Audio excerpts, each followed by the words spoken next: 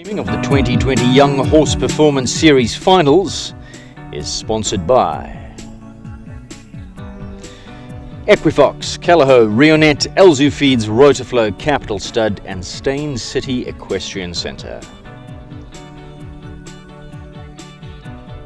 Well, very good morning to everybody and welcome to the Stain City Equestrian Centre for the finals of the 2020 Young Horse Performance Series. So today we'll be featuring a couple of classes from this magnificent venue. We start off with the 4-year-olds. That's pitched at 90 centimetres. It is over one round. 5-year-olds will be over 2 rounds. Jump off going up 1 cup, so 105. Then the 6-year-olds 110 and 115 the jump off. The 7-year-olds 120 and up to 125 in the jump off.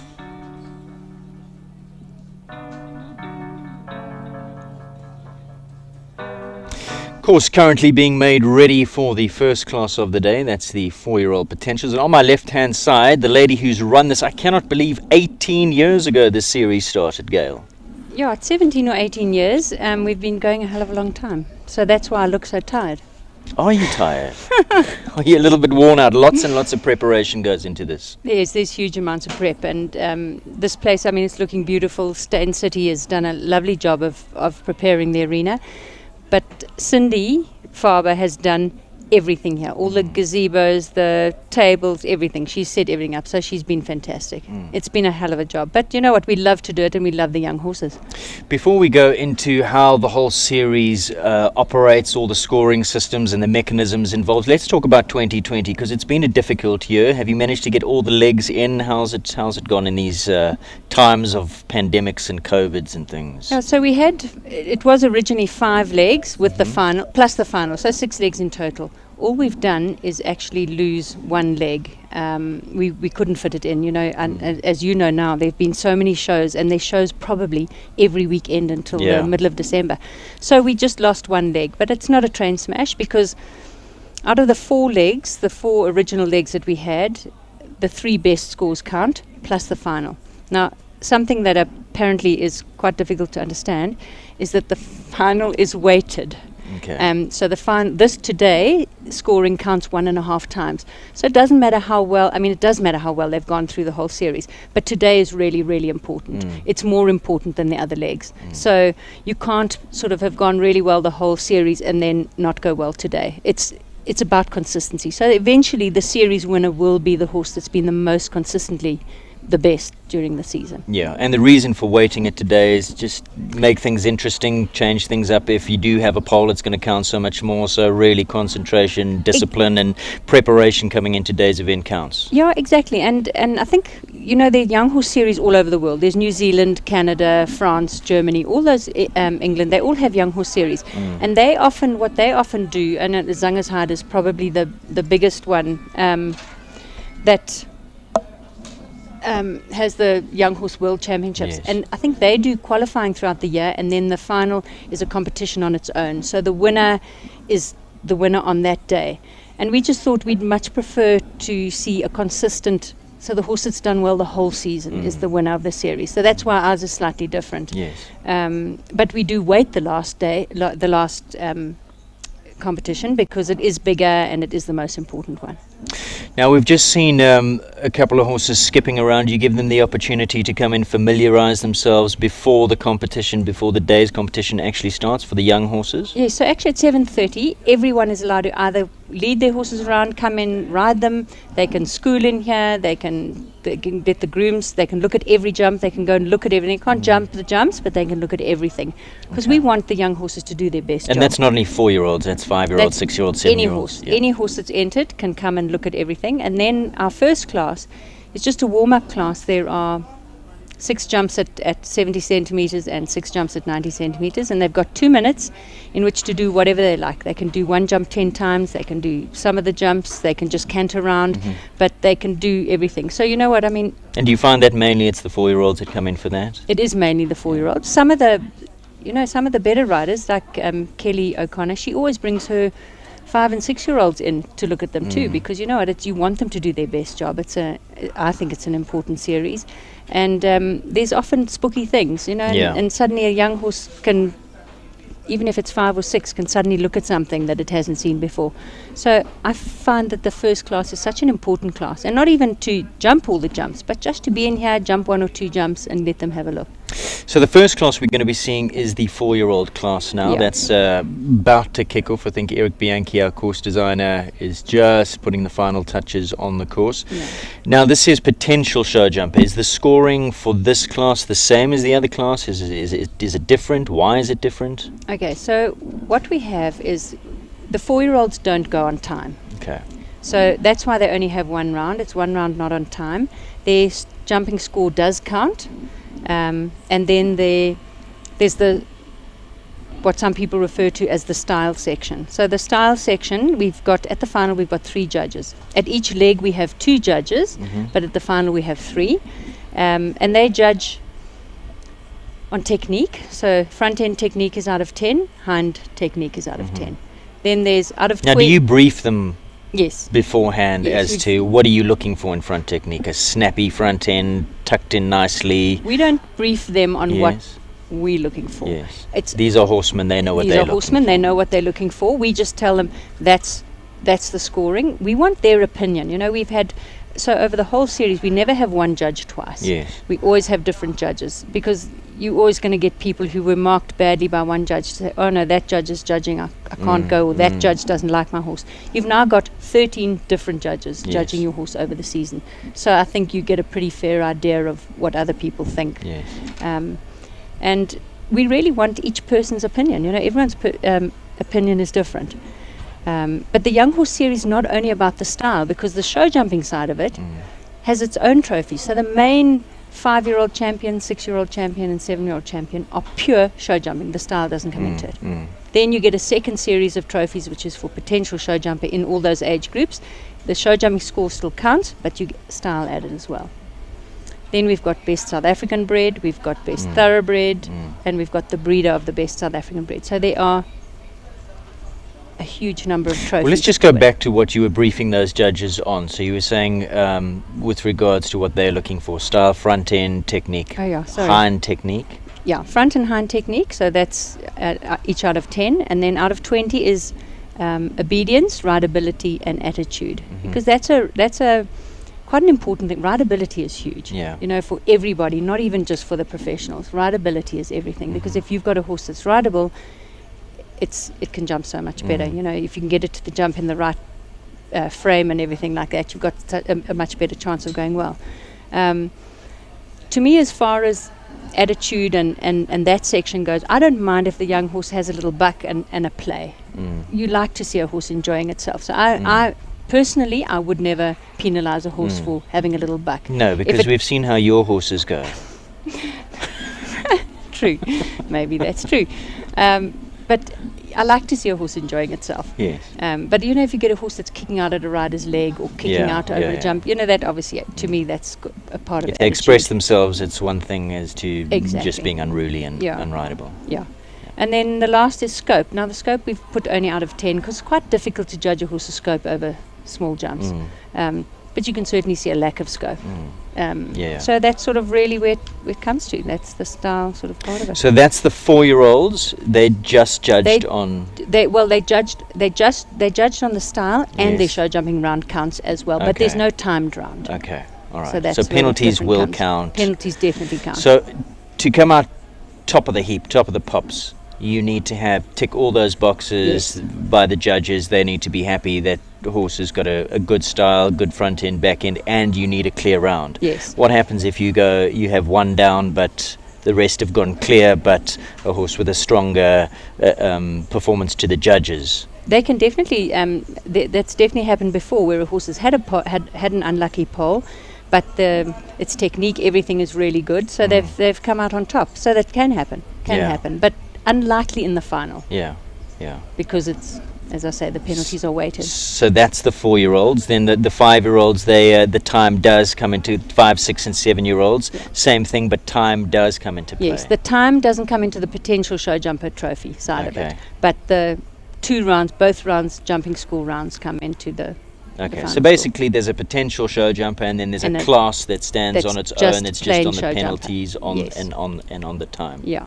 So the main sort of series, if you talked about the main 5-year-old champion, it would be pure show jumping. Yes.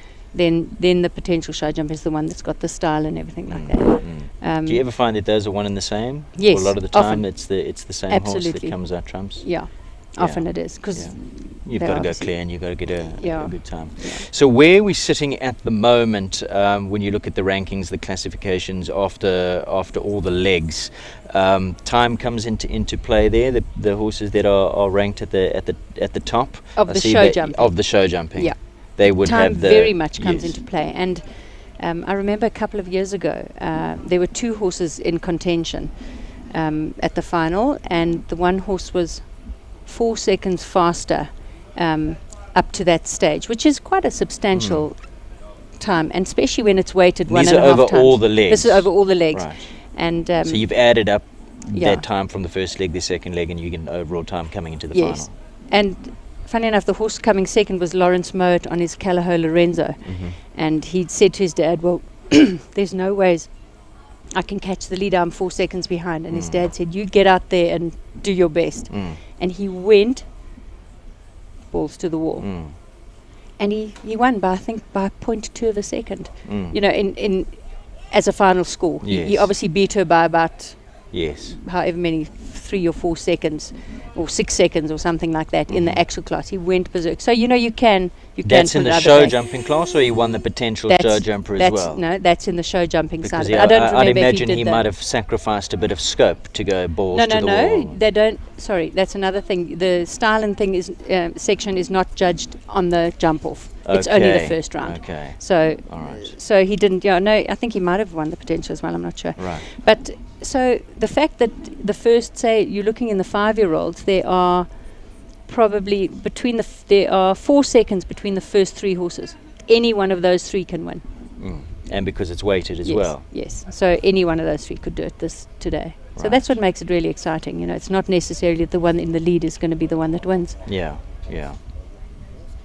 We look forward to it, Gail. And the thoroughbreds, you have a thoroughbred section, but this year, sadly, no thoroughbreds, you were Well, saying? no, are in there? we had fantastic thoroughbreds. We had probably 3 or 4 in each age section, but over the series they just seem to have dropped away. So now there's actually only a 4-year-old in contention, which is very sad. There are in fact 3 4-year-olds that are in contention for the best thoroughbred. And I can't remember, it was either the 5 or the 6-year-old. There was a horse that was quite high up, and all he had to do was pitch today and he would have won the thoroughbred trophy. And so that's quite sad. Why? I don't know. I don't know why people aren't coming with their thoroughbreds, because there are so many more thoroughbreds. Suddenly people are going back to thoroughbreds. A lot of people, and also they are I think that's a great cheaper. thing. It is. It's fantastic. We've always had the most amazing thoroughbreds in this country. Yeah. Well, they are walking at the moment, so we're going to take a break from our voices. Gail, thanks so much for coming in and explaining to me exactly what's going on. It was mainly for my benefit rather than the viewers, I think, because I'm a little bit slow behind the curve when it comes to all this. But I'm catching on, so hopefully we'll get it right. Just come and clip me behind the ear holes if I get anything wrong. Rest assured, I will. I know. Thanks, Aidan. I hope I wasn't too obscure about it, but yeah. No, not at all. There And you I go. think we'll make this an interactive broadcast. So if anybody wants to Yes. know how things work, you can get a hold of me. I'll disseminate my number. I don't know if that's a good or a bad thing. Let's see how we go. So if there are any questions, you can WhatsApp me. The number is 083 959 7515. Please be gentle.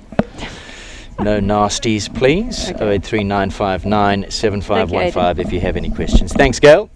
And viewers, we'll be with you in a moment or two. We'll just wait the first horse to come in, and then we'll be back to commentary.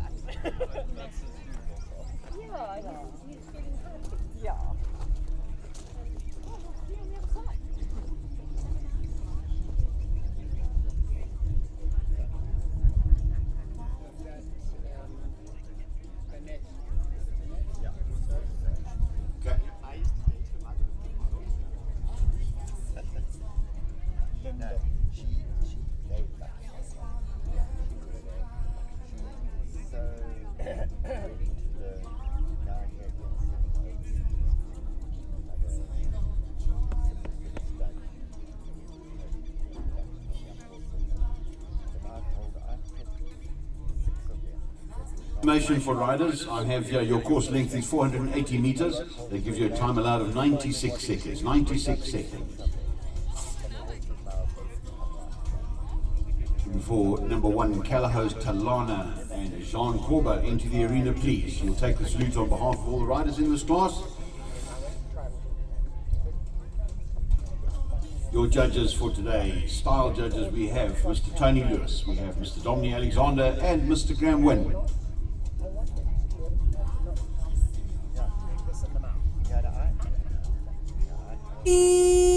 Graham and Dominic, if you could please go and find your places wherever you need to sit. The judges said you must leave the arena. Welcome back to our live stream commentary of the Young Horse Performance Series 2020 finals here from this wonderful venue, Steyn City Equestrian Centre. Just awaiting the first horse to come in for the 4-year-old potential show jumper class will be Callahos Talana, South African warm blood bred. Thanks very much to Gail Foxcroft for taking us through how the series works. Remember, today is the final, so all classes are weighted. Lovely shot of Steyn City there from above, courtesy of our drone that was flying around this morning. That's where we are, seated just outside that wonderful pavilion.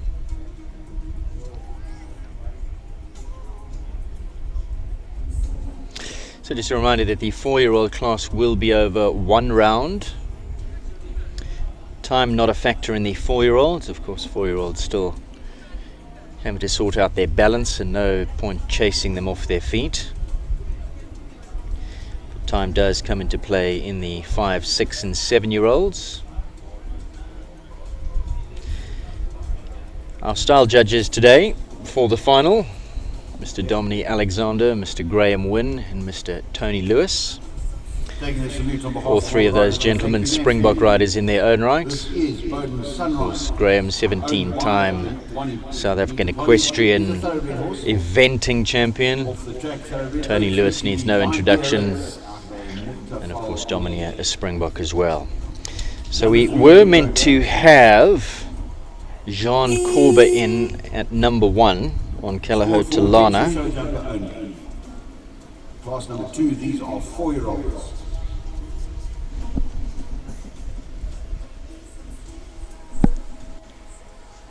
We were meant to have Talana. This is not Jean by any stretch of the imagination.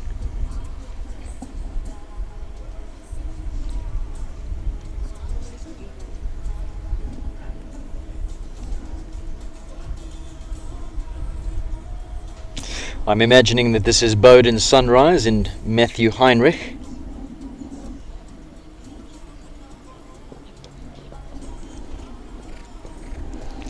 And Bowden Sunrise number 3 on the program, so I'm not too sure where Talana and Tejada are, the first 2. Let's talk a little bit about Bowden Sunrise. This is a thoroughbred by Biarritz, out of a Mutafal mare, Biarritz being by Count Dubois, South African bred thoroughbred. Biarritz was a top racehorse himself, one of the South African bred thoroughbreds who went to stud, and this is one of his progeny, Bowden Sunrise.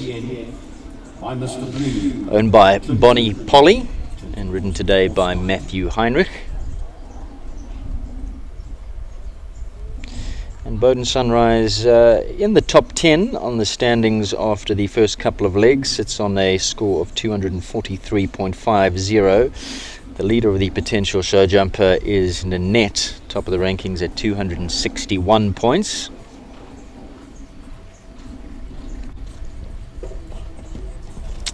Pole going down there. A knock does constitute 4 points. Clear round constitutes 100 points in the way that they judge these classes. So we've got a -4 for that pole.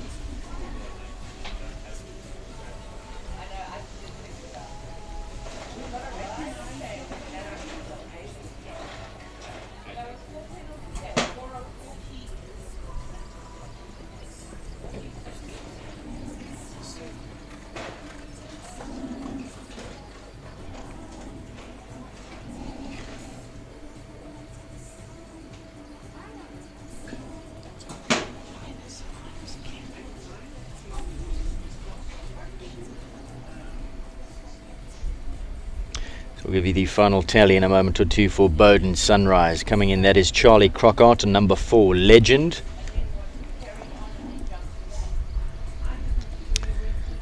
And this is a horse that oozes quality, oozes class. Was imported by Charlie from Belgium not too long ago.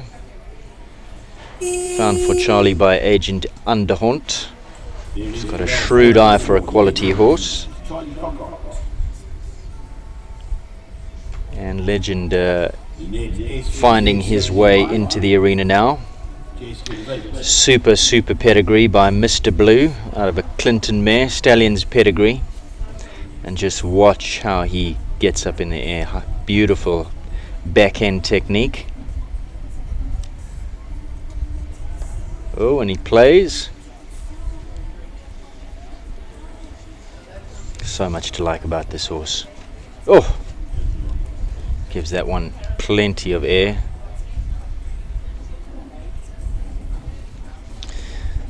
Of course, out of a Clinton mare, Clinton, the world famous, one of the great sport horse stallions by Corrado, Cor de la Brea, and then Mr. Blue by Mr. Blue himself. Voltaire in that pedigree, so plenty of the world leading stallions in this one's pedigree, and no doubt he will be used for stud services in the not too distant future if he isn't already. But just enjoy, watch him going around.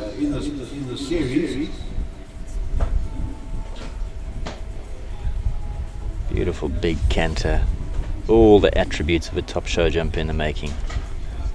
Oh, I'm drooling.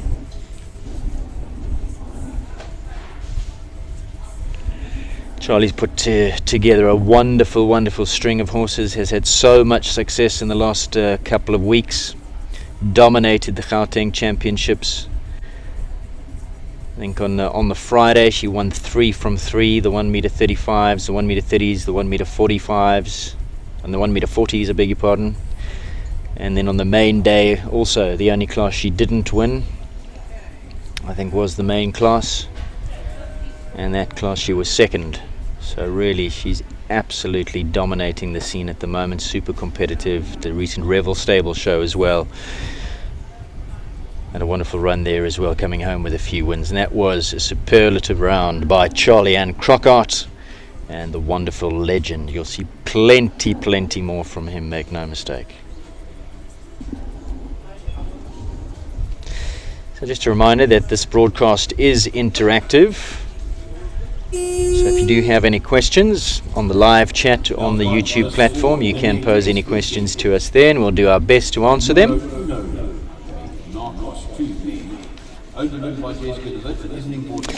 Coming in now, number 5 is Nanette, ridden by Jessica de Wit, owned by Jessica de Wit. Lovely sort. This is an import, Dutch bred, by Numero Uno, the wonderful Numero Uno, he by Libero H, out of a Narcos mare.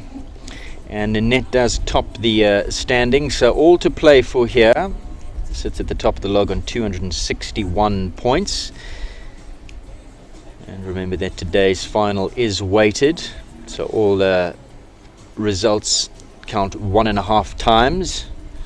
So things can change on the final day today. To the time allowed for this track, it has gone to 104 seconds. Time allowed, 104 seconds.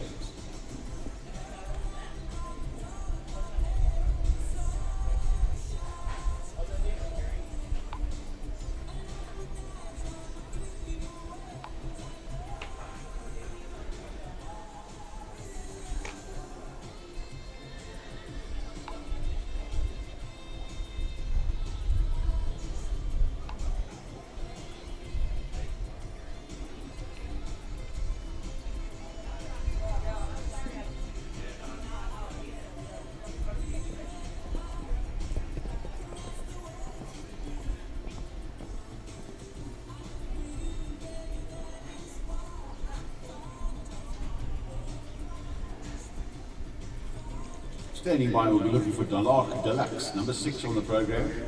Kyla Brains.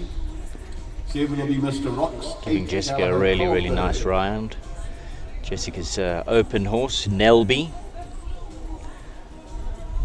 Very similar, in fact, to Nanette. So Jessica certainly does like a certain type. Now for Dalark Deluxe. So good effort there from Jessica, David and Nanette. Sale Francais ridden very successfully by Ronnie Lawrence years ago. South African warm blood registered. This bred owned by the Dalark stud. Was bred by them, and it is ridden here by Taylor Brains.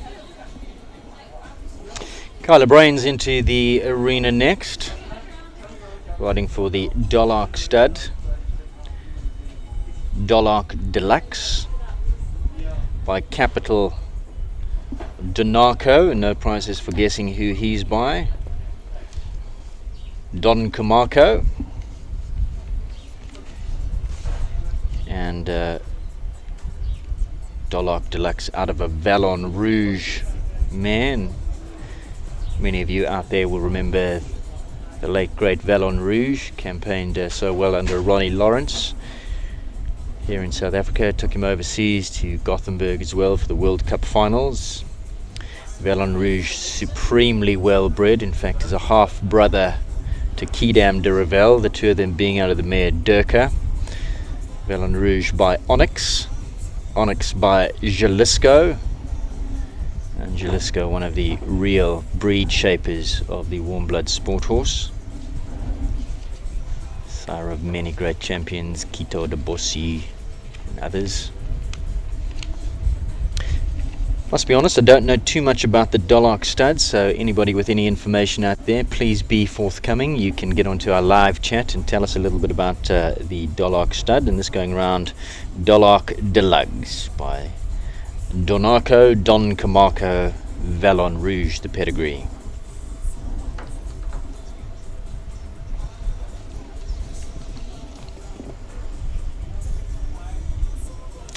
Not really in the overall running, not in the top 10 as I can see after the first couple of legs.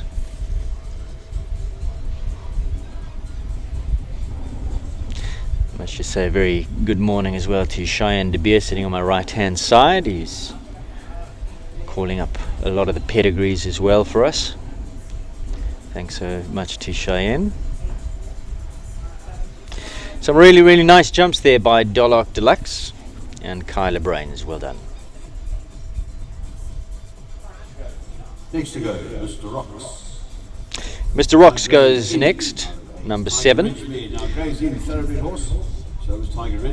And this is a thoroughbred. Although looking at it, you might say stamped warm blood. Looks like quite a thick-set individual, but gets that from the Grays Inn in his pedigree. Grays Inn by Zabil. Wonderful racehorse. Was a tiny little chap, Grays Inn, very small. Had the pleasure of exporting him at one time through Mauritius and on to Europe and Dubai, where he raced successfully after having won the Vodacom July in the silks of Mrs. Oppenheimer, one of her July winners before being exported, and then was repatriated back to South Africa following a very successful career racing overseas, where he ran in the Cox Plate in Australia. Did very well for the Oppenheimers, and of course this pedigree is stamped all over Oppenheimer because Tiger Ridge, the dam sire as well, was imported by Mary Slack of the Oppenheimer family as well, and stood at Wilgebosdrift Stud before his untimely death a few years ago. Know quite a lot about Tiger Ridges. Ride 2 of them myself. Tiger Ridge by Stormcat. Can be a little bit buzzy, the Tiger Ridges, but this one going around very sweetly, Mr. Rocks. As well as a groom's prize for best turned out. Well navigated by Kaylee Cowan. Then for the series, we have the potential show jumper. That's the Callow Park Stud Trophy, sponsored by Mr. Ryan Andrews. with the Lindenberg Trophy. That goes to the best SA bred warm blood. That's sponsored by Gail Foxcroft. Breeder of the best SA warm blood, Time to Dance Trophy, sponsored by Gail Foxcroft. Best thoroughbred. Going around very, very sweetly in this 4-year-old potential show jumper class. Kaylee got a big smile on her face. Well done. All to play for. Bell now for Callahoo Carlsberg, number 8. Callahoo Carlsberg next to go, number 8. South African warm blood bred. Bred by the Callahoo Stud and owned and ridden today by Demi Jacobs. Callahoo Carlsberg by Carnival Lacia. Carnival Lacia. Quality individual, one of the Callahoo Stud's stallions. And if I'm not mistaken, was also a participant in one of the Olympic Games in the Mexican team. He by Cartago, and this out of a Lisbon mare, Lisbon by Levisto.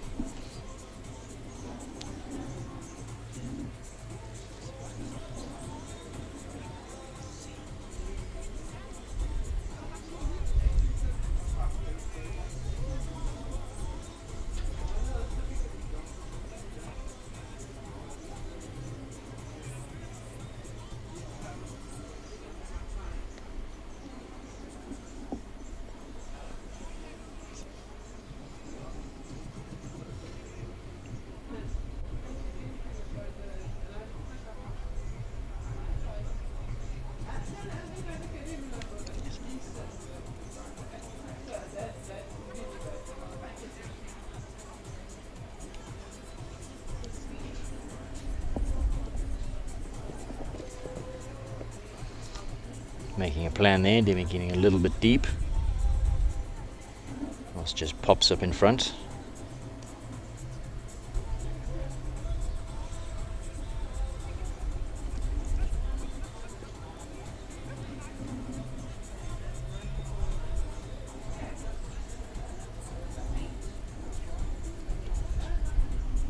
Number 9 on the program, Buckingham Fury and Georgia Hayward, bred by the Buckingham Stud, South African blood, by Hakato, who was a Belgian warm blood horse. Just correcting myself there, Lisbon, I beg your pardon, by Lord Danos. RKC boy thoroughbred. As we move on now to number 9, Buckingham Fiora. Bred by the Buckingham Stud, South African warm blood bred, owned and ridden by Georgia Hayward. Fiora by Hokato. Hokato now ridden by Charlie Crockart, formerly the ride of Nariska Prinsloo, formerly owned by Ryan Harvey. I believe has changed hands. Wonderful sort Hokato, breeding well. He by Full Pleasure out of a Staccato mare.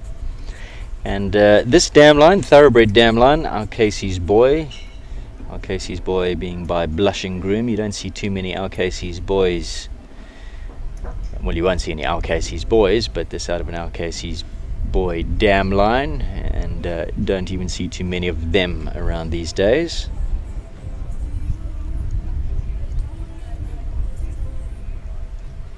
Oh, having just a little bit of a look at number 7.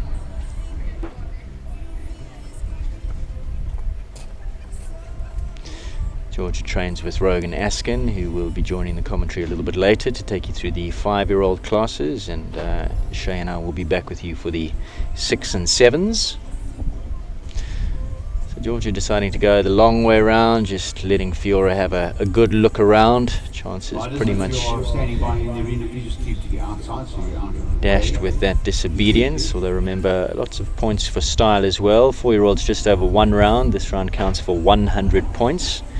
We'll have all the rankings and classifications for you after the completion of this class. So just having a little look around.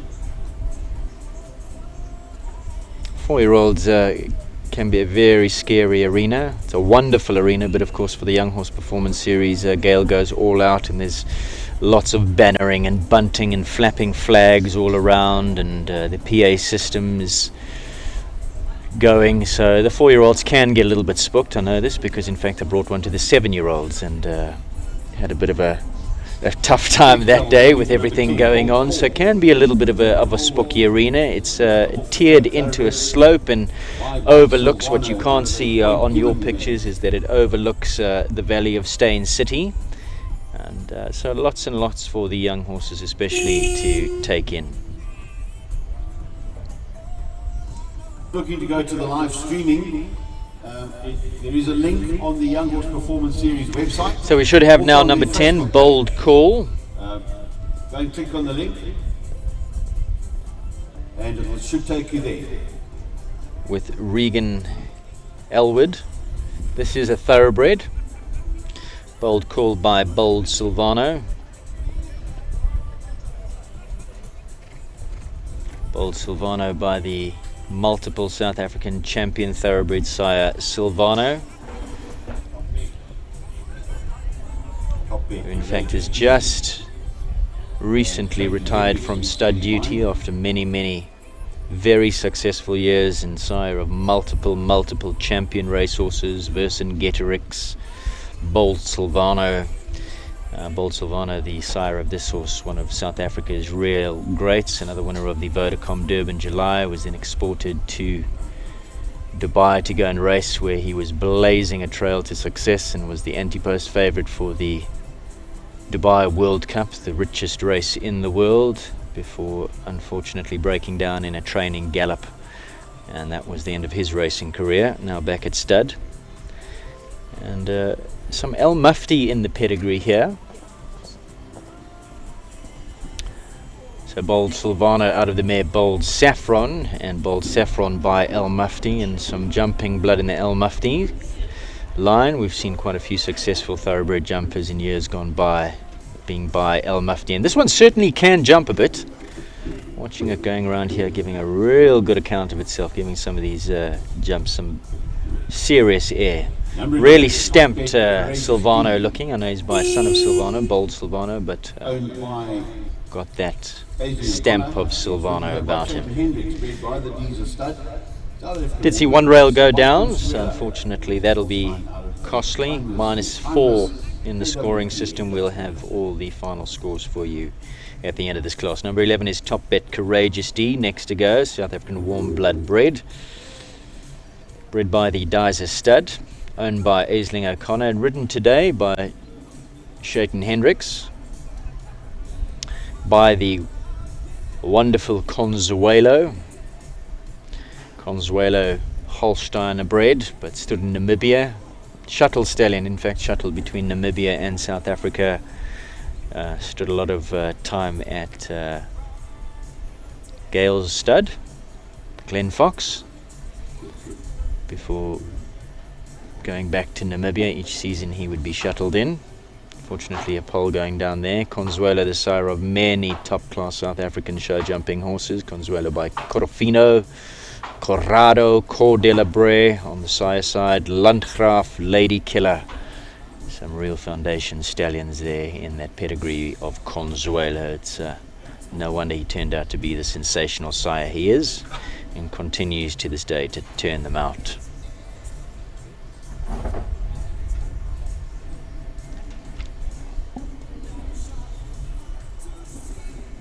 Sure, open up behind, super jump. Shayton praises him for that. I saw him leave the hand, left the rein, and just gave him a pat down the neck after that effort. Certainly does have a lot of scope. I'm sure the style judges will be taking note of that scope. One of the judging criteria, looking for front end technique, hind end technique, overall style, attitude, rideability, and there Chayton, another pat for him. Chayton, a very good competition rider, but also a very good producer of young horses, brings them on the right way, gives them a lot of confidence, and yeah, he felt what was underneath him there. He thinks that's worth more than just one pat down the neck. Lovely sort with a big future, Courageous D. Number 11. Whenever I hear that Courageous D, all I think about is Jack Black's band. Or is that Tenacious D? No, that's Tenacious D. Cheyenne just shrugs. She has no idea what I'm talking about. Rolene Blumhoff now. She owns and rides number 12, Brannick Cassini. Bred by the Brannick stud of Linda Rabi.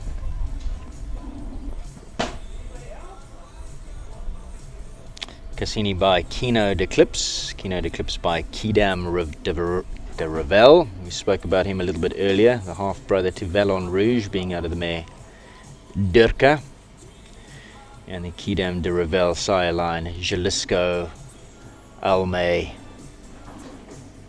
One of the real champion sires of thoroughbred, sport horse breeding, show jumping. And Kino d'Eclipse. Cassini on the dam side. Cassini being by Capitol. So a wonderful pedigree does Kino Eclipse have. And he the sire of Brannick Cassini. Number 12, Brannick Cassini on track at the moment. Cassini standing by with Ronnie Healy. Now this horse is really close.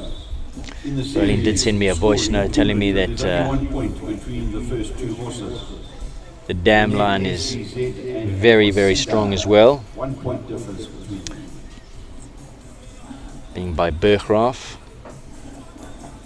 The mare being by Berggraaf. And he another real foundation stallion.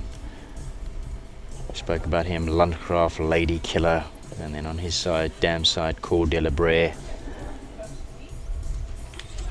Plenty of jumping blood and plenty of power in the pedigree of Rolene Blumhoff's Brannick Cassini. And currently, before she went into this round, Cassini was sitting 6th in the overall standings after the last couple of legs in the Young Horse Performance Series. Ronnie Healy into the ring now. Owns and rides number 13, Quasida. Quasida currently sitting in 2nd place on the log.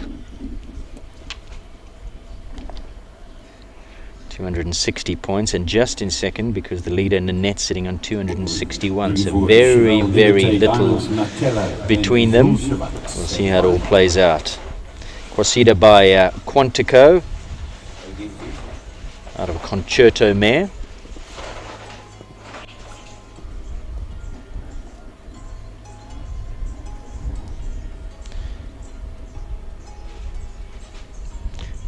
Quantico, Hanoverian bred.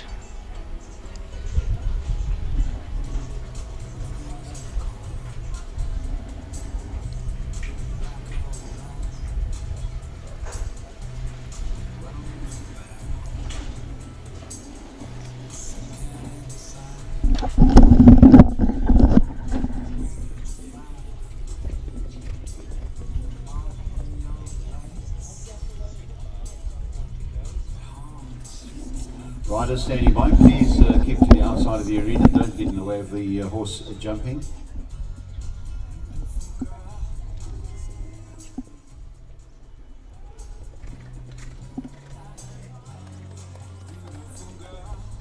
Full house and 50 scored for Quasida and Ronnie.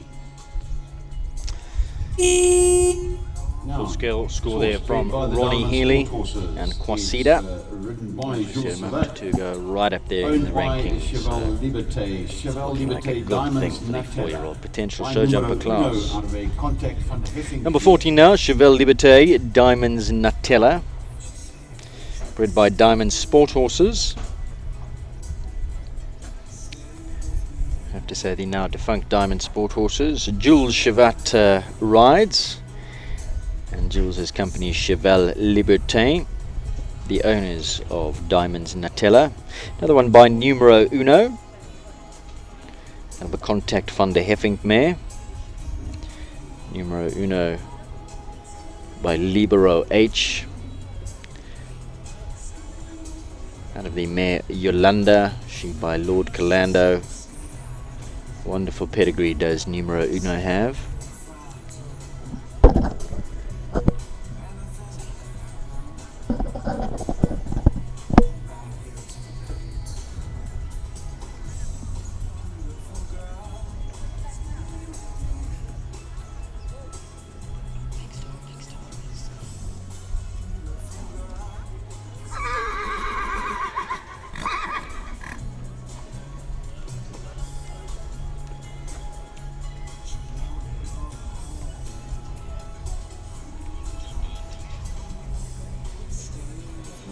Not really, no.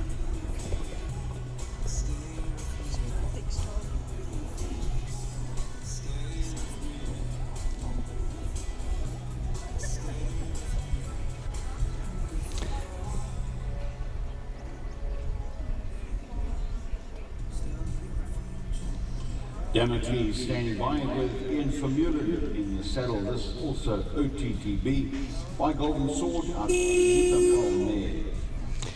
That's right there from Jules Chevat. Owned by the Berg Equestrian. Cheval Liberté Diamonds Nutella. Once again, we'll have the full scores for you after the running of this class, once we do have the judges scoring. Remember, today's class is weighted, counts for 1.5 times compared to the normal legs. Today is the final leg. 4-year-old class counts for 100 points. The other classes, each round counting 50 points. Currently on track is a thoroughbred. Ian Vermeulen rides for the Berg Equestrian. And this is number 15, Damocles by Golden Sword. Golden Sword by High Chaparral, one of the real European champion racehorses in his time. And out of a Mutafal mare. Mutafal being by Mr. Prospector. And this has the ex-Summerhill stud, now Capital stud stamped all over it. Both Golden Sword and Mutafal in their day were resident stallions of the then Summerhill stud.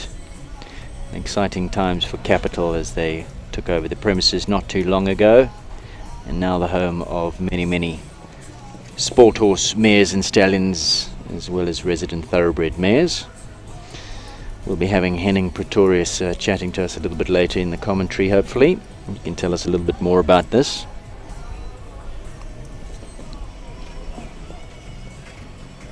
Damocles currently sitting in 8th position on the overall log on 249.25 points. Leader sits on 261.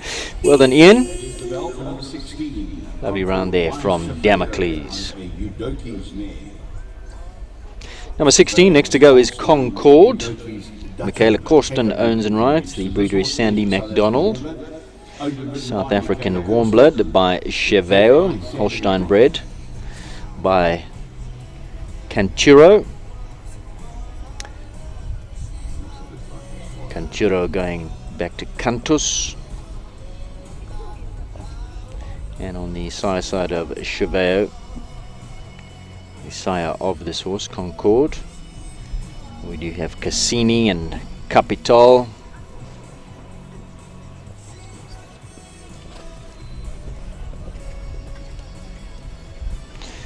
Michaela Corsten was I think married not too long ago. Used to be Michaela MacDonald. This out of a Eudokies mare. Eudokies, one will remember with Lorette Knowles Taylor. Eudokies by Corland by Cordella Bray. So a lovely pedigree does Concord have.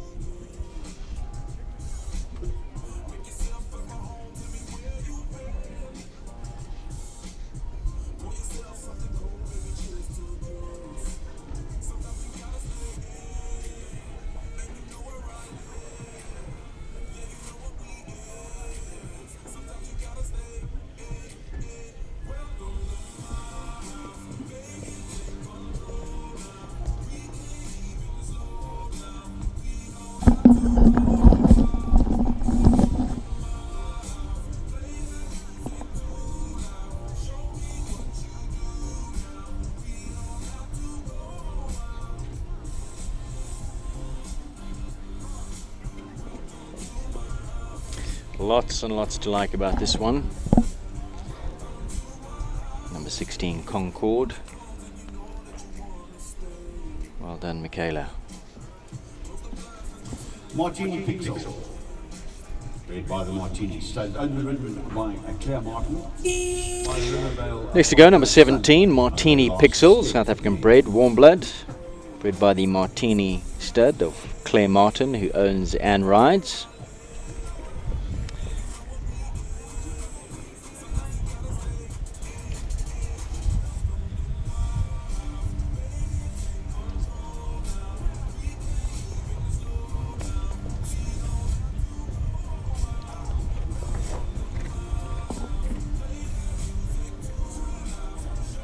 Martini Pixel currently sitting in 7th on a score of 251.75 by Rivervale Parco's son.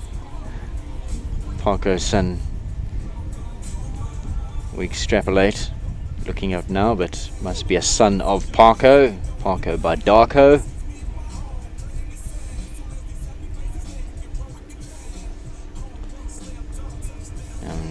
Martini Pixel out of a last step mare.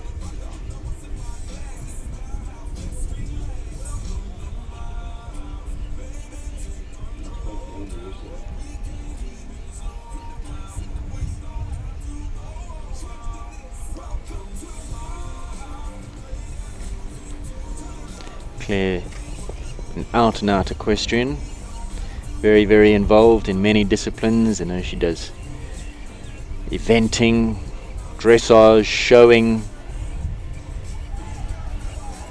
Doesn't just stick to the one discipline. And very, very nice round there from Martini Pixel. Claire Martin, well done. Rurik next to go, number 18, owned and ridden by Jenny Tabor.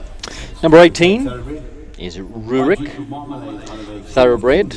Jenny Lee Tabor owns and rides by Duke of Marmalade. Thika's Boy 19 and the number 20 Coeur de Valentin.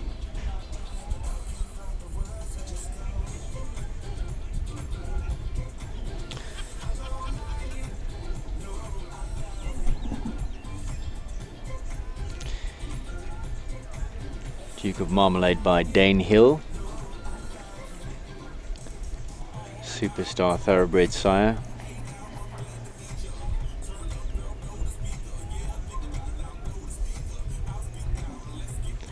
And of course the Dane Hill line going back to Danzig, Northern Dancer on the sire side, and then Dane Hill on the dam side, King Mumbo, Mr. Prospector. Oh, a little bit of a whoopsie there from Jenny Lee. That comes down, but she manages to stay in the saddle.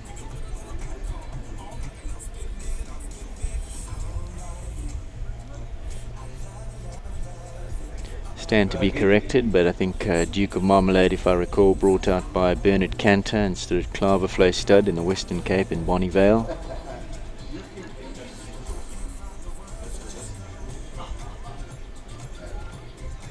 Or was it Drakenstein?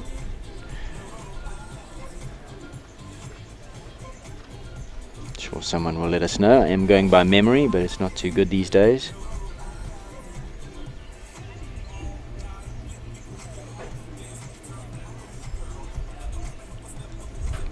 And Duke of Marmalade out of a King of Kings mare. King of Kings stood in Natal after being imported. King of Kings, a wonderful pedigree, Sadler's Wells. So Northern Dancer on both sides, because Sadler's Wells by Northern Dancer, and as we just said, the Duke of Marmalade pedigree also going back to Northern Dancer as well. So doubling up with a Northern Dancer on both sides, but not their day today, I'm afraid. That Jenny Lee is okay.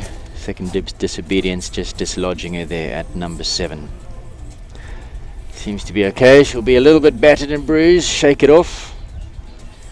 But Rurik deciding he's just going to stand. So unfortunately getting things a little bit wrong. Let's have a look at the replay. Just not loving the rustic. In fact, rustic fences one doesn't often see these days. They don't bring them out too often these days. So Rurik perhaps not prepped for that. And the other riders just taking full advantage of that mistake, and they're saying, well, let's just go and show our horses that rustic before we too suffer the same consequence.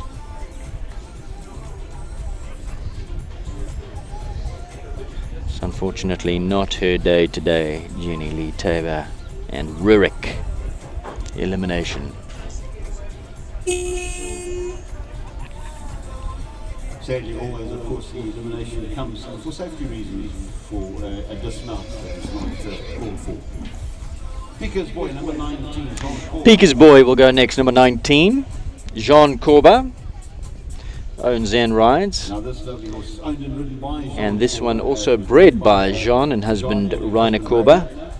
By Con Coriano. By Con Coriano out of a Of course, Ray had the ride on Con Coriano a few years back for a short time. Con Coriano, one of the Callao stud stallions, by Contender by Calypso. On Con Coriano's dam side, Coriano and Corrado. slipped my mind.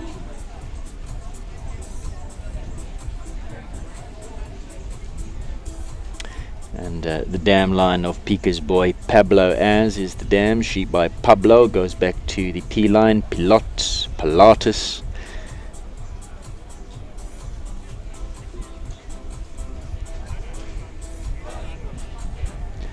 John also has put together a wonderful string of horses.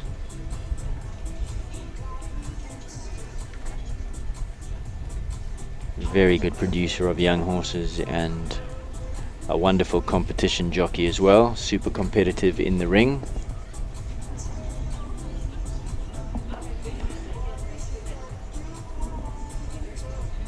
Of course, the 4-year-old class not on time. These horses still very green, finding their way around, finding their balance.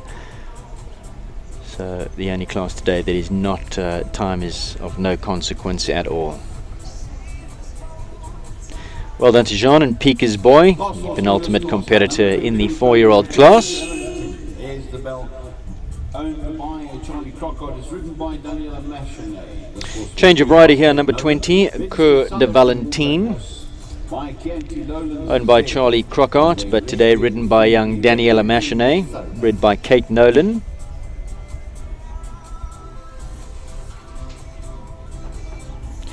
By Chianti Lowlands, out of a Requiem 3 mare.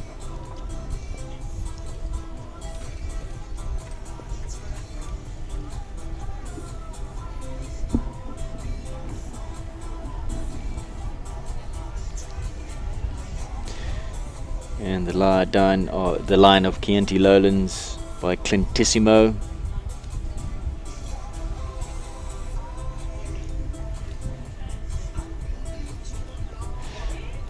Some real air over that tall craft jump.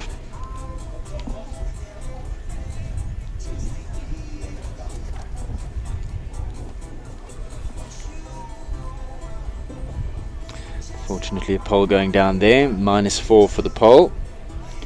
Over just the 1 round is the 4-year-old class.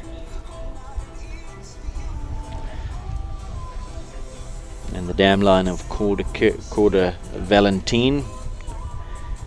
The dam by Requiem. And this is all thoroughbred dam line, so combining the best of both. Requiem goes back to Danehill, who we just saw now, one of the previous competitors.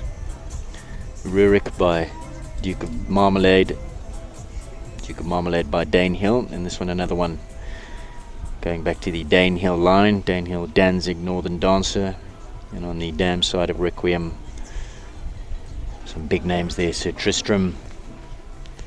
So bringing the blood in the thoroughbred side and some power from the warm blood side.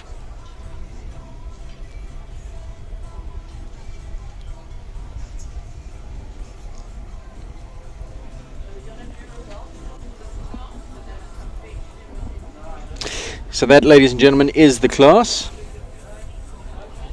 That's the 4-year-olds, just over the 1 round, and we'll have the full result for you in a few moments' time. Judges are just tallying up all their scores. We'll be back with you in a moment or two.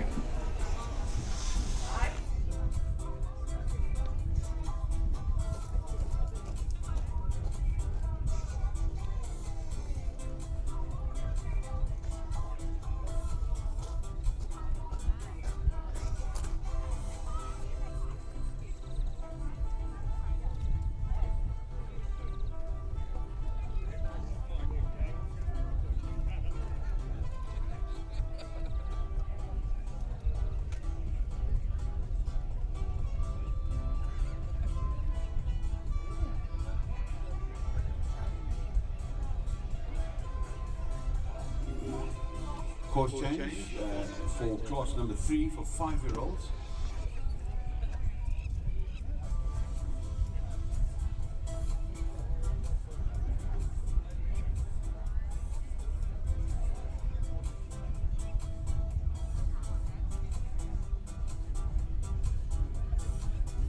Prize giving for the 4-year-olds. Class prizes is potential show jumper. The groom's prize, of course, is there, sponsored by Equifox Vet Supplies. That's for the best turned out horse. Series prizes, Keller Park Stud Trophy for potential show jumper. The trophy that's rosettes is a bottle of wine, and the Young Horse Performance Series, a sweat sheet.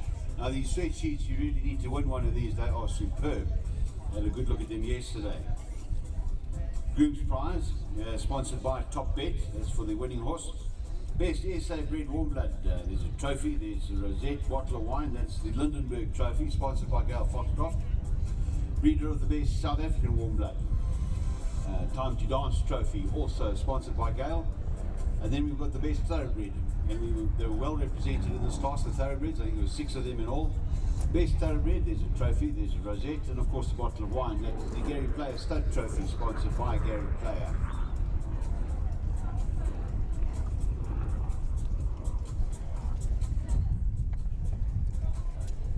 I'm waiting for the results. The results from the style judges.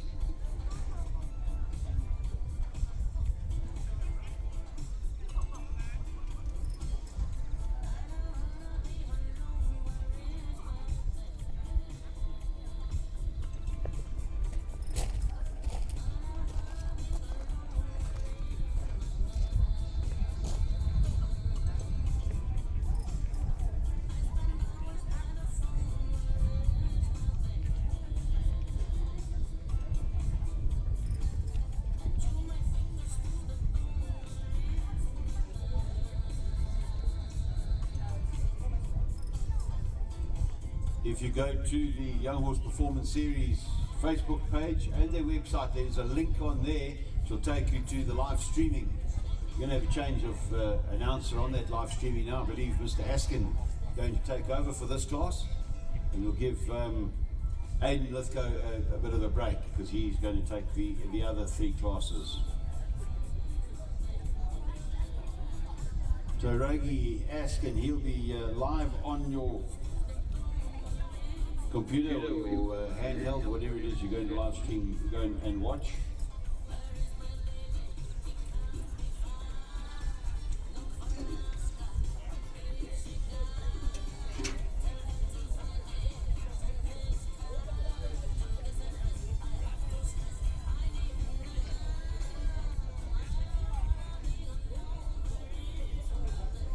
Go and have a look at the REM Land Rovers across the way there. It's beautifully restored by Rob. You might even convince him to sell you one. They are lovely, believe me.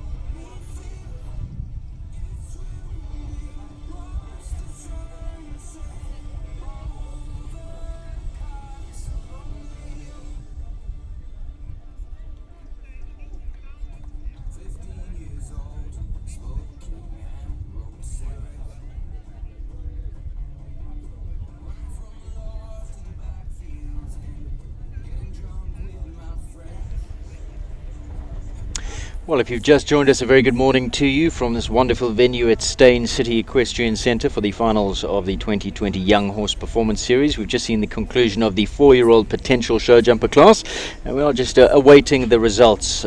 Judges currently tallying up. But while we wait, guest this morning here in the studio, very good morning to you, Mr. Henning Pretorius. How are you? Good morning, Aidan. Very well, and you? This must be a class, a show that really fascinates you, because a lot to do with the pedigrees and the breeding, which is your game. Very important show, Aidan. This is the showcase of what's coming and what we're currently doing. So it's a very important event, and it gives everybody the opportunity to come and showcase their youngsters, which is a good thing. Any capital horses on show today that we should be watching out for, that we've got a keen eye for? You must love watching them coming through the classes. I haven't really followed the series. I just saw Johan on a young Coronado, and that would be interesting to watch. A horse like Moonlight is a horse that I value a lot. He won the 130 champs recently, so it's a very talented horse. This will be his last competing year in the series. So from next year on, he will turn 8, and then he won't be in this class anymore. He's right at the top of the tables as well. He's been doing really well in the series. And it's a very interesting breeding. He has Chin Chin on his sire side, and his mother's by Chaco Blue, and then Berlin. So she's a mare that I stand in Belgium to have access to better semen. So it's a very important part of my breeding. Everything is aimed currently in the direction of the better dam lines. There's currently 12 foals in quarantine coming to South Africa out of top dam lines, and it's an attempt to upgrade what we're doing and to try and stay on par with the rest of the world. Now, we mentioned earlier on in the broadcast, we saw a couple of the thoroughbreds going around. There were 1 or 2 Summerhill breds, but no longer Summerhill stud, because new beginnings for Capital Stud, and very, very exciting time in your life and in the stud. Tell us how it's going. How did the move go, and you enjoying it? Yeah, I love it. The most important thing is I'm not losing horses to African horse sickness. That's was that the primary reason for the move? That Heckwood area is just... Absolutely, yeah. And the thoroughbreds are still there, but the main focus is on the warm bloods. And it's an ideal facility to grow up young horses and to breed, and everything is there. So it makes it very easy. Now, in terms of numbers, a formidable operation that you had at Heckwood, but looking to expand even further, given how much ground you now have at Summerhill. Are you looking for? Are we growing as well? Is that the future? I just heard that Paul Schockenmüller now breeds 1,000 foals a year. Sure. But that's not my aim. That's a lot. That's not my aim. Aidan, I think it's all about quality, eh? Yeah. And you would say, why import horses if there's so many in the country? That is my focus, is on breeding the best possible horse for firstly for South African conditions. So we still need rideability, but we always need rideability anyway. But horses with more ability, and one day the dream is that if we get to a stage where quarantine protocol changes, that we'll be able to export horses and to compete in Europe. I don't think there would be anything nicer for a top rider to be able to go and test their abilities in Europe against the best. Absolutely. And that's what we're aiming for, eh? Yeah. And how wonderful would that be on South African bred horses? Absolutely. And there's nothing stopping us. Yeah. Nothing stopping us. I think there's some youngsters that are coming on currently that can compete with the better horses in the world. Now, obviously 2020 has been a difficult year for everybody, and because of the pandemic and coronavirus, change has had to happen. We saw the Kelleho stud go with the online auction. you doing the same thing this year? How's it all going to work? I think currently that is the format that works. And that is exactly what we're doing. We have the assistance of the Belgians, who are more experienced in this. And so far it's been going well in terms of the preparations. But hopefully, when this whole coronavirus thing is over, we can go back to a live auction where we have the event and the excitement, and that has been something special in the past. Yeah, it's something that people really look forward to on the calendar. It's a wonderful weekend of great hospitality and great quality horses.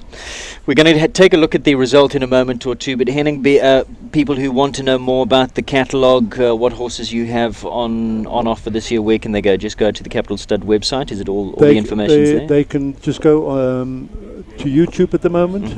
Everything is on Facebook.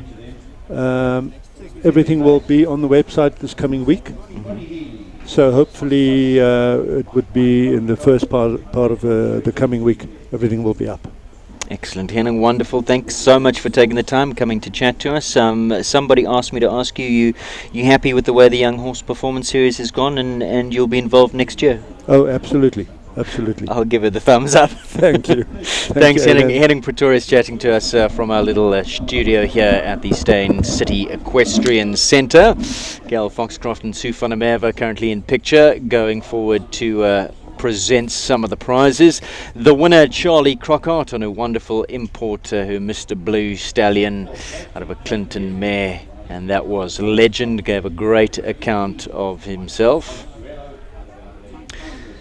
Jules Chavat just been in picture a moment or two ago. Ronnie Healy, I see, was second. We're going to have the full result for you in a moment or two. We will confirm the result for you.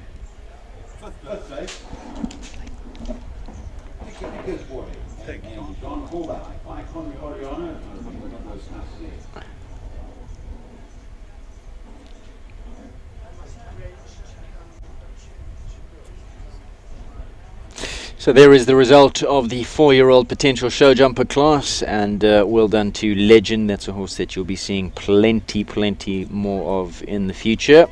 No doubt some of his progeny as well. In the next couple of years will be entering the competition arena as well. Charlie Crockart, she's on a roll. Well done, Charlie. This will warm her heart. And also I hope you're watching Underhond over in Belgium, the agent responsible for finding Legend. Well done, Anne. Certainly has a keen eye for a quality horse. Ronnie Healy in second. Quasida, South African warm blood. In third place, Jules Chevat, Cheval Liberté, Diamonds, Nutella, Shaden Hendricks back in fourth. On top bet, Courageous D. And Jean Courber gets that fifth position on Pika's Boy.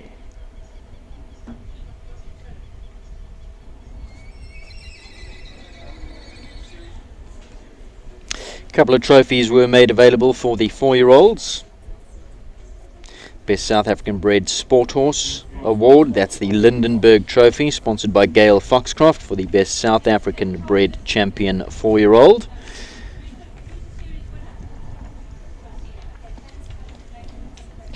Then there are some breeder awards available as well. Breeder of the best South African bred sport horse gets the Kello Park Stud Trophy, sponsored by Ryan Andrews. And that's for the breeder of the champion South African bred 4-year-old sport horse.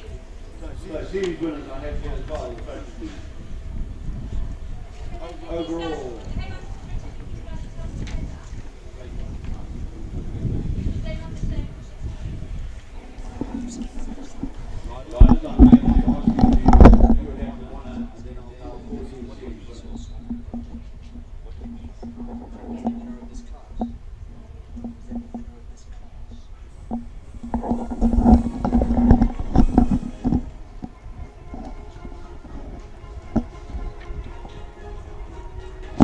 Well then again, once to Charlie Crockart on Legend. There he goes. Still just a 4-year-old. Imagine him when he hits 7.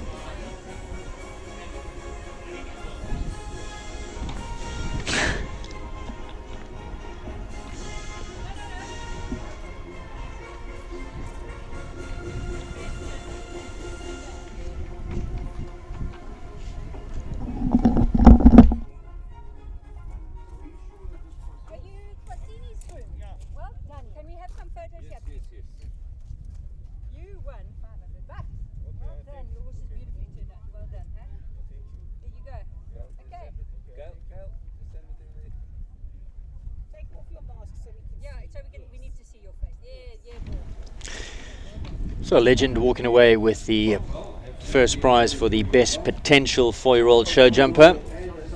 Now we're going to have the prize giving for the overall series winner. And I believe Mr. Ronnie Healy and Quasida walking away with that title as the overall series winner for the 4-year-old section of the Young Horse Performance Series for 2020. So Ronnie will be coming into the arena. Prize for the best thoroughbred horse goes to Mr. Rocks.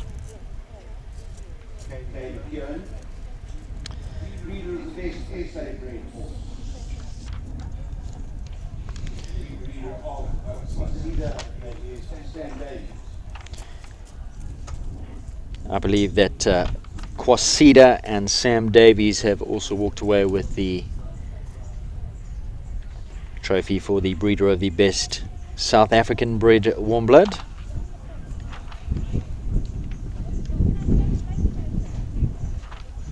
And I understand that Brannick Quasini and Rolene Blomhoff has won for best turned out.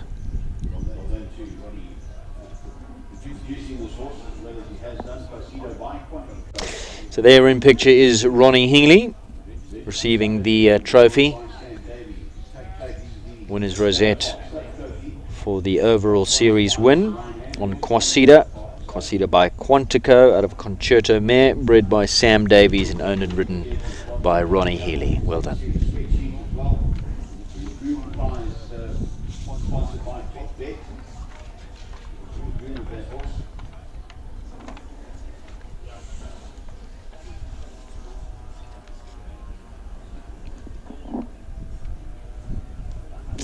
So coming into today's competition, Quasida was sitting in second on 260 points. Climbs to the top of the table and walks away as the overall series winner.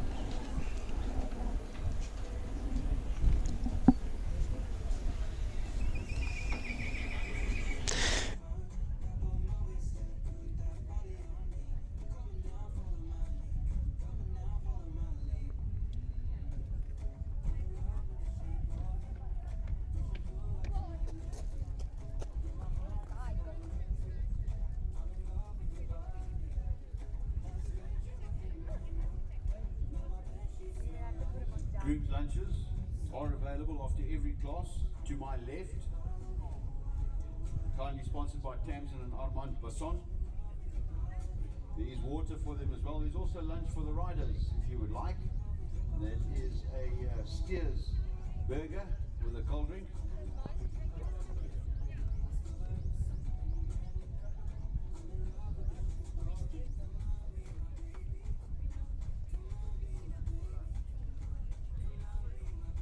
There's Mr. Rocks as well.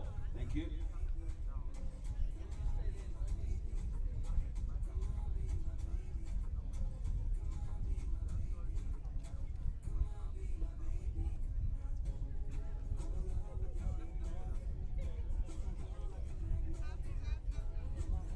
Denford Studios are here. Videos are sponsored by Jules Savat. Photos by Equestrian Affair.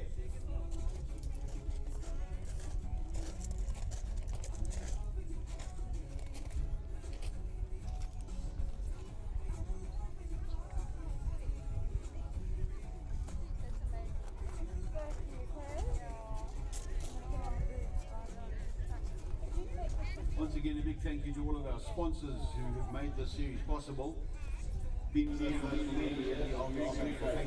So just to recap all the winners for the 4-year-old series, the overall winner getting the Kello Park Stud Trophy is Quasida and Ronnie Healy, currently in picture now. Started today's event on 260 points, 1 point behind the then leader, and found himself after today's class at the top of the leaderboards. Well done to Ronnie and well done to all associated with Quasida.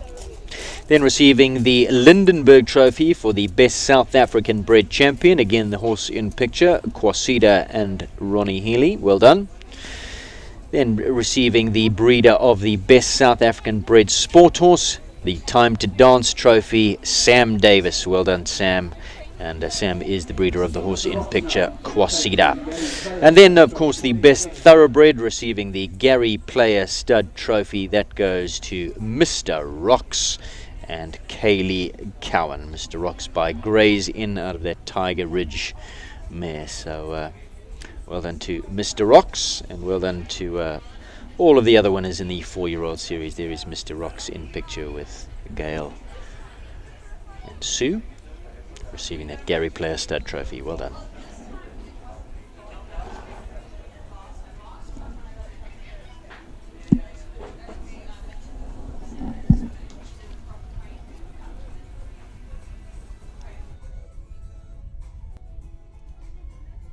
Now, as with most of our thoroughbred horses in this country, this is this horse's second career. First being his racing career, he's now a show jumper.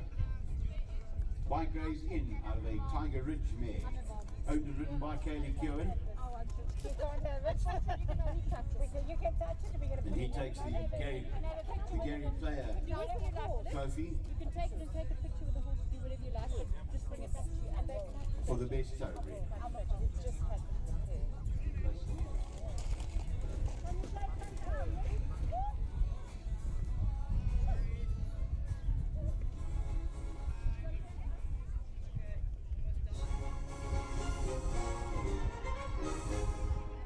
Thanks very much, guys, and well done.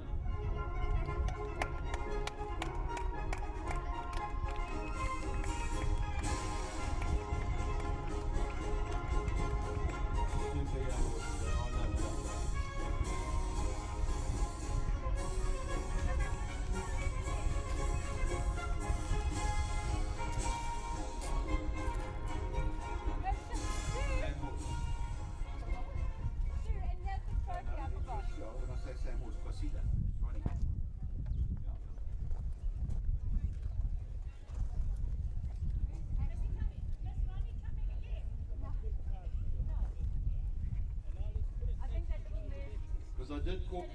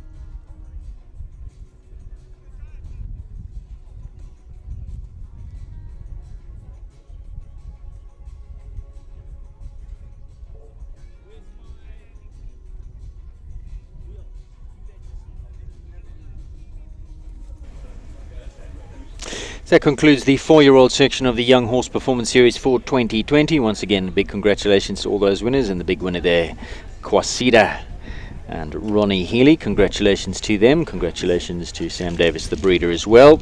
Winner of the class, Legend, and Charlie Crockhart. Look out for that name. You'll be seeing plenty more in the future. Coming up next is the finals for the 5-year-olds. That'll be over a metre. Course currently being made ready by the course designer, Mr. Eric Bianchi, and your commentator for that class will be Rogan Askin. We'll see you a little bit later for the 6-year-olds. Don't go away.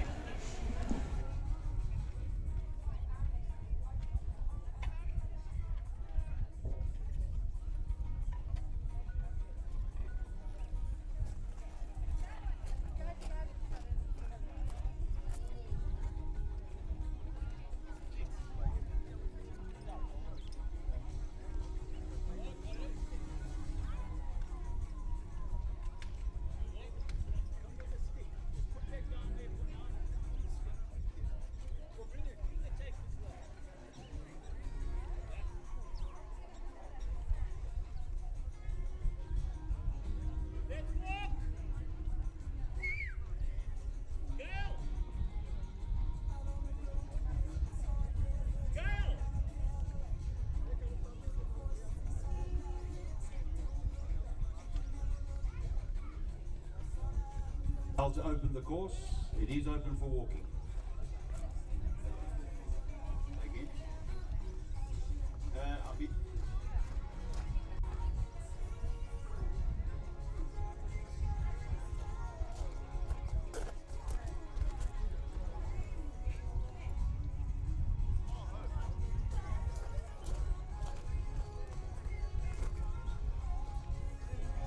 Well, I don't know.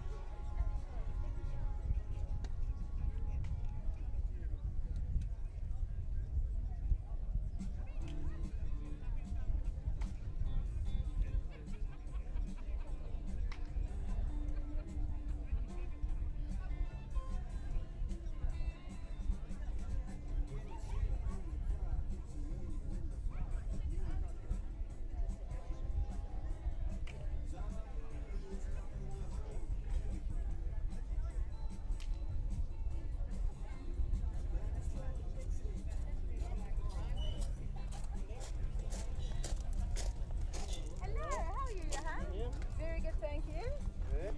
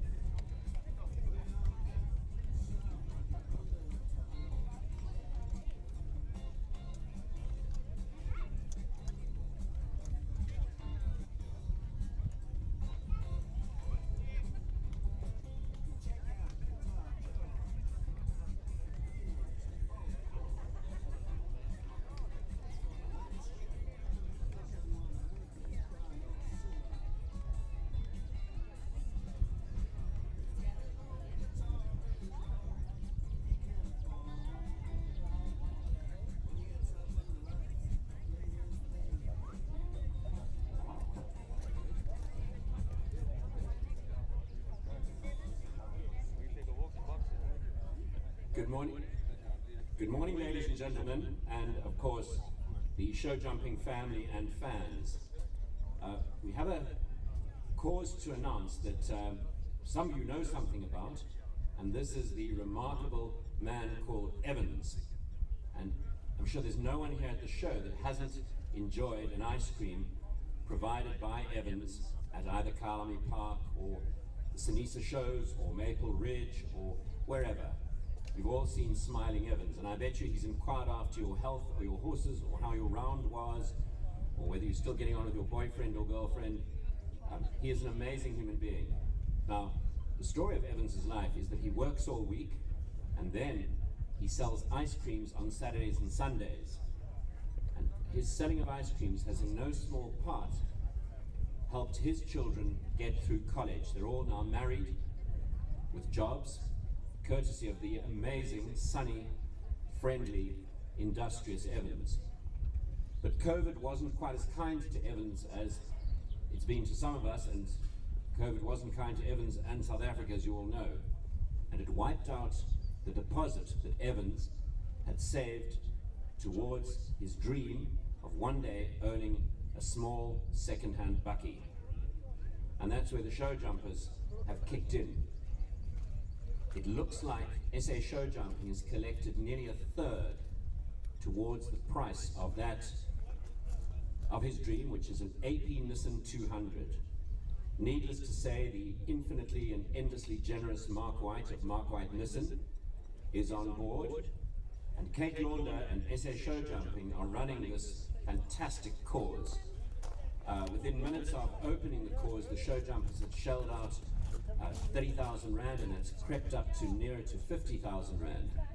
And we'd love you to participate today in helping Evans realizing his dream. I can't think of a more exciting moment for Evans and a prouder moment for SA Show Jumping if we help him with this quest to drive away by himself in an AP 200 Nissan Bakkie. So please, ladies and gents, come and donate here.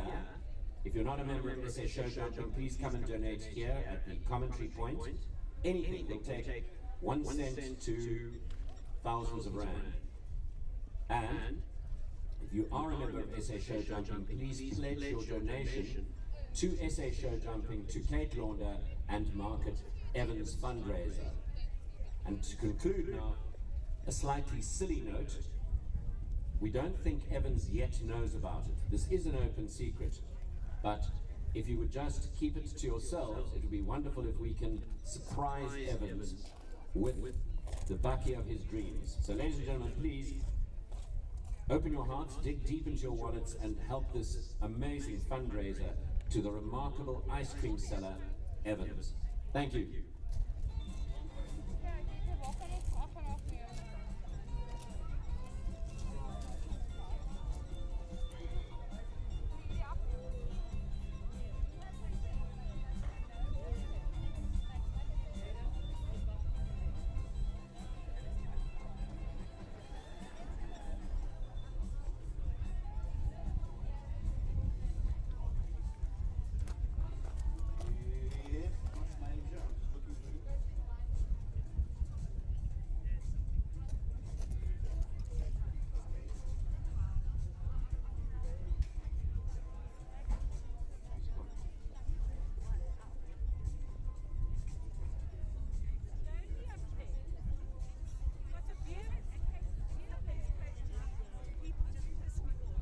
Right, well, please just don't forget the groom's lunches going on down the bottom here. To my left, sponsored by Tamsin and Armand Basson. Thank you very much to them. The groom's lunch, it's pup and stew. There's a cold drink, there's a packet of chips for them. There's also riders' lunches if you'd like. There's a steer burger with a cold drink.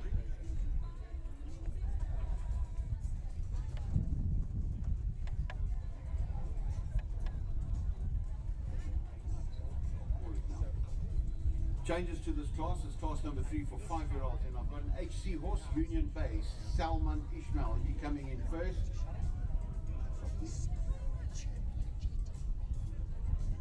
Rider change on horse number 1, Capital Kulta, will be ridden by Heinrich Nell. It's actually quite sad. Did you guys? Another rider change, horse number 33, Capital's Olano, is now ridden by Ansame Pizza. Where to go?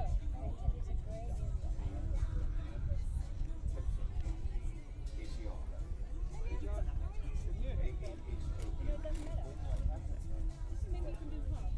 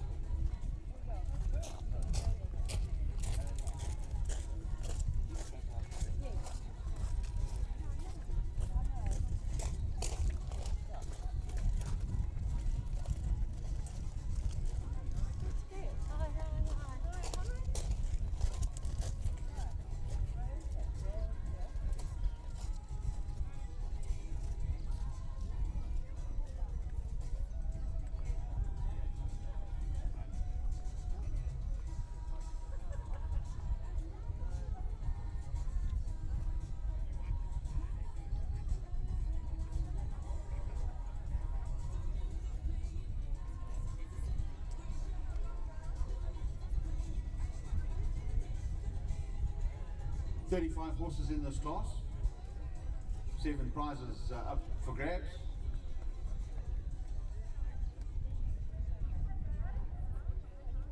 Class prizes, of course, there's for show jumping and potential show jumper. There's a groom's prize for best turned out. And that's sponsored by Equifox. The series prizes, of course, as well. We've got trophies for show jumping, trophy for potential show jumper. There's a trophy for best SA bred warm blood.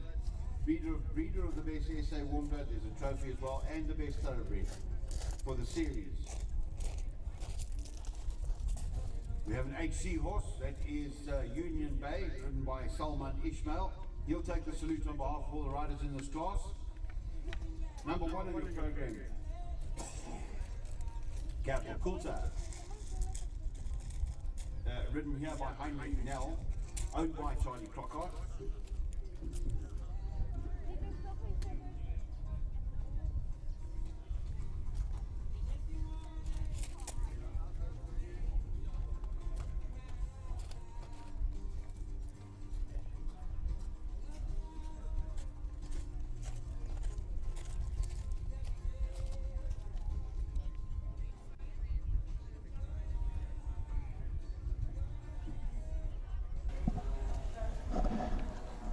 Good morning and welcome to Staines City in fantastic weather. Staines City hosting this rather prestigious Young Horse Performance Series final. We're ready to go now with the 5-year-olds. So this is the second height division offered. And there are a couple of horses in the arena. It's usually quite a relaxed affair.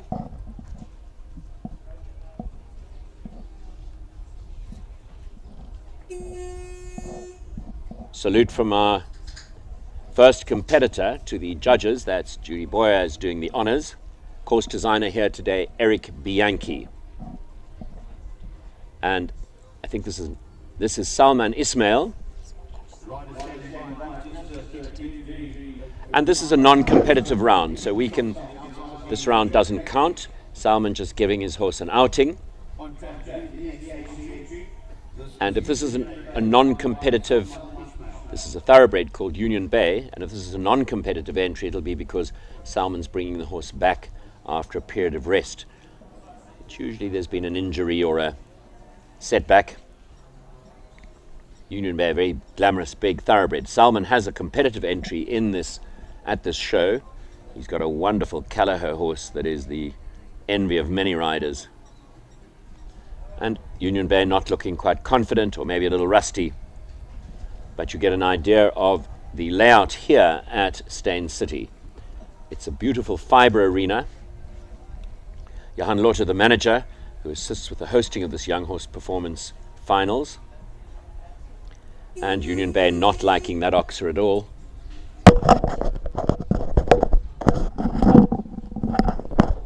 Elimination coming for second disobedience there. New horse to the arena there. So we move on to number 1 on your program.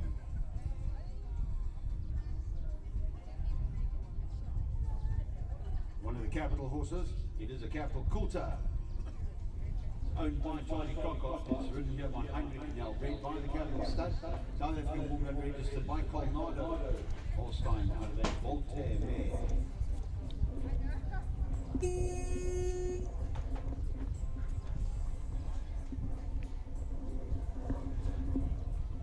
We've heard, so that was an elimination for Salman with Union Bay, his thoroughbred. They were here non-competitively. And we're looking at the first of the 5-year-olds. And this is number 1, Capital Coulter. In fact, it's not Charlie Crockart in the saddle.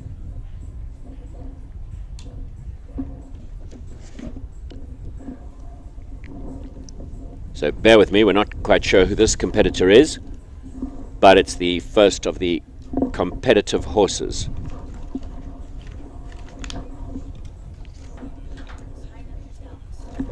So rider is Heinrich Nell.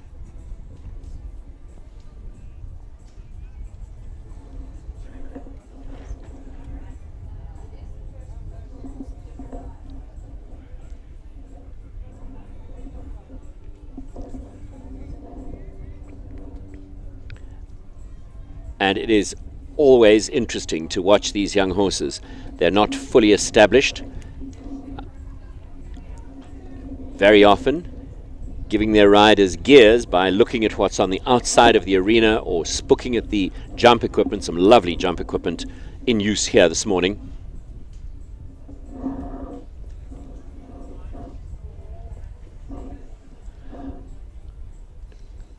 A moment ago, this horse was announced as Capital Coulter, and if it is Capital Coulter, it's by the fabulous stallion Colnado. Colnado was exported from bought in from Europe, produced here, was a top winning horse here with Nicole Horwood for the Capital Stud, and then sold to Jennifer Gates.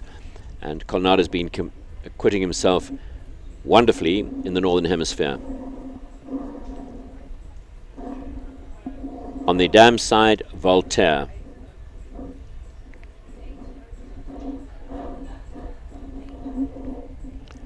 So we're going to have quite a change of pace. From the Capital Stud, we swap now to the Callao Stud, and this is Callao Consigo. This is by Concoriano, the imported Holsteiner stallion standing at Callao Stud, out of a Clinton mare. The horse is owned by Catherine McFarlane and ridden by her husband, Oscar Ngube. And I'm sure if he does his normal stuff, you'll be as impressed as everyone else with this wonderful son of Concoriano.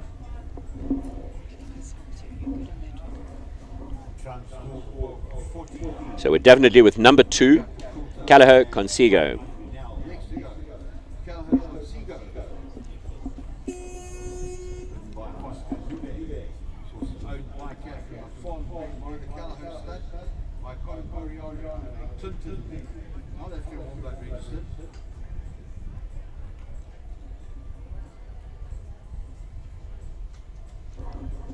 So, what about Oscar?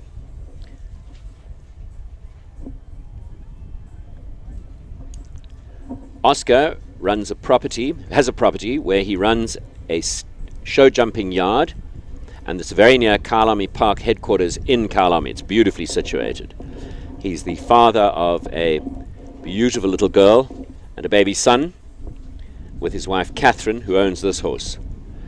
And he's worked his way up from the bottom. He's really done absolutely everything, and he still works like a demon. He's involved with trucking. They sell shavings. He is incredibly involved. He teaches, he produces horses. He's a very strong rider. He spent a lot of time with Barry Taylor, and Barry really mentored him through the grades. He was very generously supported by Nissan South Africa, and I'm sure he'll be eternally grateful for the legs up, particularly from people like Nissan and Barry. And now let's concentrate on the horse and enjoy it. He's slightly unusual in that he's a chestnut Concoriano. They're in the minority, the chestnuts. And watch his expression. Focuses on the fences and throws that kind of stylish jump consistently. Beautiful, smooth, round, clear. Oscar Ngube, Callao Consigo for Catherine McFarlane.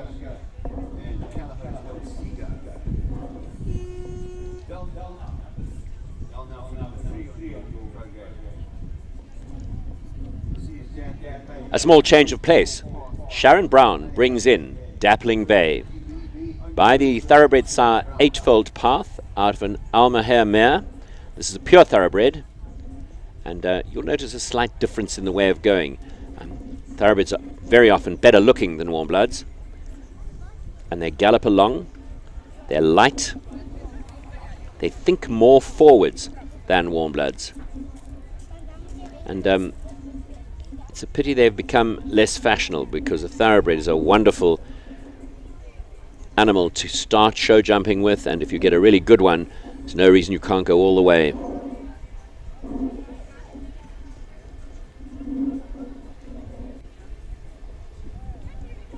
Also, the horse concentrating, pricked ears, super application.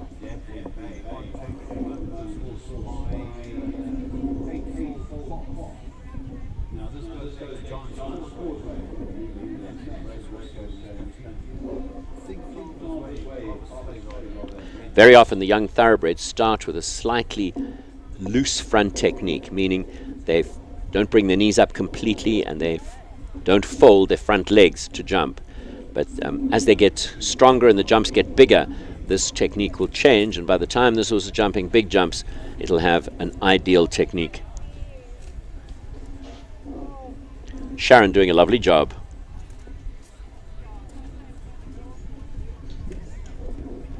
And getting deep there, the horse finds that rail behind. 4 penalties in normal show jumping terms. So there are deductions from the horse's score for having a rail down. 3 judges judging this event.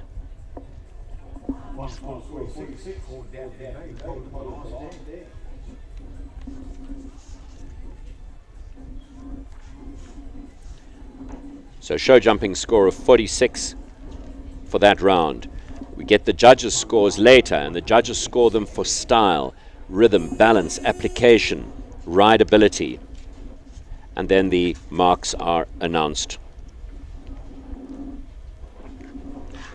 Judges for this event: Tony Lewis, Dominic Alexander and Graham Wynne, all top horsemen. Graham, one of the greatest eventers of all time, now plies his trade in show jumping. Tony Lewis was a beautiful classical rider for years and years, holder of national colours, and Dominic Alexander, still very much involved in the sport, a teacher, a producer, a rider.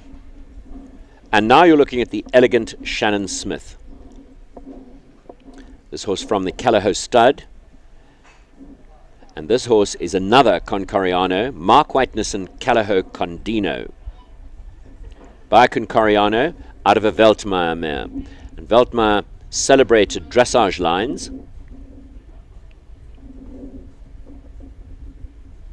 This is a very typical Concoriano. Plain bay, but as you look into them, you appreciate the quality. They have superb technique.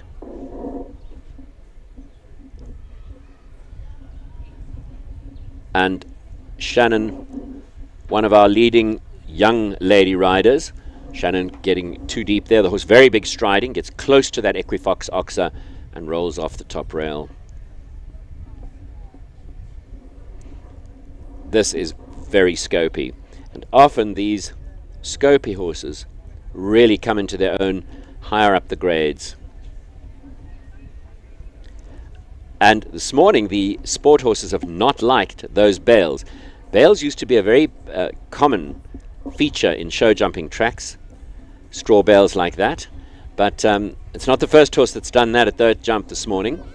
It's a very rustic looking fence, all one colour, but there are gaps between the bales and the sun is shining through them, and this horse is having none of it. Very typical young horse behaviour. Callao Condino by Concoriano. Having a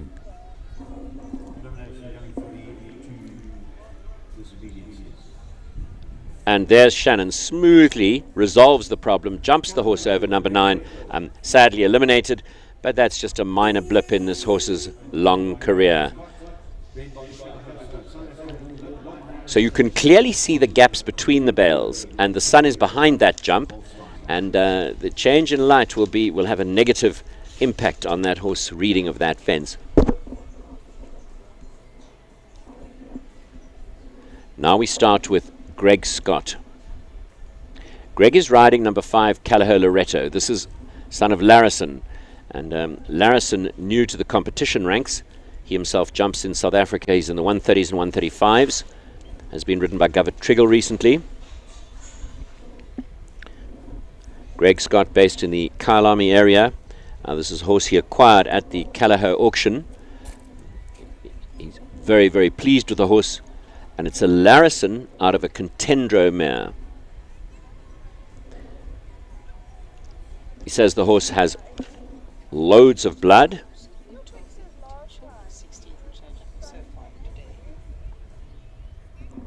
Okay. Scoring of this horse has 12 points as a potential jumper and 16 points as a show jumper. it has loads of blood, and that often makes them harder to manage early on. Greg's trademark of riding with a very long rein, something I think he'd like to adjust himself when he gets a chance. He's produced dozens of young horses for all sorts of people, and here he's producing this one for himself. He deems this horse to be very, very genuine.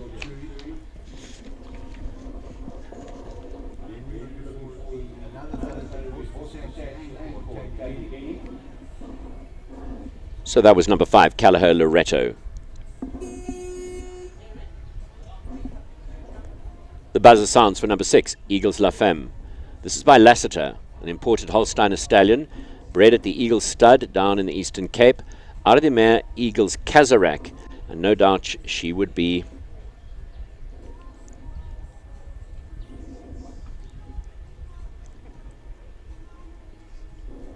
so. Just watching this, the Lassiters have massive amounts of blood. This Lassiter, ridden by Claudia Couturi, she's done all the production, and I was saying earlier this would be out of a concerto mare. Both stallions grey, so highly likely that this would be a grey like it is. And that's how Lassiter went. Cantered along very positively. They're adjustable. More Lassiters in the Eastern Cape, where Lassiter stood at stud.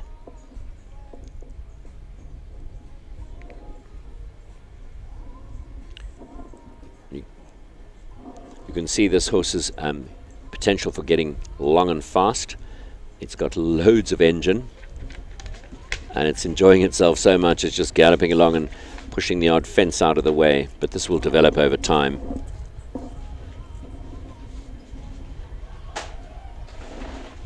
And there, over number 9, showing its quality of jump. One would go a long way to look at any Lassiter. They're very positive. So Claudia pleased with this. All these young horses gaining mileage and building their experience for a competitive future.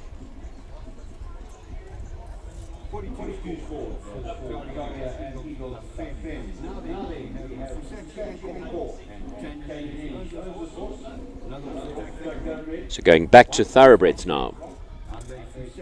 Tanya Denny bringing in the horse number 7, Fusaichi Angkor.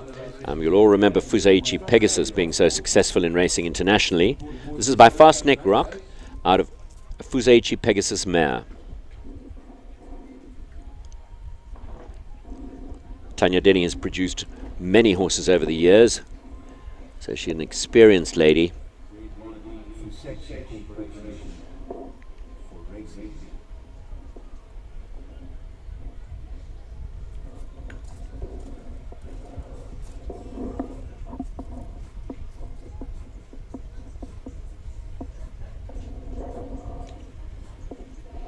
Eric Bianchi having done a lovely job here this morning. Spread the jumps out. None of the related distances complicated or tricky. It's all about getting the horses going and inviting them to show their potential and capability. The horses get long down here. 1, 2, 3, 4, 5, 6. Tanya rode that just exactly right. And a very kind double. 2 verticals.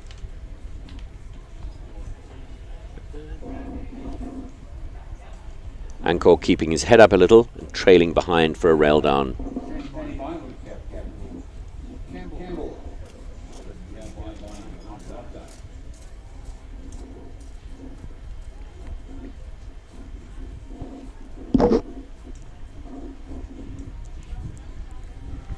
What a nice canter he has. Big scopy horse with looks like a super temperament.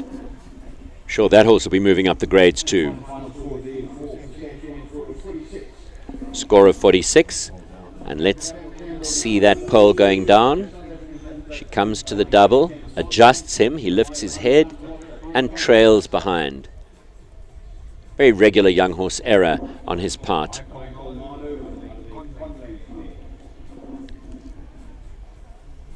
Another capital horse, owned by Johan Lotte, in the saddle, Tamsin Basson. Bred by the capital stud, of course, by Colnado, out of a Conlank mare. Conlank, one of the imported resident stallions. And he's a contender lancier, or lancer. It's actually Johan in the saddle. Johan who's runs this facility, this lovely facility here at Steyn City. And Johan over his life has produced many young horses. He represented South Africa at the World Equestrian Games in Kentucky, putting up some spectacular performances. An incredible thing to do, to compete at the world level based in South Africa. The horses have to go into a very long, onerous quarantine, and then to get them up and running again in Europe and then all the way across to America. It's just quite something that he achieved. Amazing sacrifices. And Johan is a smooth rider. Makes the job easy for the horses. Also rides on a slightly longer rein. It allows the horses to show their style. So we've seen all the horses struggle or make mistakes at that green and white double. It's going towards the warm-up ring, so possibly the horses look there. There's an enthusiastic bunch of Land Rover people braaiing and drinking, so maybe that slightly distracts the horses. But these are all things they've got to get used to in their life. And looking like his mouth wouldn't be the easiest. That's Johan Lotte on the Colnado horse, Capital Campbell. The South African tradition quite often is the initial letter of the horse is used for the foal. So unfortunately a lot of sea lion horses in South Africa, Concoriano and so on. But the sea lion indicates that they'll either go back to Capitol, Cordelibria, all those sea stallions. Capitals, Kenya Z by Canaan, very exciting Voltaire blood. In the saddle, South African champion show jumper Kelly O'Connor. This horse is owned by Rotoflow from the Zangazida stud.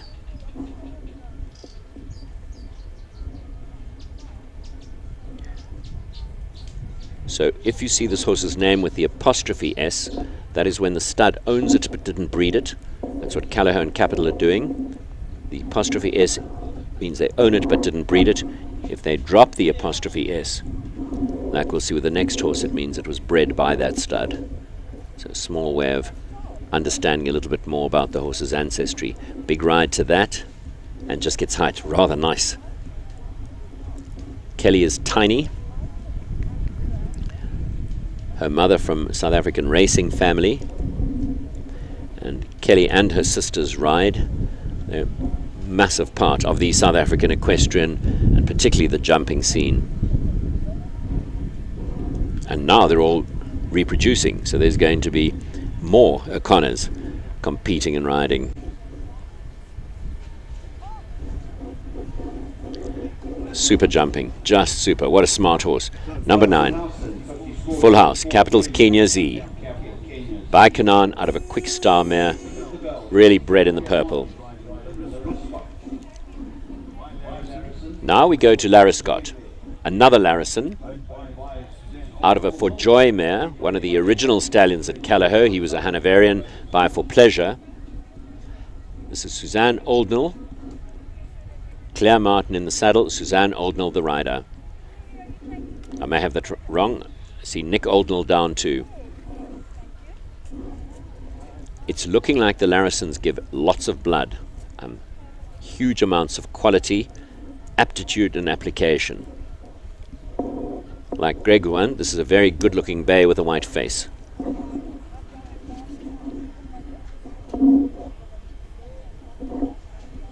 As we start to know our stallions, you start seeing the patterns, being able to predict, if you buy one, what you're going to get.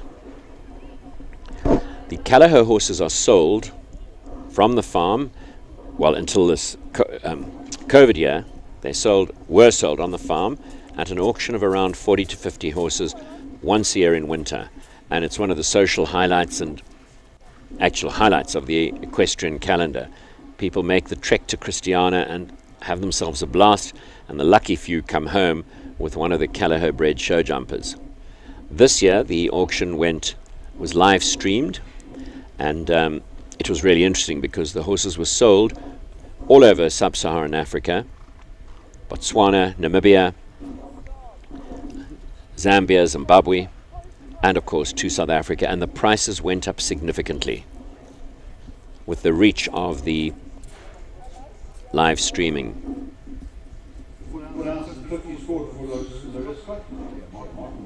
So if you're watching this, which one of these would you want to own or buy at this potential show jumper Young Horse Performance Series event final for 2020?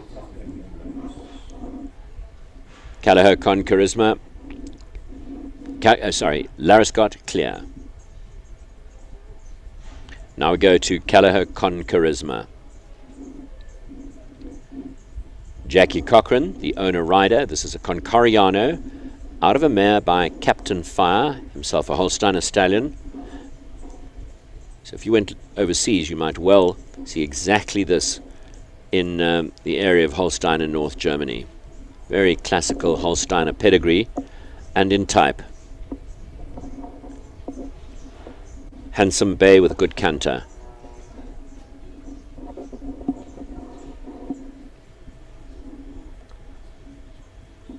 This is a reasonably new acquisition for Jackie. The horse disuniting on the corner, as young horses are wont to do. Jackie making no problem of it at all.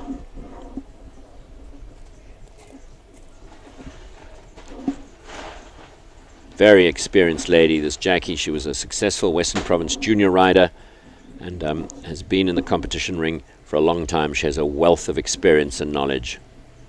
Beautiful through that difficult double. It looked so simple, and the horses were hitting it.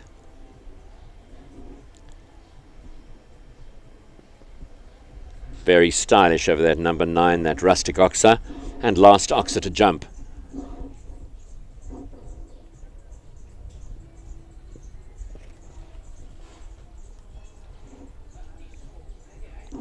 Full house, lovely round, really good. That's Callagher Con Charisma, number 11.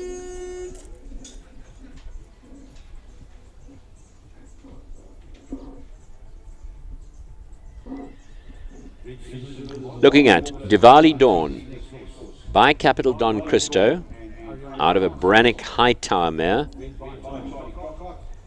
Zimbabwean lady, Ariana Castle, riding for Charlie Crockart. So Ariana, down here in South Africa, all the way from Zimbabwe, Zambia, where her parents live. And her father's a businessman in Zambia. I believe her mother's a doctor. And she is down here studying using the Cambridge method, and then spends the rest of her time training with Charlie Crockart, who's doing a wonderful job with her, and competing. It's remarkable the sacrifices that sports people make to do their sport, particularly at a high level. Don Cristo would be a son of Don Camarco.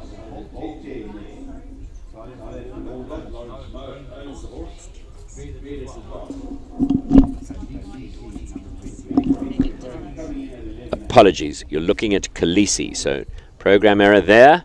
And Khaleesi spooking like crazy at number 9, but still clearing it. This is Capital Khaleesi.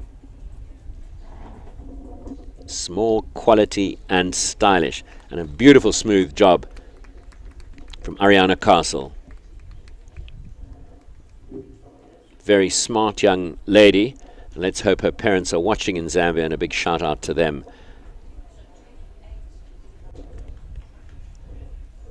With the amount of work these young people put in.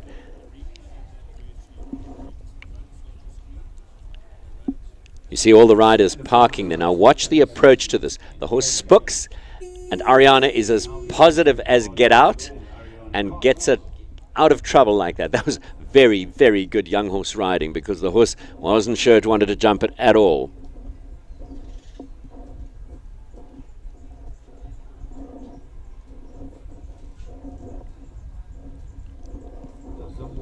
Now you're looking.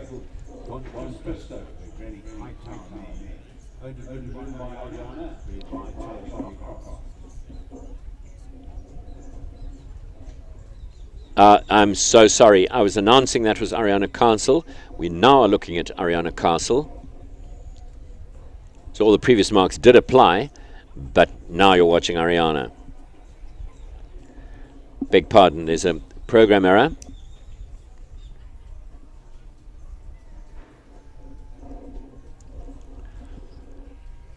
And this would be by Don Christo out of Brannock Hightower. Confirm the name in a moment. On the screen, as you see, Diwali Dawn. It could be. Interesting that there isn't a breeder's prefix. And this looks scopy. This horse stands over a lot of ground. Here's a test. Jumps that no problem. Ariana has horses in higher level in this country. A very committed rider. Had the privilege of going to the All Africa Games. And that's another test of the horse's courage. Jumped that very positively and well.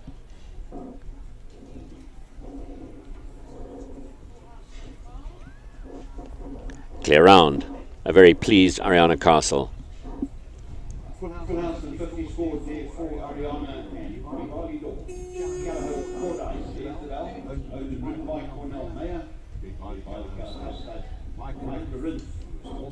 Now we're with Cornell Mare, number 13, Callahoo Cordite by Corinth, out of a Lissabon mare, obviously from the Callahoo stud. Corinth hasn't been used as much, but he was the sire of one of the higher priced lots from this year's auction. A Corinth out of Wellingen sold to Martin Swanepoel. And Martin very thrilled to have him. He was definitely the gem of the auction.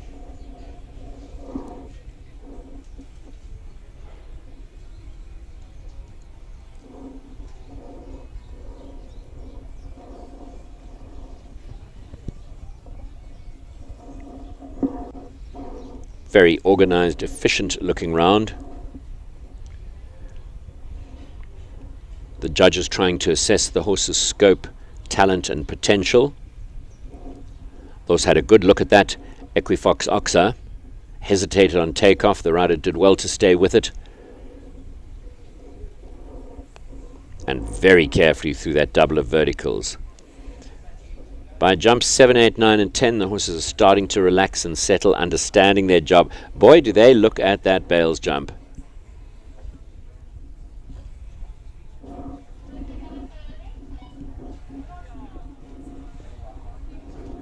And those looking very keen to the last fence. Full house for Callahoo Cordite.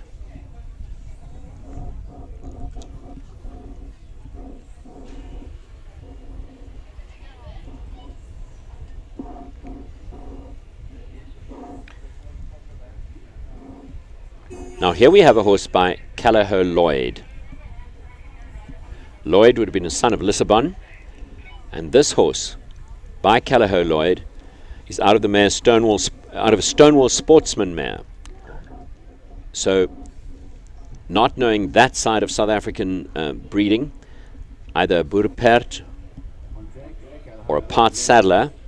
Anyway, a South African riding horse, and this horse is different. Keeps its head up slightly, and it's hot, and it jumps. Salman does a very good job with it. It's fiery.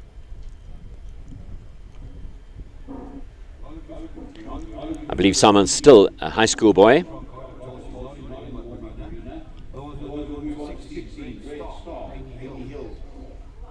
Watch down this line.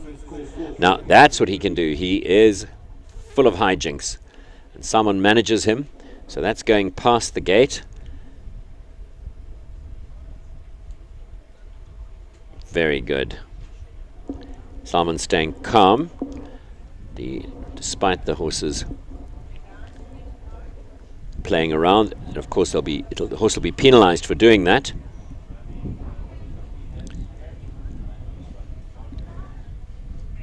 The horse has a very bouncy way of going, knows exactly where the poles are and where its body is, and you see that sort of stylish jumping from the horse when his mind's on the job.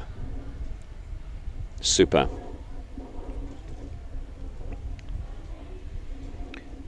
So for the circle, you run the risk of time penalties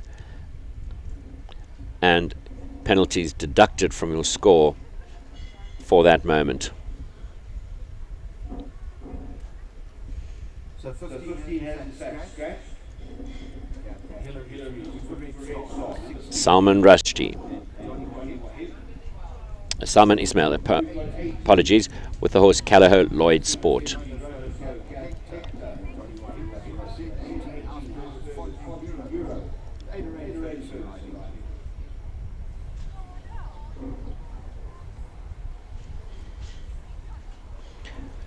We're back with Claire Martin. Got it. So we go now with 16. This is Red Star. Thank you. So Red Star is a Rondemont, Dutch imported stallion that Johan Lotto rode, out of an Optimum van der Wellington mare, one of the star stallions of the Alzu stud. He was a Belgian warm blood. Amy Mills, owner rider. Beg pardon, Amy Hills.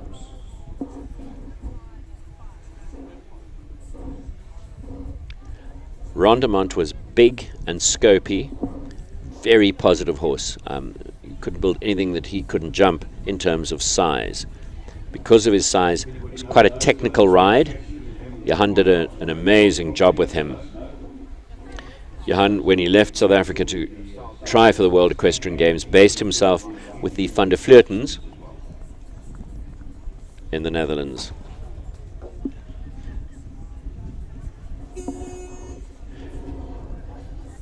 So of course the judge sounds the buzzer, the bell will be rebuilt and the stopwatches are stopped.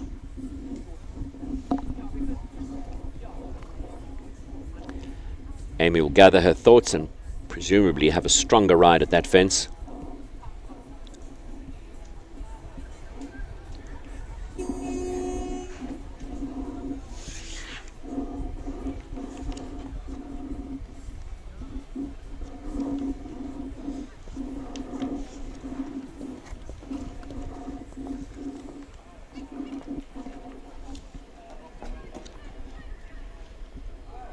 And he soldiers on and gets through it.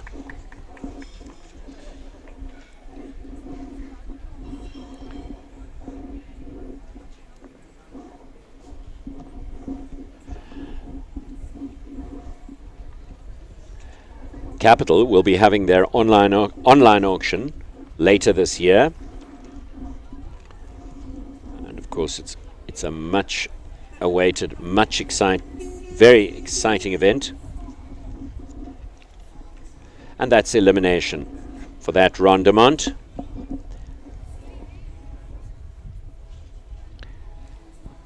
You will see him slowing down a little. She doesn't get a good distance.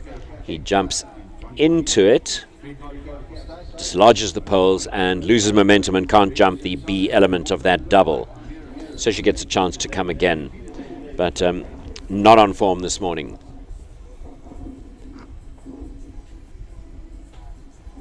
So we're on number 17, Rotoflow Capital Hector by Homerus, Belgian import, out of a thoroughbred mare, a daughter of Peter Davies. Owned by Rotoflow, in the saddle, Johnny Wahib.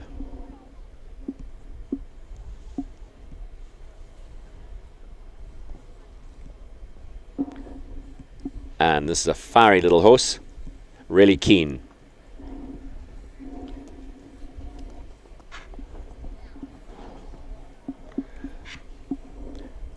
Johnny, a tall, light man, Rides with a short rein and a light seat. And runs along with the horse, lets the horse run along.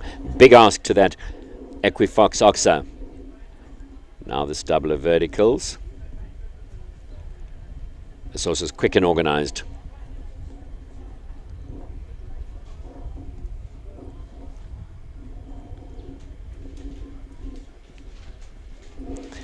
Big jump over that jump that the horses are all spooking at.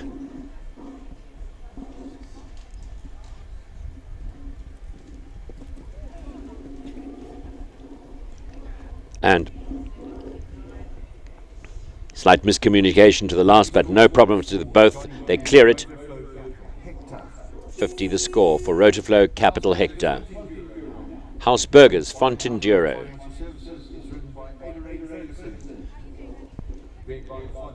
Extraordinarily successful young lady from the Western Cape, Ada Rain Ferguson, now firmly established as a hot competitive rider up here in Johannesburg.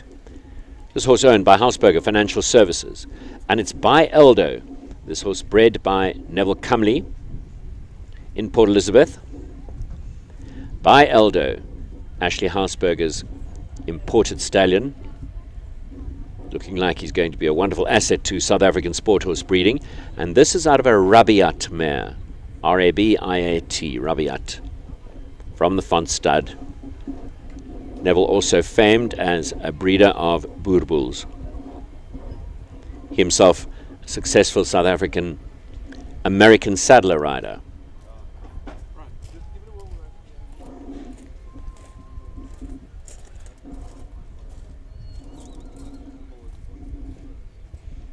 The Eldos looking like they are very, very useful sport horses. Quick like that. Very good footwork. Positive.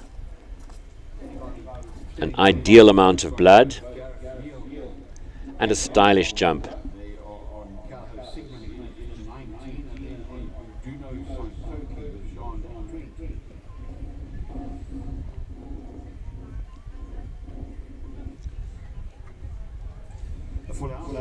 Super round, Ada Rain Ferguson. 50 scored. Callahoo Sigmund now. And this is the first time you see a Sampras in this event. Sampras, the imported son of Staccato, owned by the Callahoo Stud. We've lost him to the sport. He died last year. And he was a Ziga Hengst. Hopefully there's lots of his semen and he's left daughters behind to carry on enriching the South African sport horse scene. Callahoo Sigmund's out of a Lissabon mare, and one of our top talents, Gareth Neal. He's been a South African champion, multiple World Cup winner.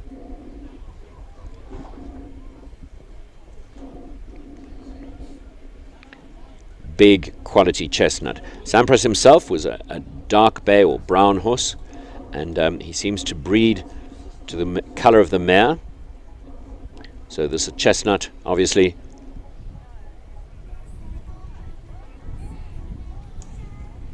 And knowing both stallions, it's possible to see both stallions in him.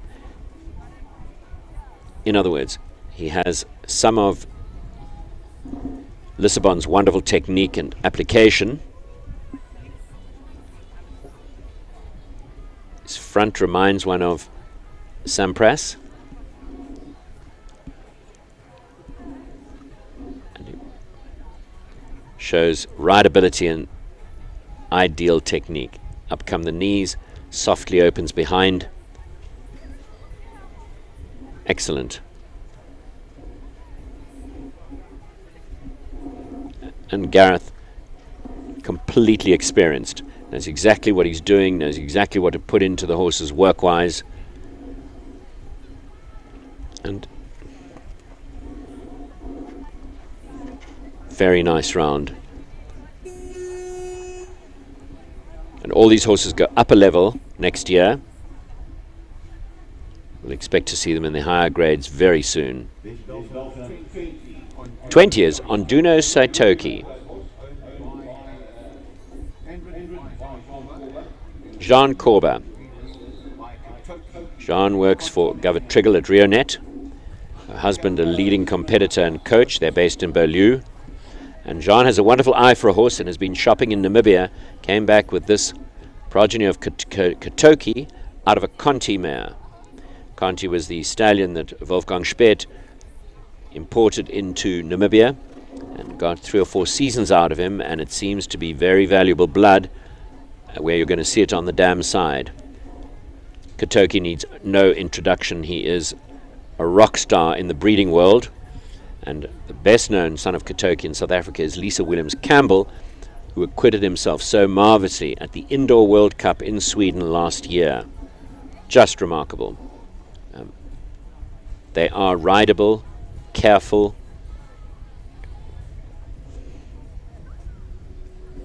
and you can see that the horse has a sensitive poll.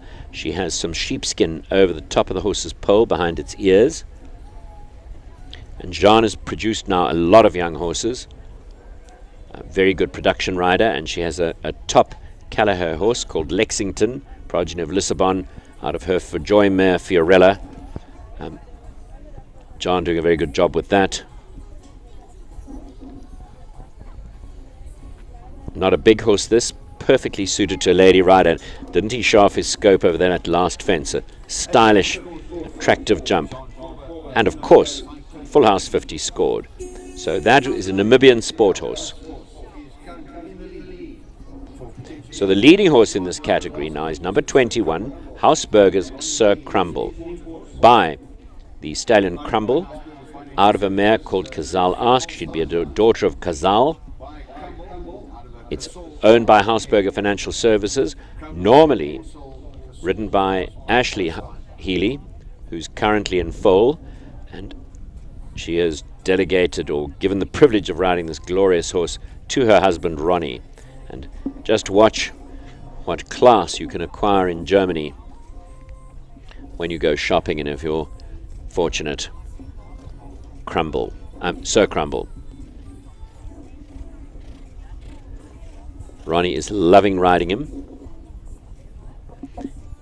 He's not a very tall horse, but he's a bull of a horse. Enjoy his bouncy canter, his sort of floating canter. Looks and jumps high. He does everything correctly, beautifully. And stallions such of this are available to be used. What happens is they get tapped for semen, and then their fresh semen is sold to mares in the to breeders in the breeding season. Often done by Carl de Bruyn at de Bruyn Equine Services in Halfway House. And that, ladies and gentlemen, is how it should be done. That's Hausberger's Sir Crumble, beautifully ridden by Ronnie Healy.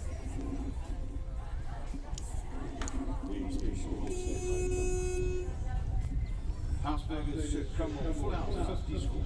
50 scored, naturally. Now we go to 22, Prince Valiant DB. The DB standing for de Bruyn Equine Stud. Sharon Brown in the saddle. By the stallion Valentino, who stands in Germany. And Valentino's are capable of being a little quirky. Of course, totally talented, but can be quirky. Out of a Land Earl mare. Now, Land Earl was imported by Frank Dittman from Holstein a while back and stood at the Brandenburg stud in the Midlands. And he was a big, scopy, slightly one-paced horse, but kind and genuine, very good-looking horse. And this could be an ideal mating. Valentino out of a Land Earl mare.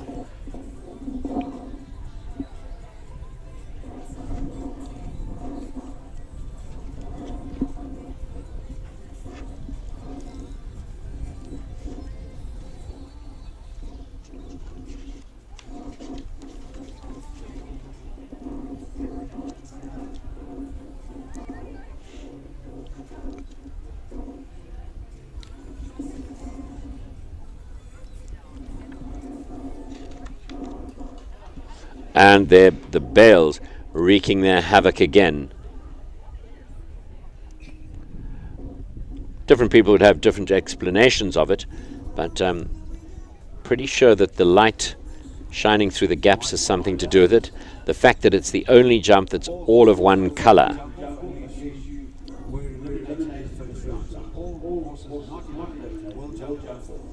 So now let's see how this plays out. Sharon has to stay really cool. He's bouncing. She's tightening her hands and not liking it either. So the two of them are calling it a day.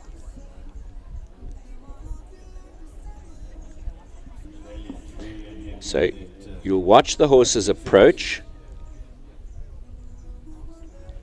bouncing along nicely, and then the horse puts its head down and said, can't possibly do that without having a very long, hard look at it. Now, we're going to 23 on Duno Wolfaction. And on Duno Wolfaction, ridden by Kyla Brimacombe. Having a lot of pleasure producing this young horse. It's bred by the Onduno stud, which is based in the Kommes Hoogland above Windhoek. And by Satisfaction, that's imported Hanoverian semen, out of a Rubino mare, which is Holsteiner blood. And it's a smarty, real little smarty. If you want to know why it's wearing a red ribbon, it's because it's capable of kicking, and that's to warn the other riders in the warm-up arena to keep clear of its back end.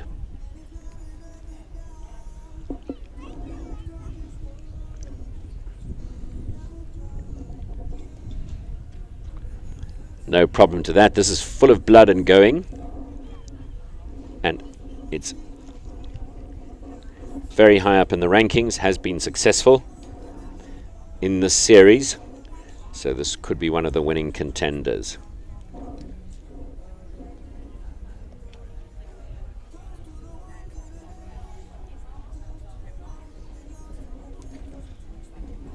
And the very experienced Kyla Brimacombe piloting that horse to a super full house.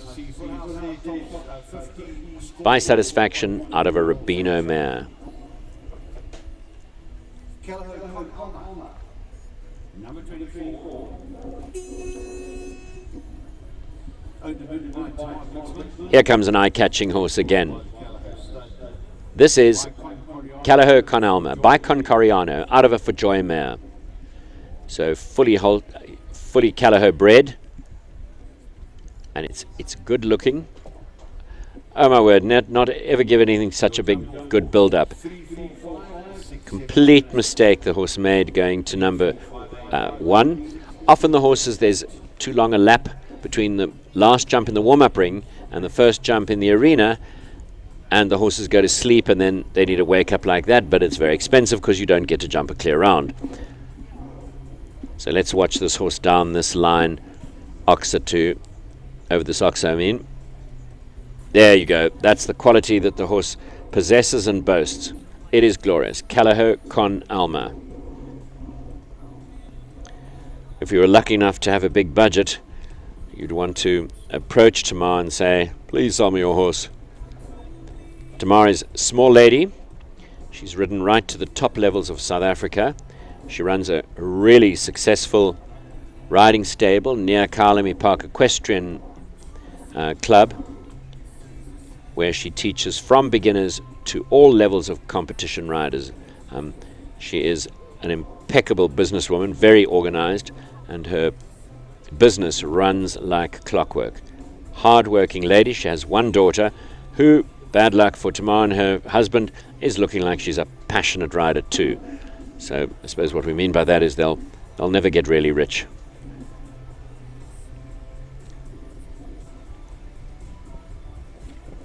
Just fantastic, and I hope for Tamar's sake she never sells that. So that's the quality that you need if you're a keen, ambitious competition rider.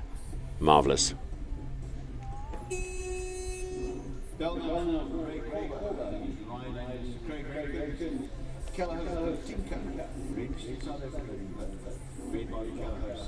Now Rainer Korber, one of the leading male riders in this country.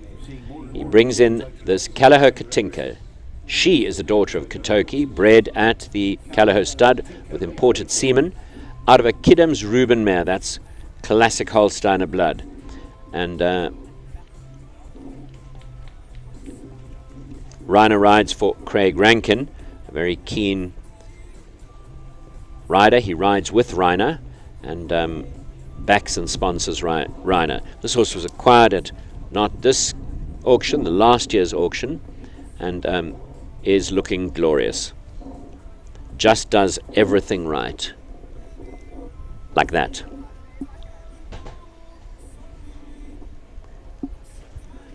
Reiner is a master of delivering smooth, consistent rounds. He makes it very easy for the horses.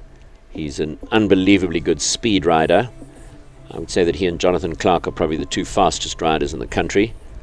Or maybe Charlie Crockart gets a look in there too. And Reiner making sure of that, having a strong ride at that. Here comes the double of verticals.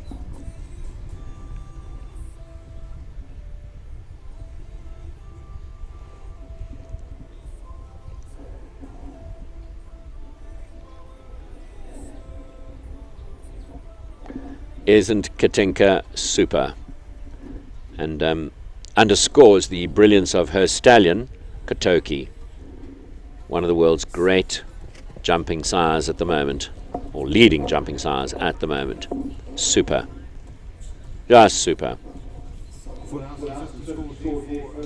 we go to another Callagho horse. No, we don't. It's Penbrit Takara. Hard-working Oscar Ngube back again. And this is beautifully bred. This is a Tulane van der Drethoff, Belgian warm-blood imported stallion, stood for a season or two at Callagho, out of a mare called Power. She's a Westphalian mare. It's owned by the Penbrit stud.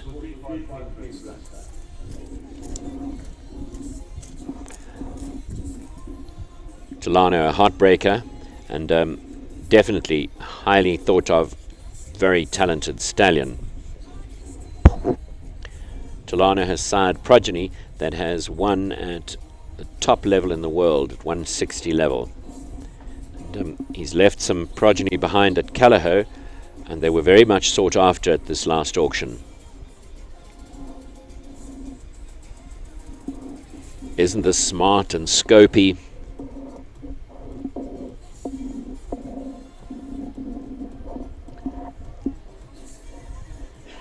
Super. Penbrit Takara.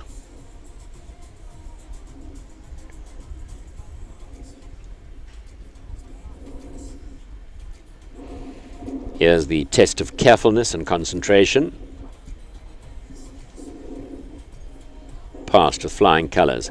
Now the test of courage. No problem to this horse. Super.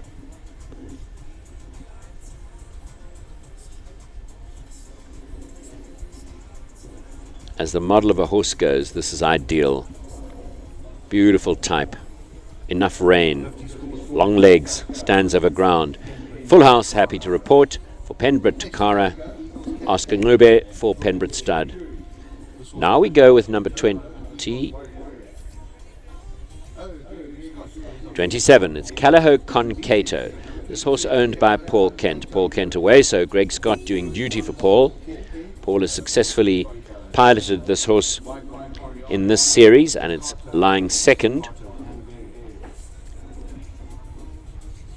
So, a Callagho recipe by Concoriano out of a Staccato mare. And Greg doesn't know the horse well. The horse has been on super form with Paul.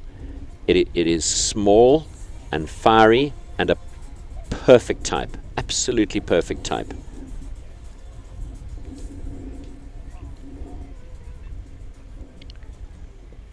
Paul Kent has done the whole production job.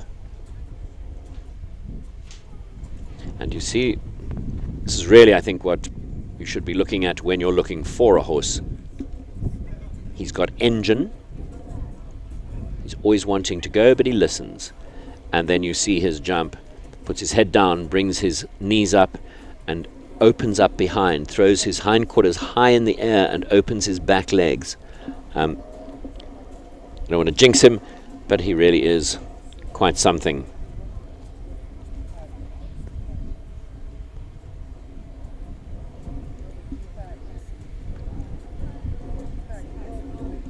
He makes ground. His sixth stride there was very short. Now Greg organizing him for this double of verticals. Scoots out of it. Let's see what he does at this. I don't think he's seen a fence ever quite like this. It's a test of his nerve and courage. Greg gives him a good ride. And he jumps it just like he should. Perfect.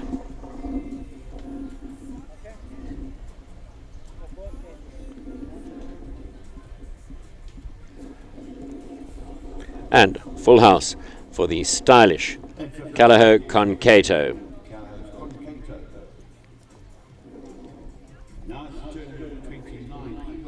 29, Eagles Cashmere. No, it looks like Charlie Crockart. So I'll work out who she's on. I think Charlie is on Callao Victory Love. No, it's the bay horse starting. Sorry.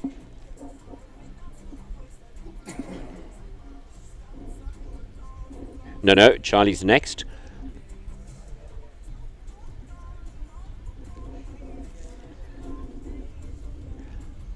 We're looking at Claudia Katuri, and she's on number 29, Eagles Cashmere. This is a concerto out of an Eagles Warrior mare. Concerto imported to the Eagles stud many years back, and he was used extensively by the Eagles stud. And Eagles Warrior was a wunderbar out of a grey mantle mare, so he was slightly more than half thoroughbred and a wonderful solid citizen. Concertos seem to be bay like this or grey.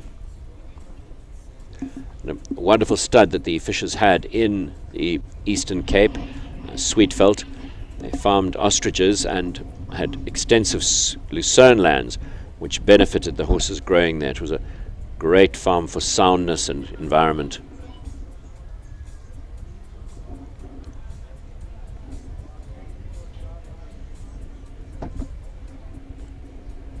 Very organized through there.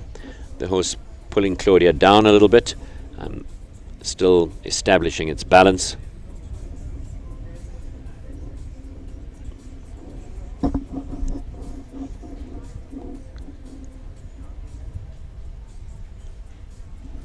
And being a real citizen, coming to the last to jump a clear round, and clear it is. Super.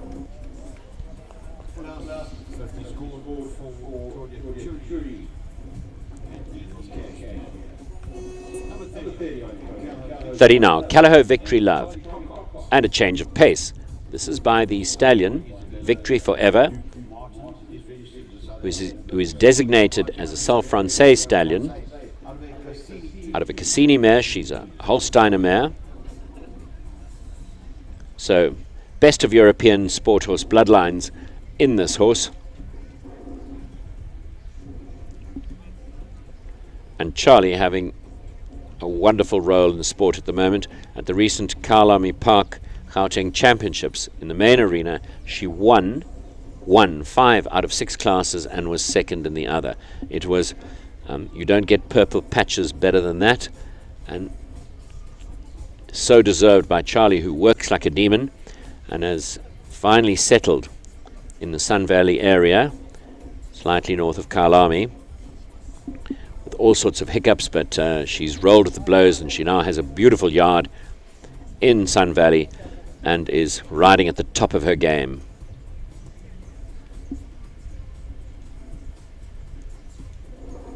Well, this looks scopy. It's taken the Cassini colour, the grey,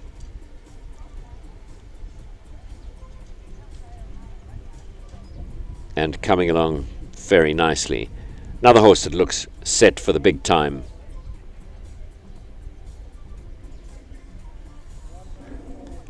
Victory Forever, ridden by Evie Callender Easby, doing a beautiful job with the stallion. Big ride to the last, and the horse shows off its scope, skipping over it. 50 scored.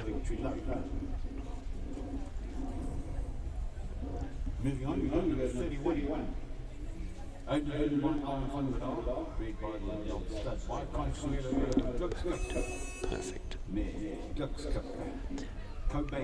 So, businessman from KwaZulu-Natal, passionate surfer, Alwyn van Breda. Alwyn finds his horses in Namibia, and this would be a good example of what he does. So this is by Consuelo, the imported Namibian Holsteiner stallion, and this is out of a Glückskap mare.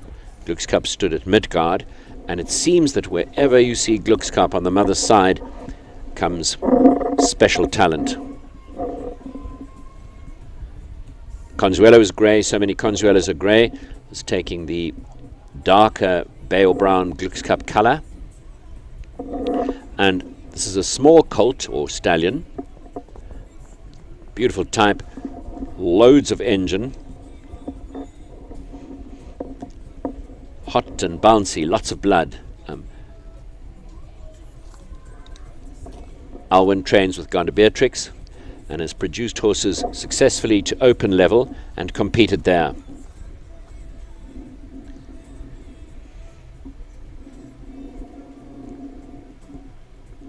Alwyn dropping his reins, getting his reins back again. He's a very experienced rider, and he makes the long haul all the way from the Natal North Coast here to Johannesburg when he comes competing. Keen student of pedigree and a passionate horseman. Super, full house. He will be delighted in making his trip very worthwhile. 50 score. Full house for Alwyn and Cobain. Rotoflow Cameron 32 program. So the Rotoflow Stables is based in Sun Valley, and Rotoflow always available for sponsorship, incredibly generous to the sport. You're looking at Rotoflow Capital Cameron by Kronos, out of a mare called Concord van der Helle.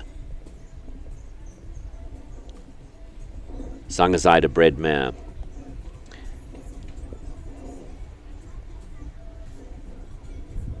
Kelly O'Connor doing the honours for Rotoflow.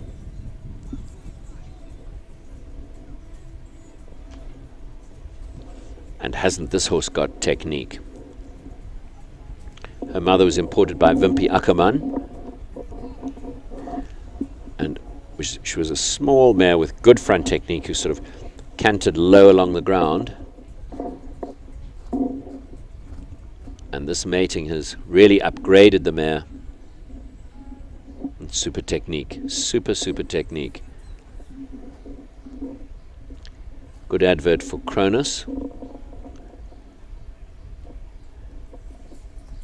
So you can see the horse's carefulness, rideability, style. Let's see what it does here at this Bales at number 9. Just jumps it like any other jump. Ideal.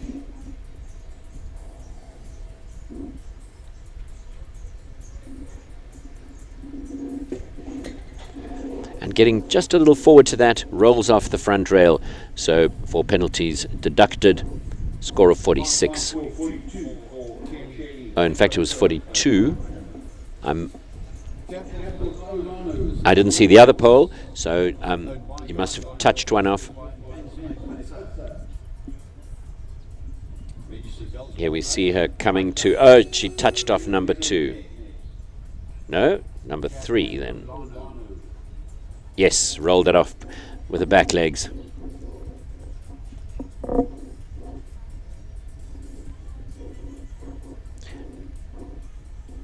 You're looking at Capital's Ulano.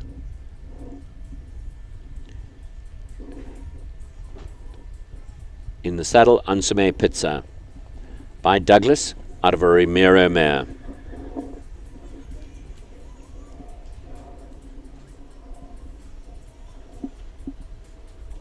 Nice model of a horse.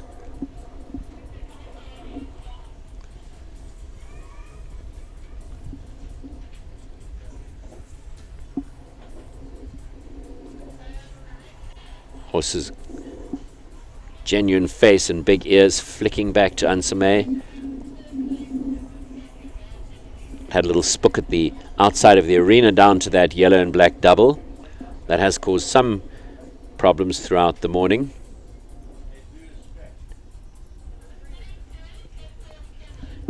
Super over the Equifox Oxa.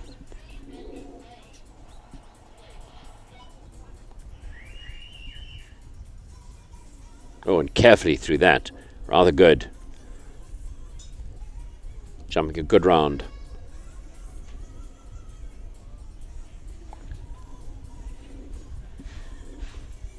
Big, airy, scopy jump over number 9. Last jump coming.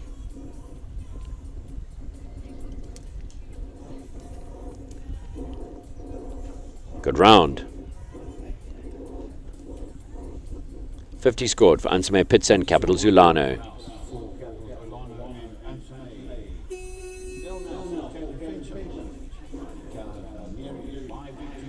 Number 34, Callagho Valmieri. For Sherry Ware, it's Kaylin Fincham, and she rides this progeny of Victory Forever out of a Salieri mare.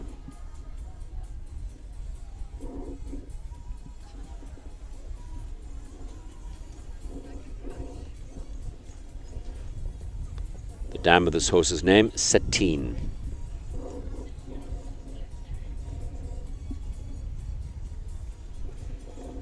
I think that announcing's not quite right.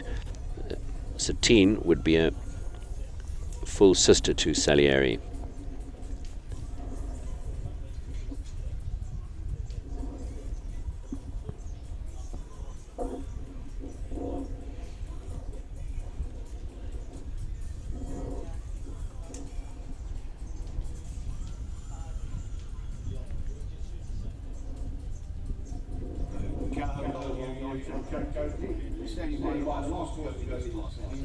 This horse is keen, fiery, strong. Kaylin's a very experienced rider. Was a top junior rider during her school years, and now a competitive, successful show jump in the open classes. Trains with Rainer Korber in Beaulieu. Stylish, smooth rider. Super jumping.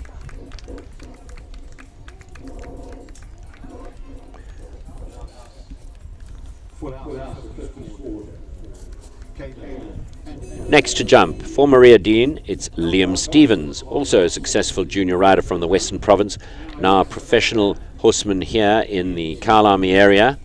He has his own yard there, and he trains riders, produces horses, and competes from that base. Very successful in the Derbies and World Cup series with his incredible mare Wanda, who is now retired and hopefully going to give him lots of super talented foals.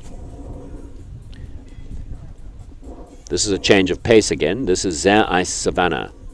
It's Namibian bred by the stallion Delacour, Belgian import, out of a Consuelo mare. And Consuelo's where originally stood in Namibia, then was based in South Africa, and then finished up again there.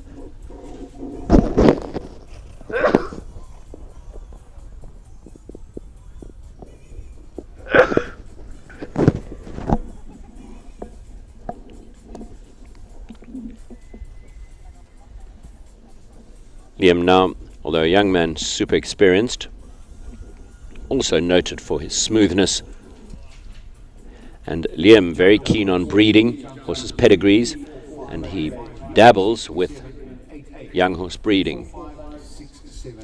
Major Delacour was sent by the capital stud to Namibia to Wolfgang Speth, where he stands.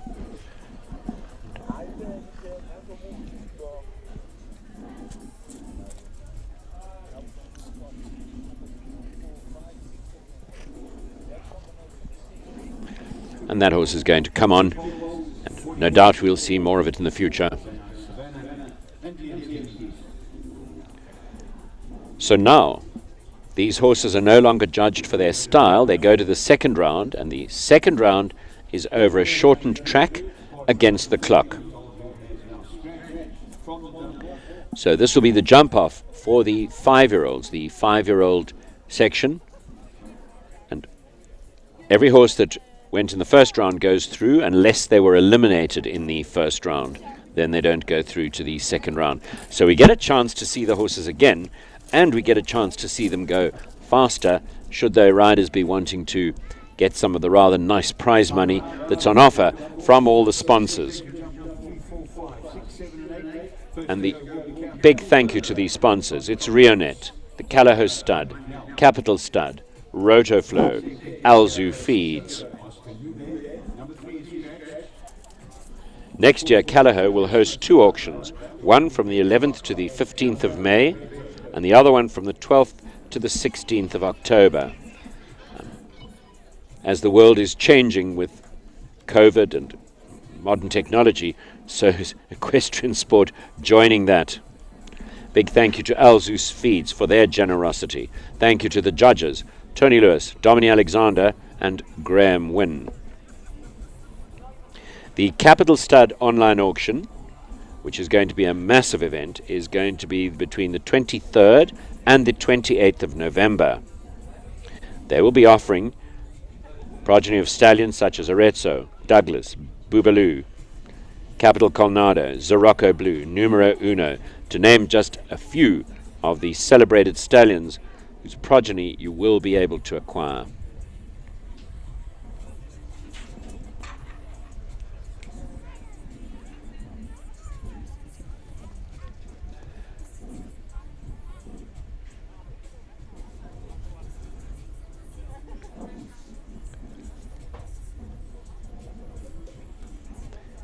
So Eric Bianchi putting the finishing touches to the track, and this is over a shortened course and decided by the stopwatch. So the fastest round with the lowest or clear penalties will be the winner of this section. 3, 4, 5, 6, 7, 8. Time allowed 56 seconds.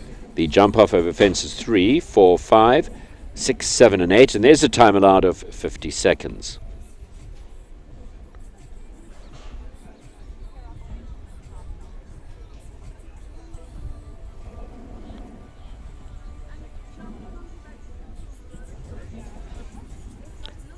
This is the brainchild of Gail Foxcroft and Sue van der Merwe, and while there is much at stake, it's also a very relaxed day here at the elegant clubhouse and facilities of Steyn City.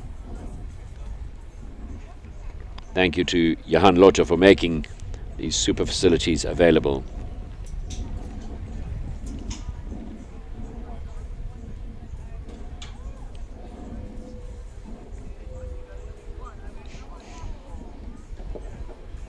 A little breeze blowing the jumps over, so there'll be a short delay while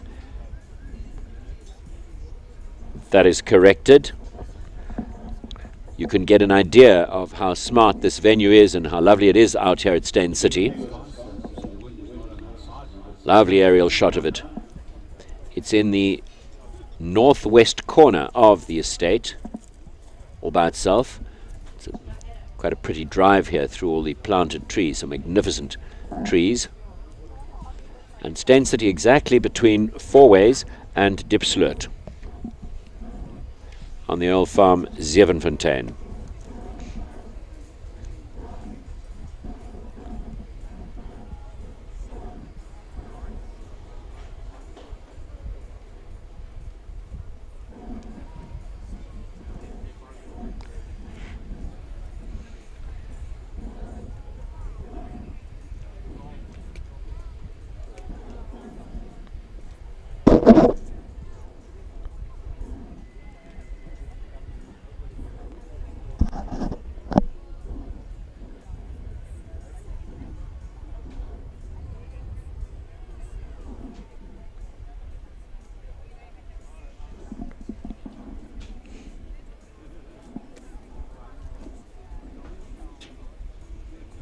So the jump getting replaced and measured.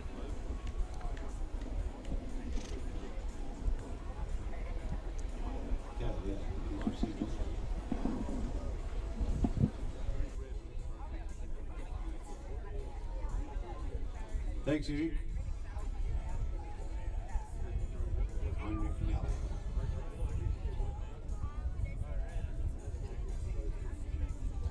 been given the go-ahead.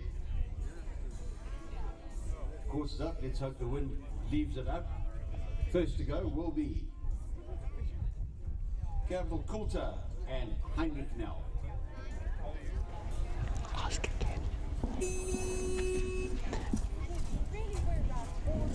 We'll bring you the identity of this rider in just a second. We're looking at Heinrich Nell.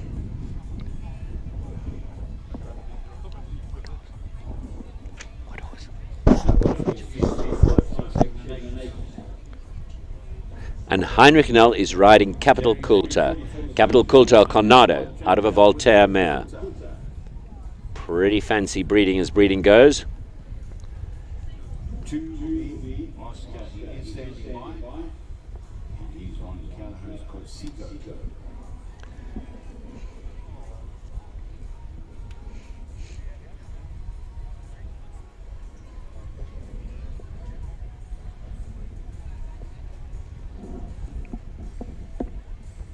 There's an opportunity to turn inside to that double. I think the very competitive horses and riders will do that. The second part of the double has been removed. And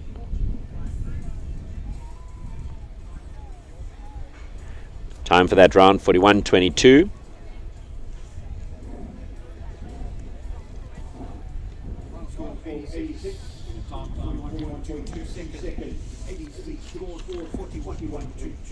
Yes, got 41.22, 86 scored, and that was for the first to go Capital Coulter.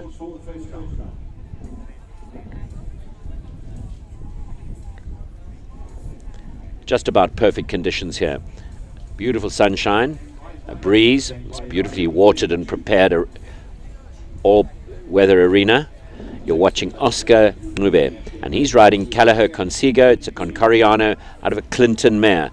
Very competitive, some turns coming up.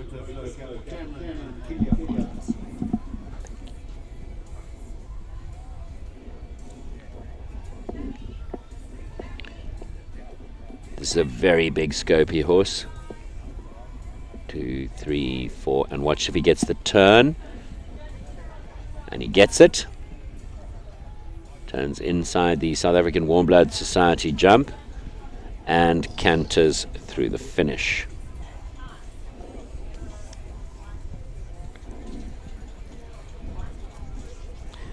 Score there, 100. 40.81. Super jumping, Callaghan Consigo. Number 32, Kelly O'Connor. She's riding right over Cameron. She carries a score of 42. Now you're looking at number 32 on the program. It's to give Kelly some time with her other rides. Rotoflow Capital Cameron. This is a Cronus out of the mare Concord van der Helle. You see her mileage, slightly angles number 1. Rolls around smoothly to the second jump.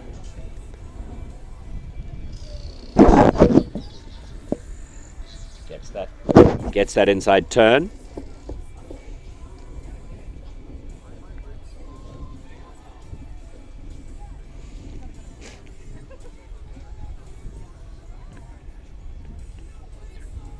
Struggles to get the 6, manages it, and goes round. So it's should be slightly slower than Oscar.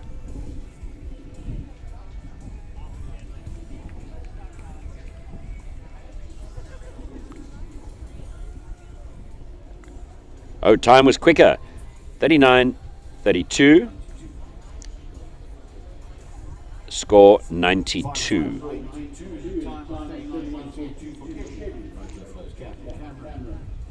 So we go back to number 4 on the program now. Shannon Go back to program order. Mark White Nissen, Callaghan Condino, and once again, such a thank you to Mark White for all he does for equestrian sport. Thank you to Nissen, who've been friends for equestrian sport now for a long time. In fact, the signal is from Greg Scott, Callaghan Loretto, a Larison out of a contender mare, Contendro 1 mare, Holsteiner mare.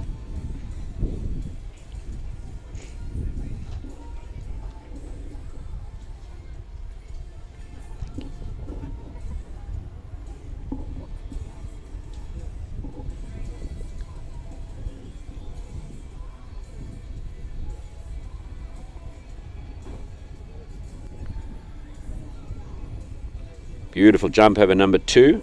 This was on a full house in the first round, 50 scored.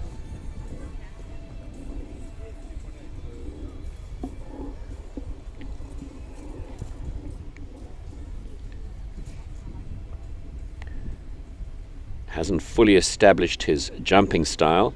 He'll throw different jumps at different times. Greg opting to canter round there.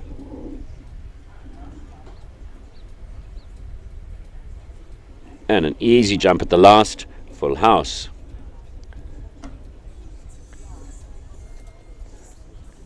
.44.69, 100 scores, Callao Loreto.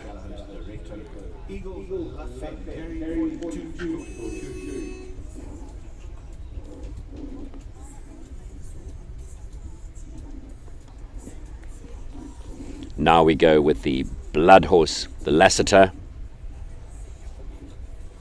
Claudia Kateri, number 6, Eagles La Femme. To say it again, it's a Lassiter out of a mare called Eagles Kazarak, no doubt a daughter of Concerto. Stylish jump over that oxer. So smart. Can you imagine how quick this will be able to be against the clock in the future? In the saddle is Claudia Kateri.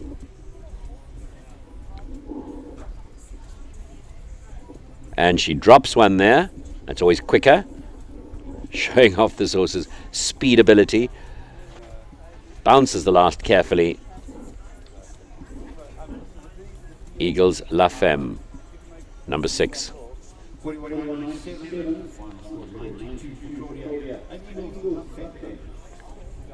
92 scored, 41.97 the time, so the time in touch.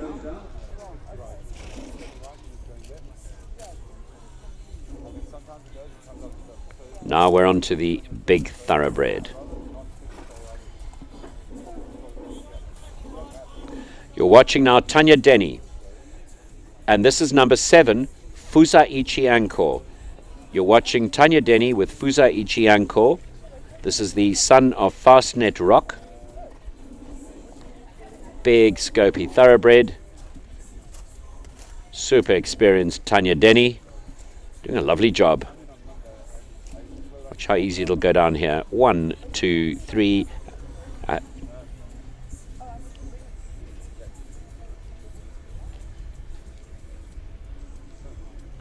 And a smooth ride to the last. Rather nice.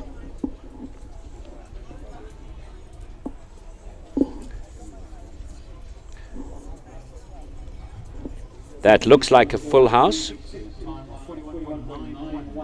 41.91 and the score 96.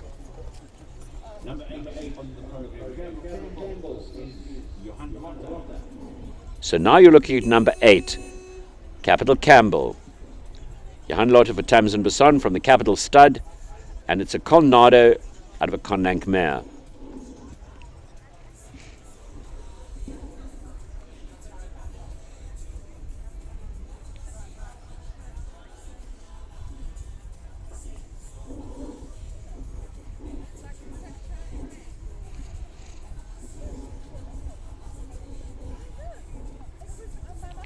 Johan doing some turning.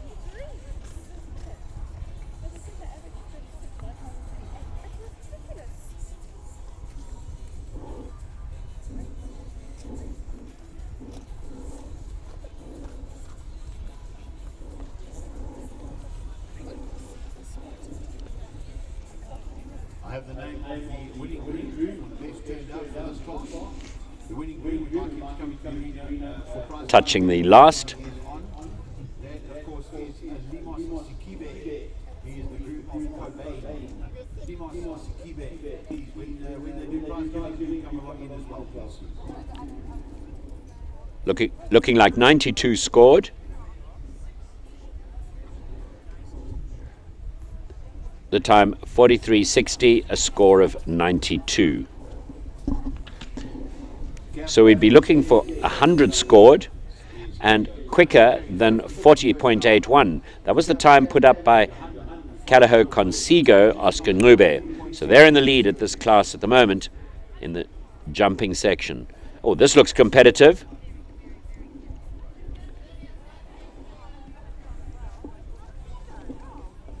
You're definitely with Claire Martin for Suzanne Oldnell, number 10, Lariscott.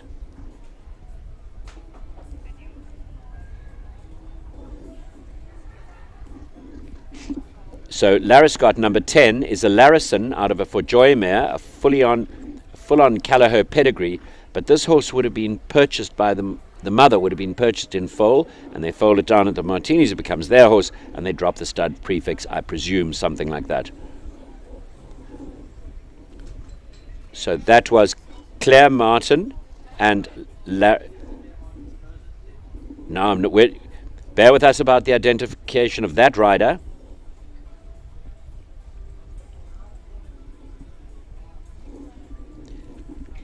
So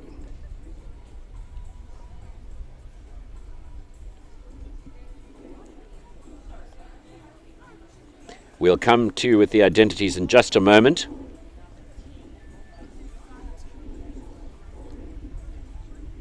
We'll give that as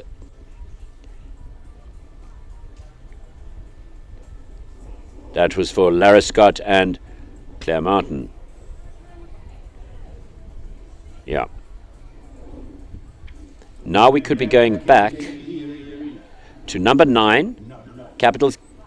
No, we'll tell you in a moment. Apologies, people, we don't have communications with the marshal or the judge's box.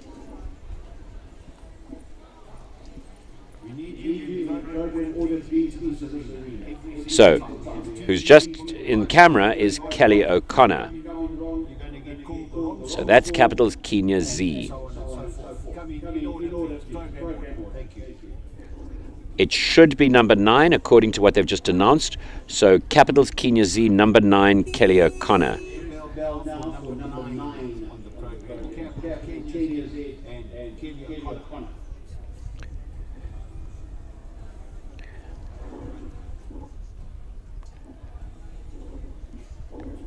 So Capitals Kenya Z for Rotoflow, Kelly O'Connor. And she's on her way. Beautiful. Goes light seat, gallops along, then stretches up in front of the jump. Oh, this is fast. When are we going to have a new leader? Flying along here. Good setup. 1, 2, 3, and see if she gets a turn. She doesn't, but she's running the horse, so it'll be quick. Good distance. I think 34.72. Wow, by 7 seconds into the lead. That could have been the winning round. That is quick. She certainly was galloping. Beautiful judgment. Kelly O'Connor galloping along and by 7 seconds into the lead. Now we're looking at Capital Callagher Con Charisma, number 11. Callagher Con Charisma. Jackie Cochran.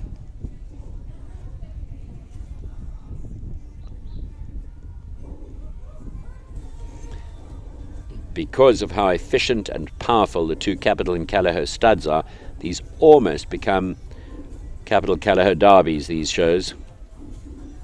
Looking from the other smaller studs every now and then, but they are very dominant on the scene at the moment. This is stylish and smooth.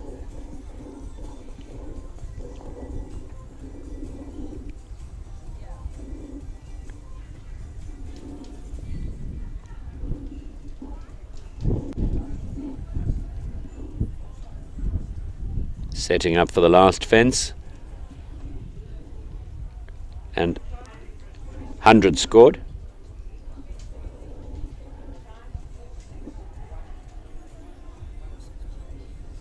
The time 46.19. So steady clear, 100 scored.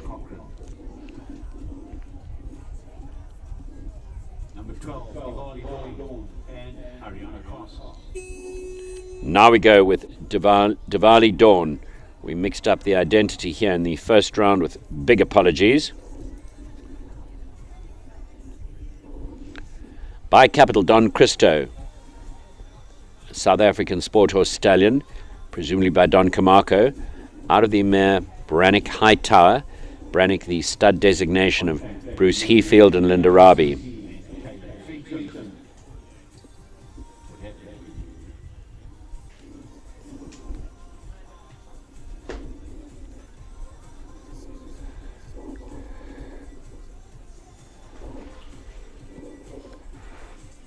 This is definitely Kaelin Fensham, I think. No, I don't think so. Sorry, everybody. I still think it is Diwali Dawn, Ariana Castle. No, it isn't. It is 28, Kalesi. For Lawrence Mert, it's Kaelin Fensham. It's number 28, Kalesi. To keep us awake so we know what's going on. Kalesi, Kaelin Fensham. 100 scored in the very good time of 37.16. So that's the second fastest time posted this afternoon, or this morning rather. Kalesi.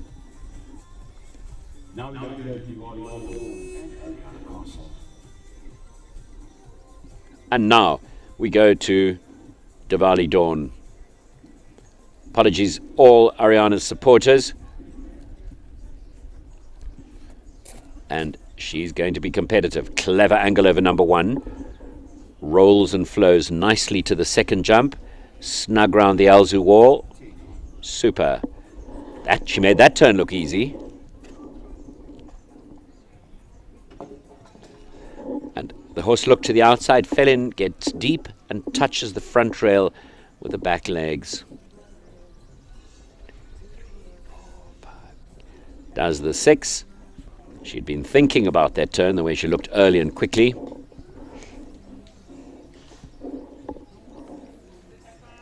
.96 scored.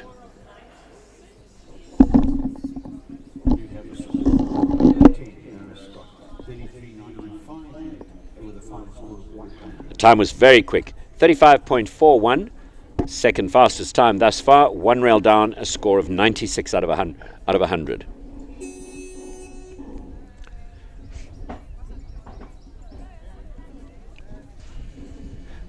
On standby now, Cornell Meyer. And this is number 13, Callagher Cordite.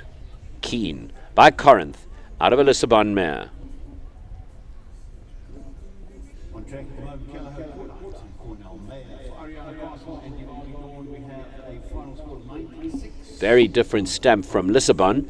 A shorter, more compact, heavier bodied horse.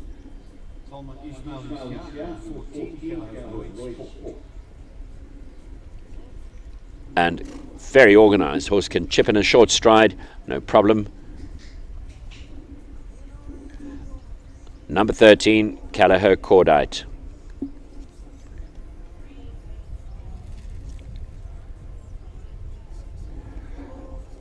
Time 38.16 seconds. 100 scored.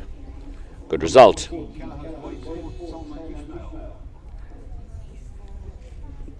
Now the very interesting Callagher Lloyd Sport, Feisty.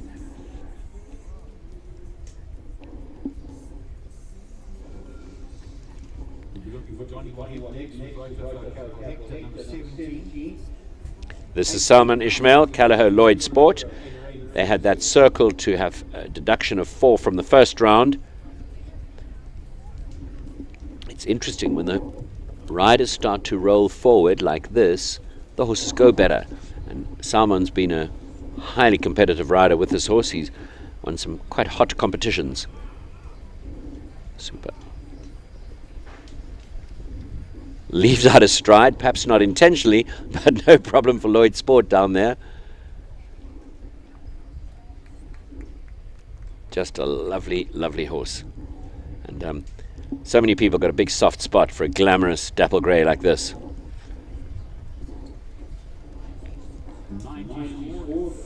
90 scored, 41.78. So 15-16 on 17. Now we're with number 17. We're with number 17, Rotofro Capital Hector.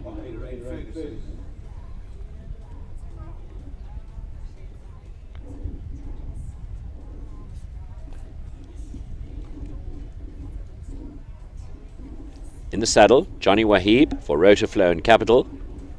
This is a Homerus out of a thoroughbred mare by the thoroughbred stallion Peter Davies.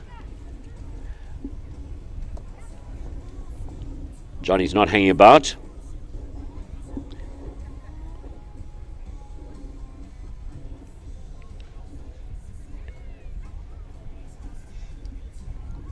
And gets the inside turn because of that last very short stride. Super. That's quick.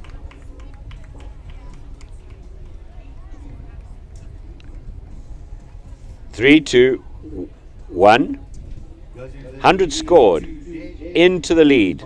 32-10. Very quick. That was a wonderful turn to the last. Johnny Wahib. Rotoflo Capital Hector.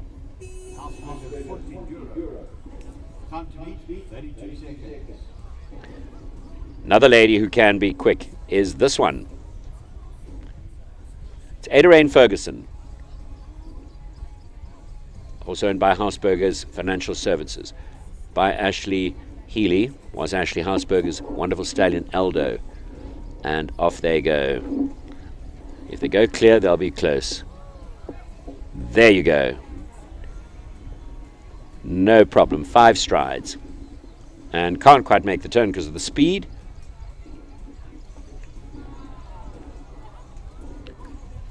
Touches the last. So she goes down in 5 strides to the second last fence. The score time was remarkable, 30.22. That shows what can be done. And here she comes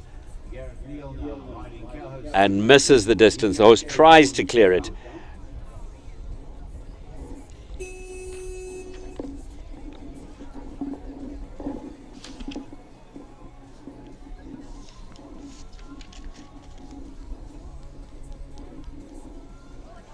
Now we go with Gareth Neal.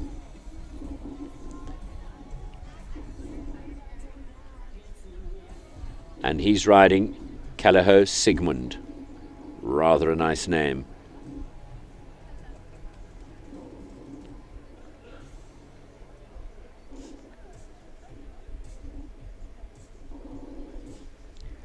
And you see how organized and efficient Gareth is.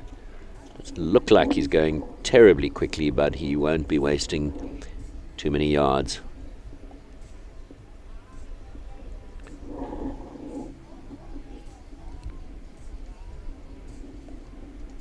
Three, 4, smooth 6. And he lands and turns, sneaks around this.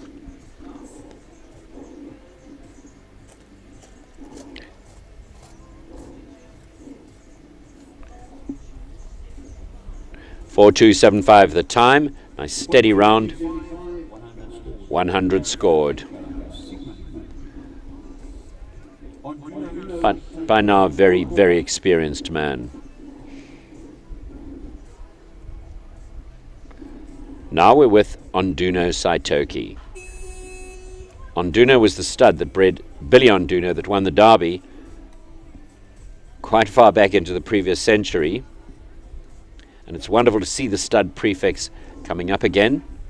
It's the Gabada family that have owned that stud, and I believe it would be Todo Gabada and his wife running and producing and breeding these super horses on their remarkable farm in the Kommershoogland. Sean, very competitive rider. Neat, quick, easy. Super.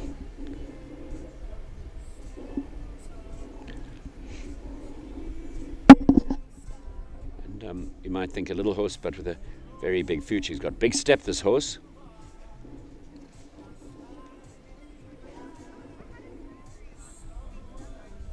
Nicely done.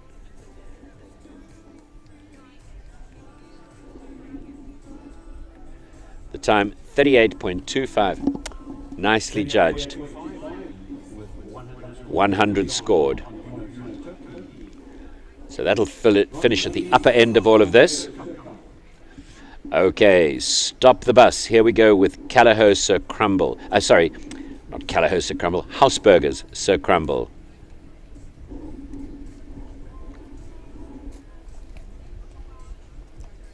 Hausberger's Sir Crumble, number 21, Ronnie Healy.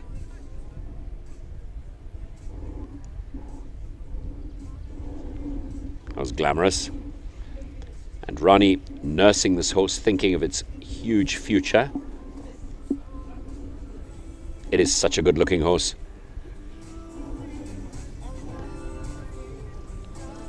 The cresty front indicative of the fact that he's a stallion. That was soft and easy. Ronnie giving him a smooth, easy ride, not putting him under pressure.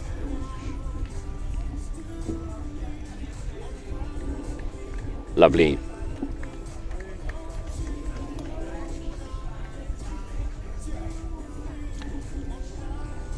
The time 45.16 seconds. That's for Ronnie. 45.16 seconds, 100 scored. 22 is not coming. 23 is on Duno Wolfaction. And Kyla Brimcombe. Another Onduno stud entry is Wolfaction. Onduno Wolfaction by Satisfaction out of a Rubino mare.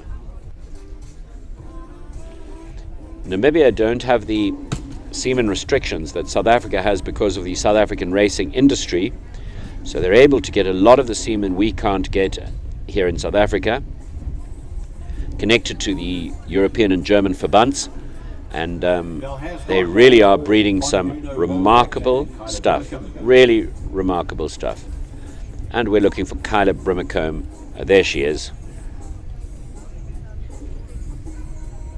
And she will be competitive, as you can see by her very business-like start. Angles that, gallops easy through this gap.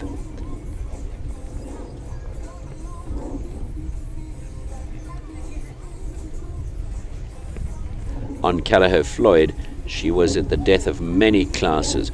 Was not quite turning, touching that rail down. That's an expensive 4. So her time was looking very competitive.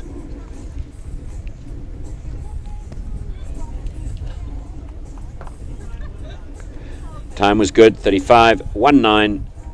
Mistake at the vertical. 96 scored, 35.19. 35.19. That's for Onduno Wolfaction. So you see she comes around there, the horse's head to the left, doesn't take off when she wants, put in another stride and has it down. This is 24, the lovely Callagher Con Alma. Had one rail down in the previous round, but enjoy this horse's jump.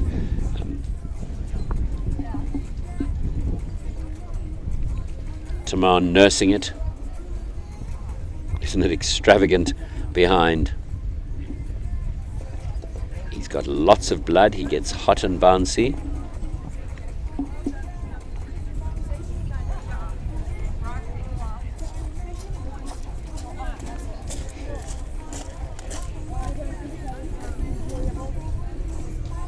Watch this.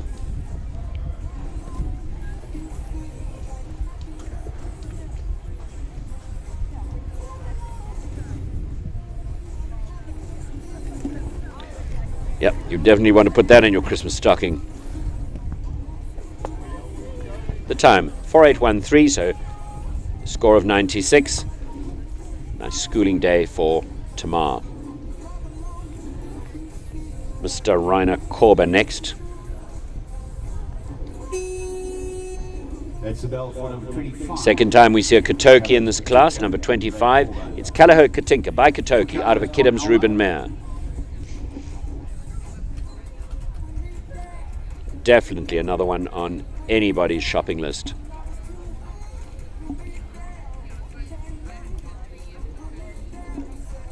Tamar Dixon had the final score 96 in a time of 48.13 seconds.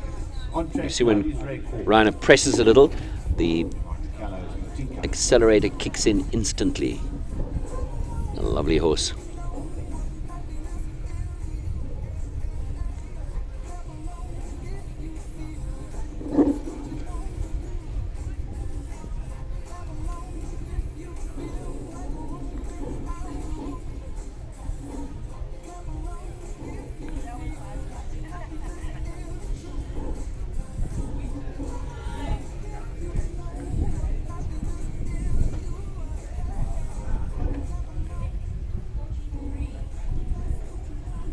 .43.85. 84, 43.84, apologies. 100 scored. Ideal result and outcome for a talented young horse. So we're coming to the end of this class now with Penbrit Takara, 26, Oscar Nube.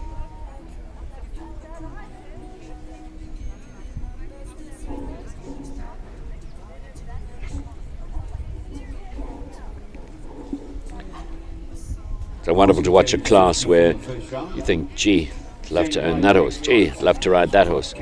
And this class is full of desirable horses. The horse is very light in the mouth, looks for the fence.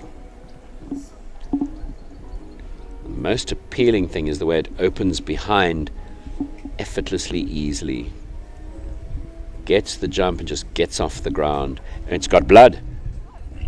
See it react then to some pressure for Oscar.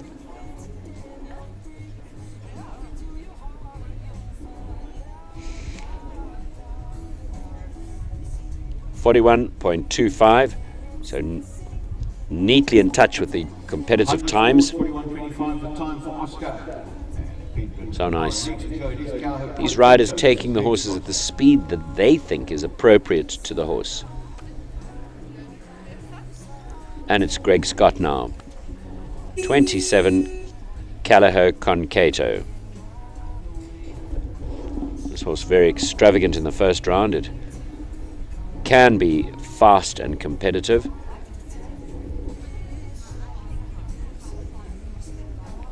And full of beans, even though this is the second round.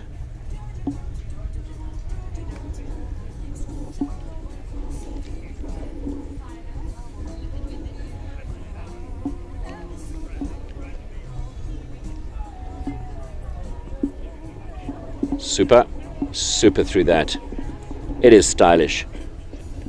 It's Concoriano's staccato and underpins Concoriano's very big status in the sporting scene.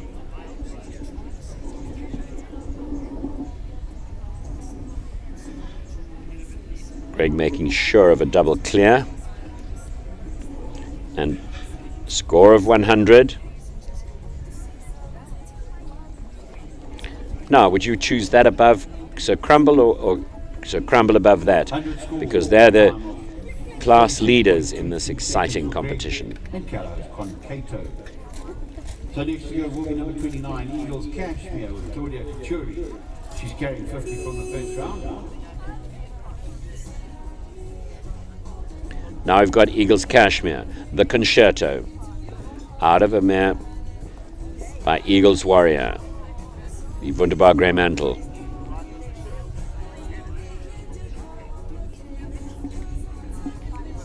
This horse looks very established.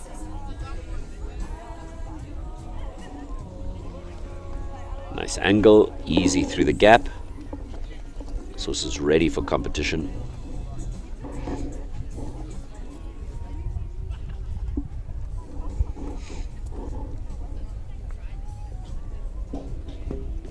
And has one down behind. Maybe Claudia touching its mouth a little. Gets the super inside turn, but the fence has fallen.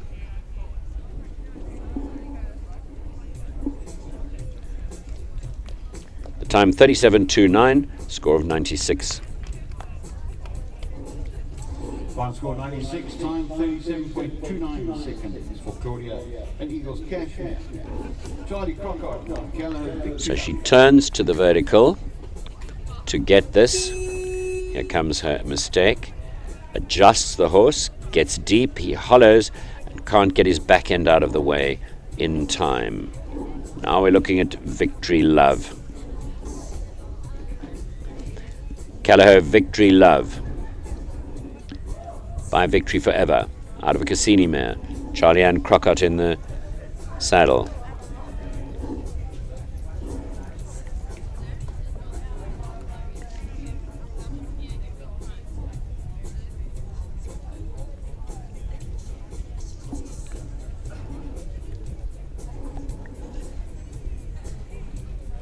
Gets deep, and Charlie makes the most of the opportunity to turn inside.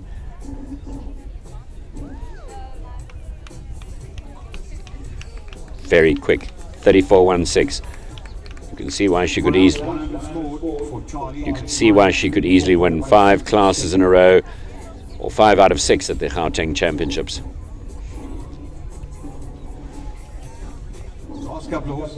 So do you see how quickly she lands and makes the most of that? And that inside turn to 8A is very helpful if you want to produce a good result. Now 31, Cobain. Alwyn van Breda.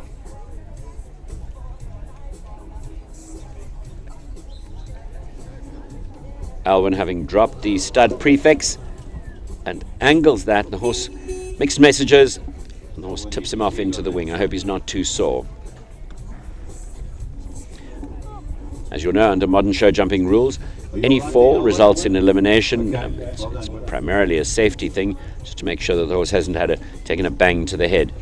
So here comes Cobain. Gets there too near the right-hand wing. Horse confused and tips him off into the jump equipment. 33. It's Capital's Ulano.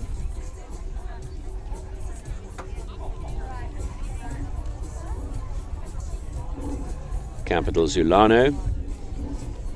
Owned by Johan Lotter. In the saddle, Ansame Pizza. Ulano is by Douglas. Belgian warm-blood stallion, the son of Darko, out of a Ramiro Z mare.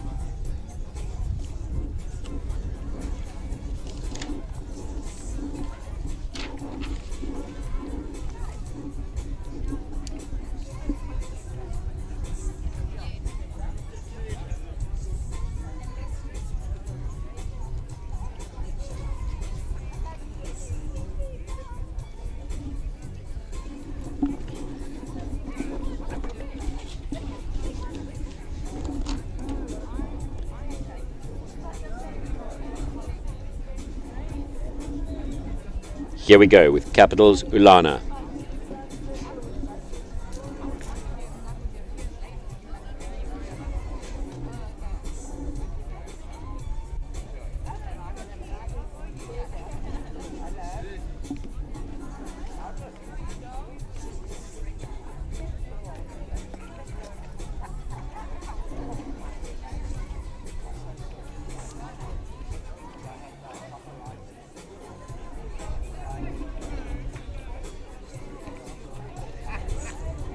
Eric Bianchi putting finishing touches to the course for the last couple of horses in this second round. The jump got bumped, and the horse has to be put back. The jump has to be put back exactly where it was to ensure fairness, and also because that'll be a related distance in the next competition. Anthony will come next with her horse Capitals Olano, then Callagher Valmeri, then Zayas Savannah. Eric, are we okay to go? Thank you.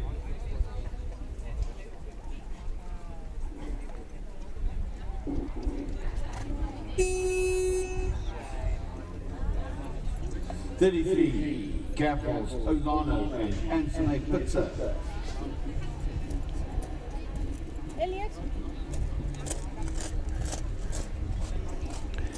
Now it's Ansame Pizza with Capital Zulano.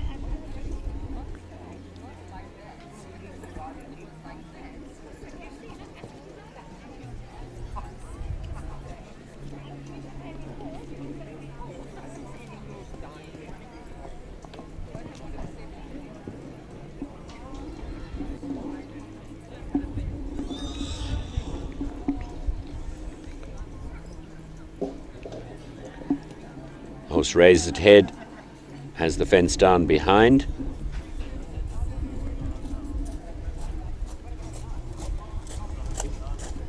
And 2 fences falling, score of 92.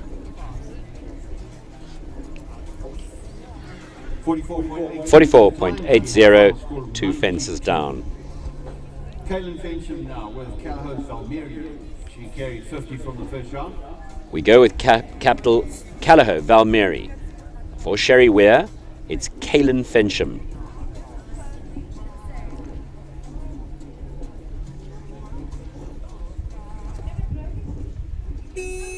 So this is a victory forever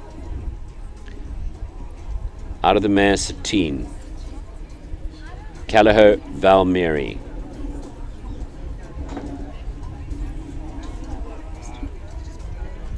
Sorry, yes.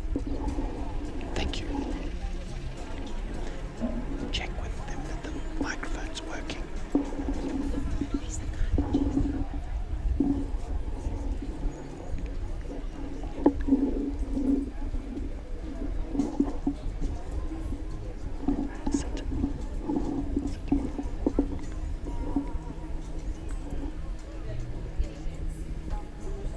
No problem dropping a stride there for Kaylin. She's forward and big.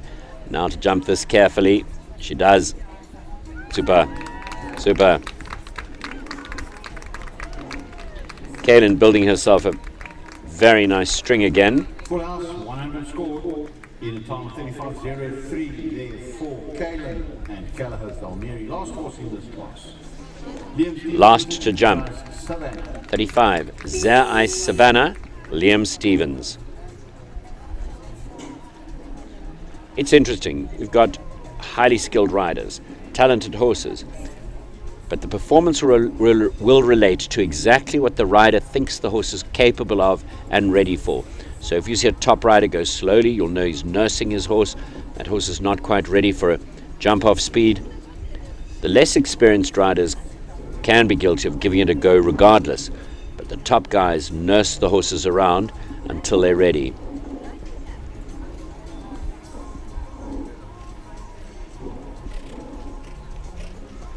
So Liam, this is Liam Stevens. We're watching the last, Zare Ice Savannah and Liam Stevens. And the horse sometimes disuniting, sometimes on the wrong lead.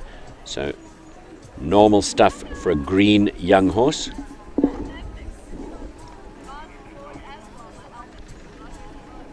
Super.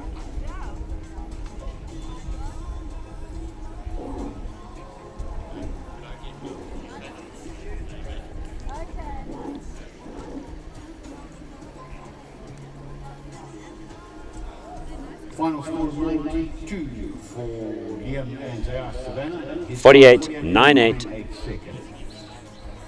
92.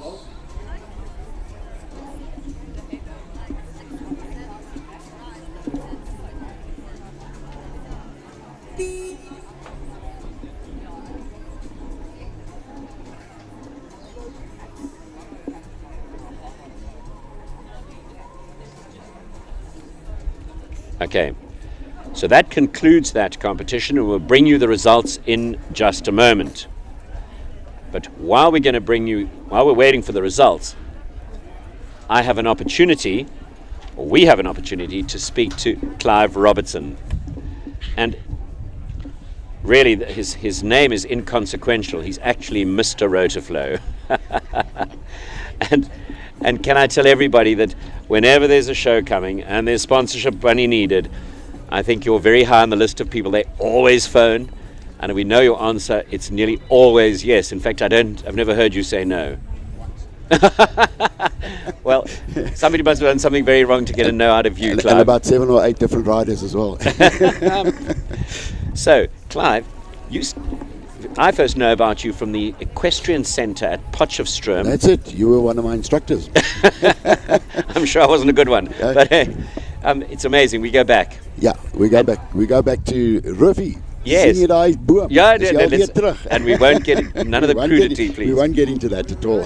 And tell me, had you ridden before that? Yes. Actually, not out of my immediate family, but my aunt was Wendy Armitage.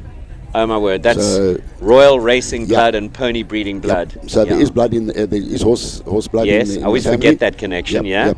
And then no active riding there after. A little bit just before the army, a little bit after the army, but I didn't have anything. It was worthwhile. Yes. I had one horse Yes. called Bobby Socks, Yes. and any jump that was red and white he refused. And guess what? Any show I went to, the first jump was red and white. So I didn't Man. get much further than that. Man. But I did get a 5th place against Mary Johnson in those days. Wow. Wow. That's going. Yeah, that's going back. Long time back. Now to people Mary Slack. Yeah. Yeah. Yeah. Okay. Wowie. Yeah. And then you built a business. Yeah, built a business, a career, and then Charlie and I got together. Charlie used to ride in those days as well at B grade level, but again, one wonder horse, and that was it. Yes. So that sort of faded as well. We came together again after about 30 years, and of course the grandchildren were very interested in riding. So yeah, that was the opportunity. You know, now we could furnish them with the tools of the trade.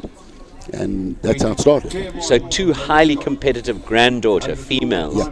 Yes. Talk. How old are they? Jade is 17 and Janine is 13.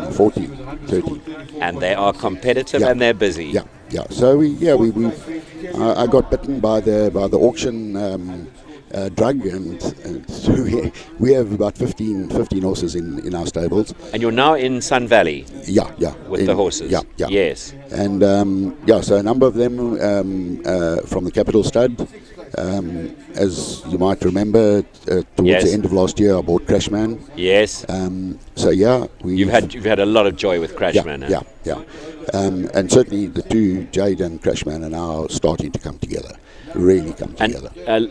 viewers won't know that Crashman was actually I would go as far as to say a broken horse in Europe. Totally damaged. Totally. Yeah. I'm holding Yes. back on using a swear word. Stay polite. And put together by Chris van der Merwe That's correct. to a huge Yeah. degree, Yeah. and then bought for you. Yep. And I've seen him look wonderful in the ring. What a Yeah. schoolmaster. Yeah. No. Absolutely. Absolutely. But your your granddaughter's better than needing a schoolmaster. She does a great job with the horse. She Oh, finesses absolutely. it. Remarkable. That's one of the reasons why we put so much into the horses. I mean, we've got nothing to gain out of it. I've Yes. got nothing to gain out of sponsorships. I Yes. mean, our business has got Yes. nothing to do with the equestrian industry. Except for some very smart plastic blocks, Well- which I see everywhere. Well, that was one of the sore issues, that when I wanted to buy Cavalettis, we were with Winstead in those days, and I wanted Cavalettis, Yes. proper Cavalettis. I went out to buy them, and they were the grottiest, most dangerous, sharp-edged things that were made by one of my customers. My own customer. And I looked Yes. at this and I said, take with it. And I took it to a design guy and I said, Nico, please help me design it. I want something that is more novel. So we So looked it's a softer polythene or polymer. it's the same material, just Yes. we've got radius, and I wanted something that would look like a Lego block.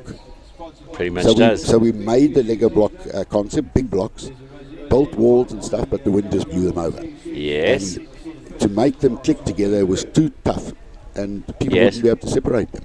Yes. So we went for what we've got now with what we call the dog's bone, and we can Yes. interlink them and build them up and so on. And yeah, I'd say in the first 9 months we sold in excess of 5,000. Wow. Wow. So they still continue.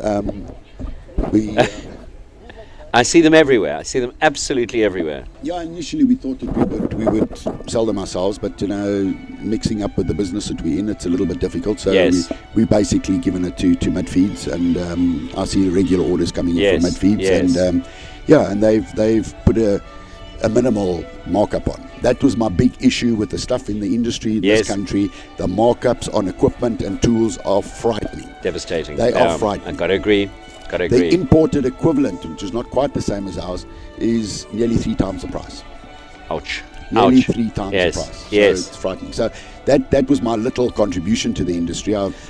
Now we can hear the trumpet voluntary, and we know that it's the prize giving. And in case we don't get to chat, thank you so much for everything you do for the sport, for the riders, Our pleasure. and for these shows. It's amazing. pleasure. Yeah, it's So- been a joy so far. You will see us involved wherever there's development involved. So the youth and young horses. Clive, long may it last. Okay. Thank you. Thanks, Zach. Good luck, Meneer.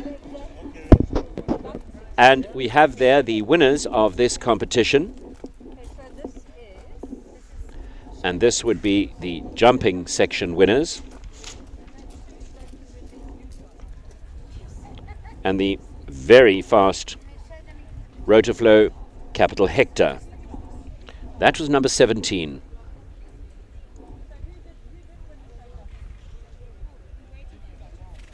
Rotoflow Capital Hector, ridden by Johnny Wahib. Very quick.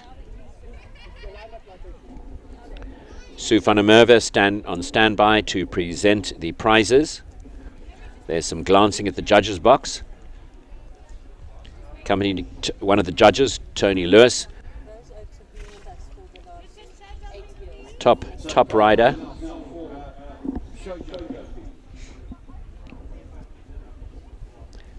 In first place, Sorry, I don't know what the fuck I'm doing. I've done this for 16 years.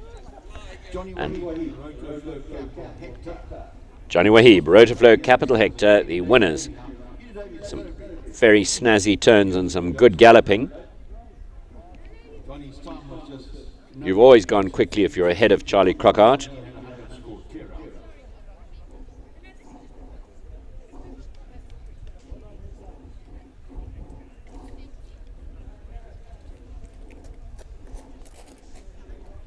second leg to Claremont. The grey horse down the Larry Scott. This was by Larrison out of the Footjoy there. So Larry Scott and Claire Martin in at second. The Larrison for Joy. Charlie Crockart in third. 3.95 seconds. Third place went to Charlie Crockart and Callaghan Victory Love at time 34.16. That's on the Victory Love Cassini for Isabella Luke Martins, Charlie Crockart. By Con Corione out of the Captain Fireman. And then Jackie Cochran on the lovely Concoriano horse at fourth. Fourth place, Kelly O'Connor, Captain Kenya Z. Apology, that's Kelly O'Connor, capital Kenya Z. Then it looks like Kaelin Fensham.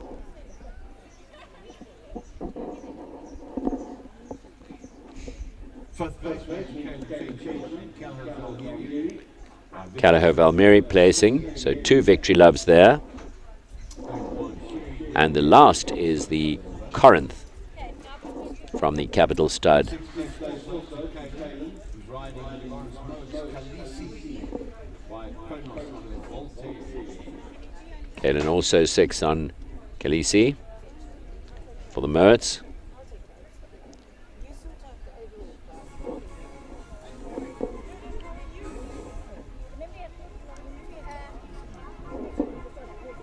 And then that rather nice Corinth in it, I think 8th.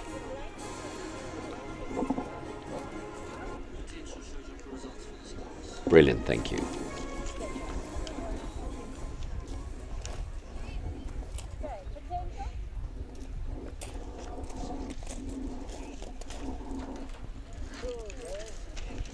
And Johnny Wahib takes the show jumping prize when is away on their lap of honour.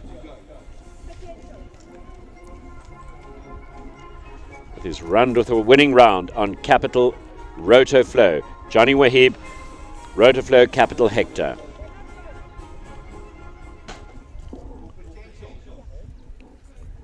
I have results for potential here in front of me as well.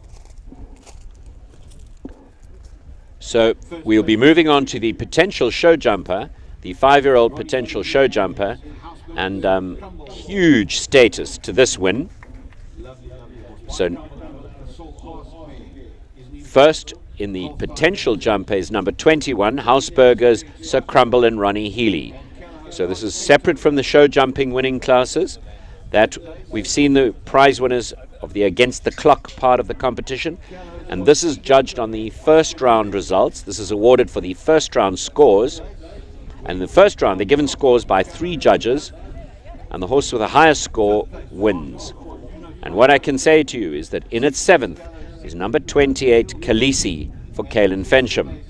In at 6th, Callagho Sigmund and Gareth Neal. In at 5th, Onduno Saitoki, Jean Corba. So these are the really elite horses in this class. In at 4th, Callagho Victory Love, Charlie Crockart. Judges liking that horse. In at 3rd, Callagho Consigo and Oscar Ngube, the Concoriano. Really stylish horse. In at 2nd, Callagho Concato for Paul Kent is Greg Scott.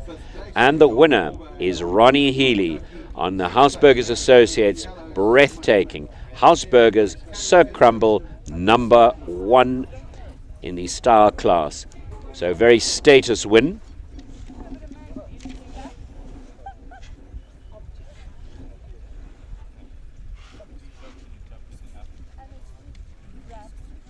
Groom's prize went to Limos Sikibe, who is the groom of the horse Kobe. Shortly after this presentation and the course adjustments, the course will be walked for the 6-year-old class.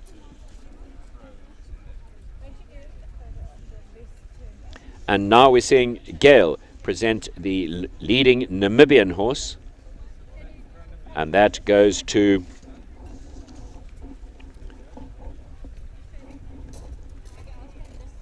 bear with me, I'll just quickly look back where that was. That was Alwyn van Brda's beautiful colt from Namibia.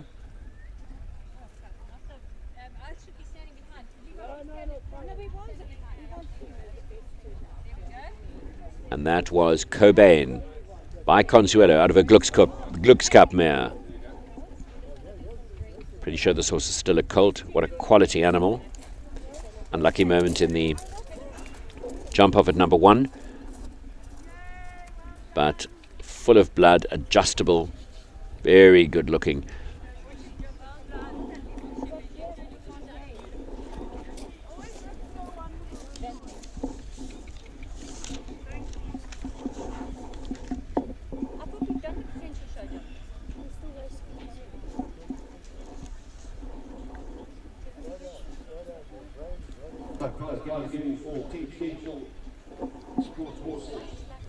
And here come the winners of the 5-year-old potential show jumper.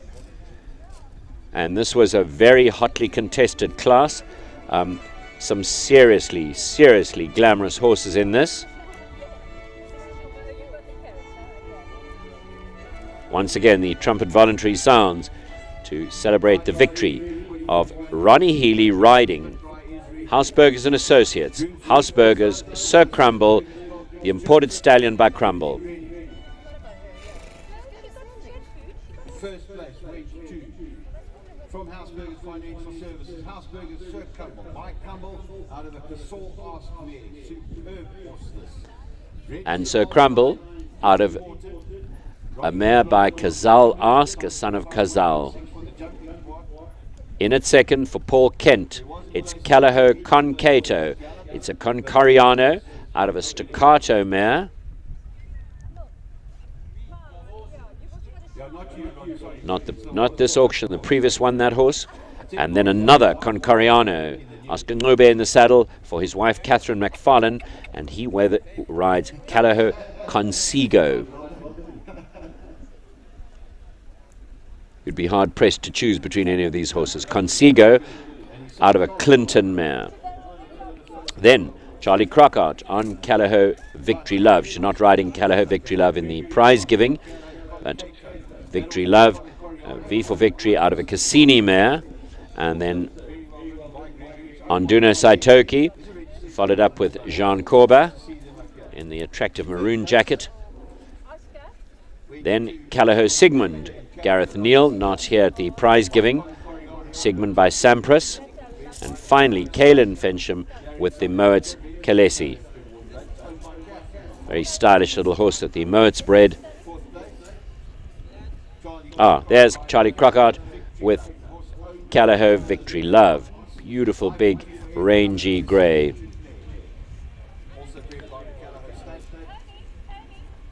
So wow, what a morning for Callagho. Callagho finishing 2nd, 3rd, 4th and 6th. 2nd, 3rd, 4th and 6th. Beaten by an import.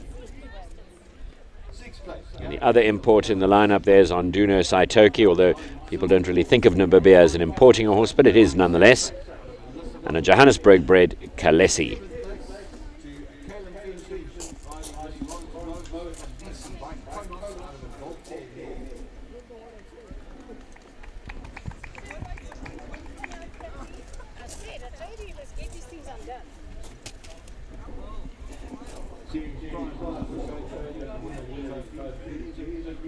Sponsored by Top Bet. Potential showdown by Northland's Trophy. Scott Rogan has for potential. That's a trophy goes in one for one. We have one Form Series sweatshirt as well. Bet, that's sponsored by Mr. Bruce Newfield. Breeder of the best South Feeds Trophy sponsored by Jerry Detroit. And the best day. How are you? Good. I don't know. No, we don't have one. Sorry, sadly, very sadly there. Yeah. So your series winners going to give them to you. I have got 5-year-old.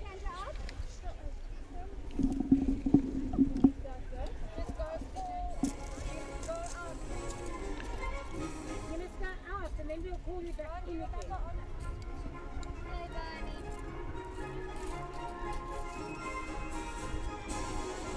There are the results of today's potential show jumper competition. A win for Hausberger Sir Crumble from Callagher Concato, from Callagher Consigo, then in fourth Callagher Victory Love. Fifth going to Onduno Saitoki from Namibia, and sixth Callagher Sigmund. Finally, locally bred Kalesi and Kalen Fincham.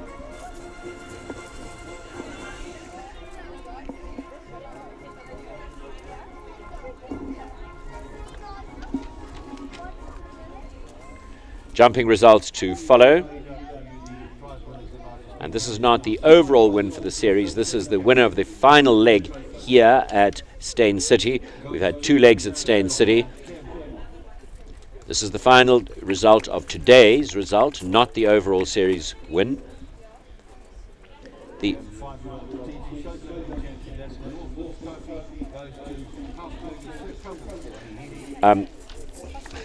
nope. Thank you.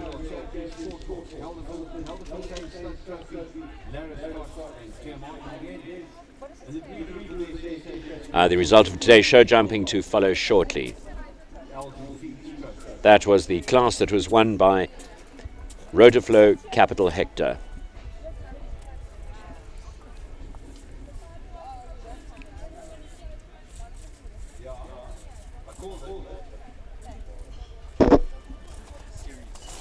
Here we even have these series results. I could read those to you. The winner of the 5-year-old sport horse show jumping champion for the Winnerling Trophy was Lara Scott and Claire Martin. The 5-year-old potential show jumper champion for the Northlands Trophy is Hausberger Sir Crumble, Ronnie Healy. And there they stand in picture. Most beautiful import by Crumble out of a Khazal Ask mare.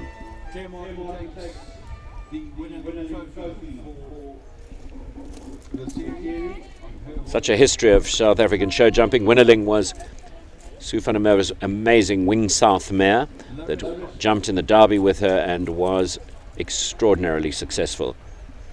So the 5-year-old sport horse show jumping champion is to Lara Scott, this progeny of Larison, owned and ridden by Claire Martin.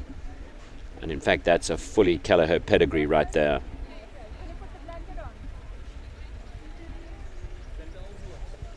Beautiful blankets. So much gratitude to the sponsors: Rionet, Callagher, Capital Stud, Rotoflow, Alzu Horse Feeds.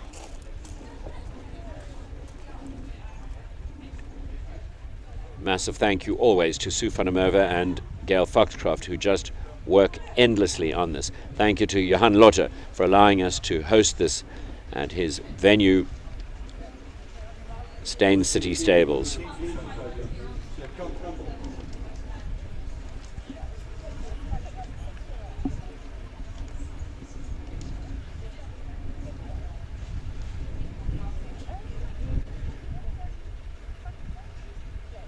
Beautiful Young Horse Performance Series day sheet. Way to be good to be worn, mostly ideally put up on a wall. These special awards.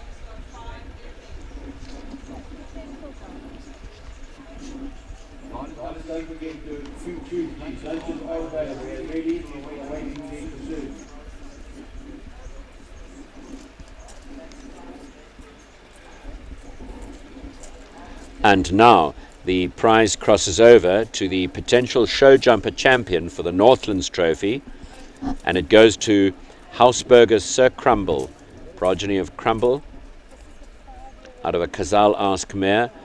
Ronnie Healy doing duty for his very happily pregnant wife, Ashley Healy.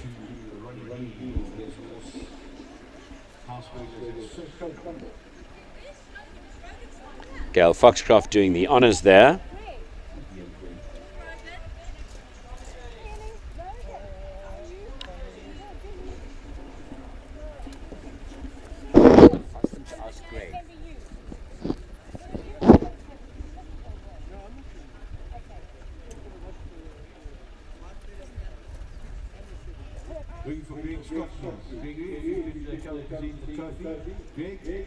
Available.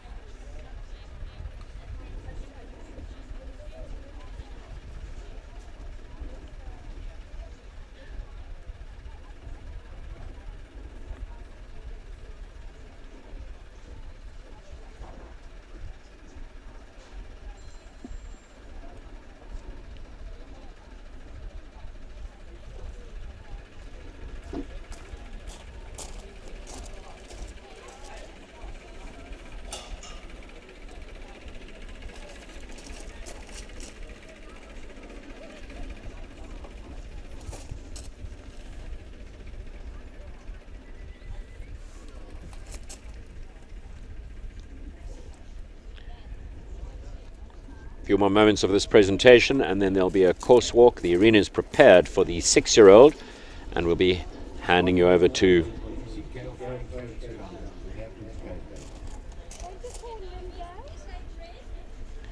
Aidan Lithgow. Will do the honours of the 6, 7 and 8-year-old classes. So some wonderful jumping to follow. High level horses following on now.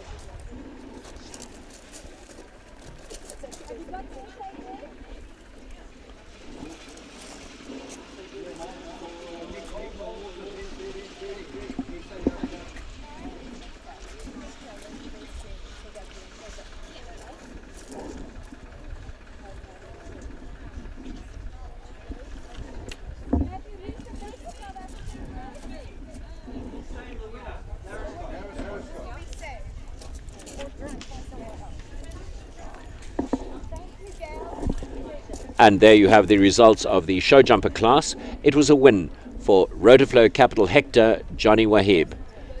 In at second, Larry Scott, Claire Martin. In at third, Callahoo Victory Love, Charlie Crockart. Fourth going to Capital Xenia, Kenia Z and Kelly O'Connor. Fifth going to Callahoo Valmeri, Kaylin Fensham. And in at sixth, Kalesi, Kaylin Fensham.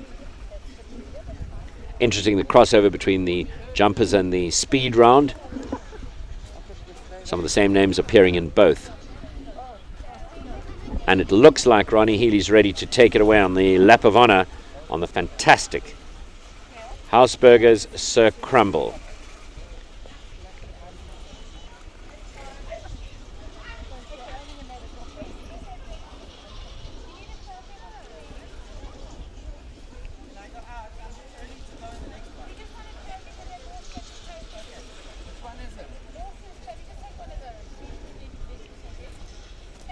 Richard, best essay bread.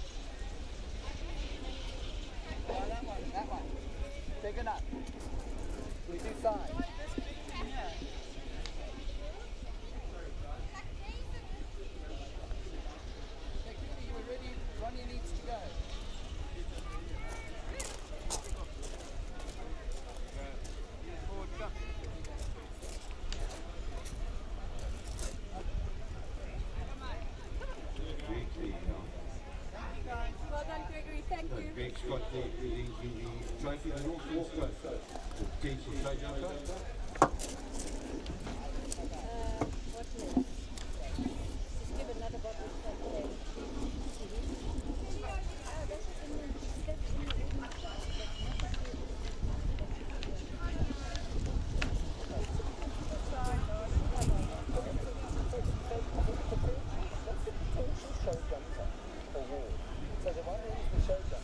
That brings us to the end of the 5-year-old Young Horse Performance Series category, and in just a moment they'll be walking the course and ready to start the 6-year-old class, and you'll be taken away by Aidan Lithgow. Thank you.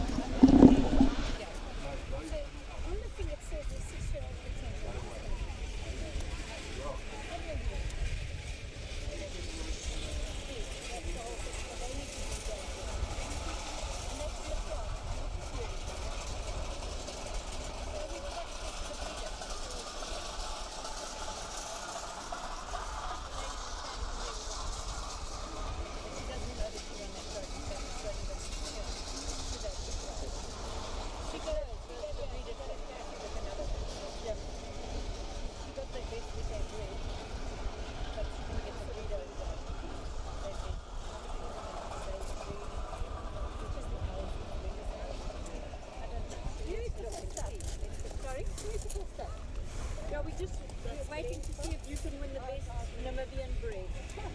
This is Lord of, no, it's none of those. Oh, is it? Elsie would be a breed. Elsie would be a breed, yes. Elsie. You want to take on the garden at the front? Take it on your line. Yeah, please let me see your baby standing. Very fun on the back leg. It's going to break.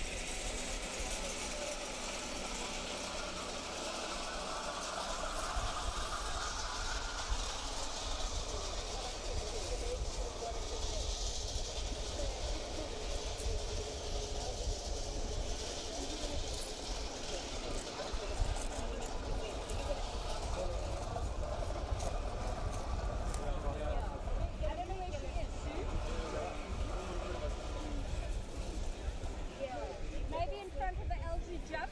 Yes. Yes.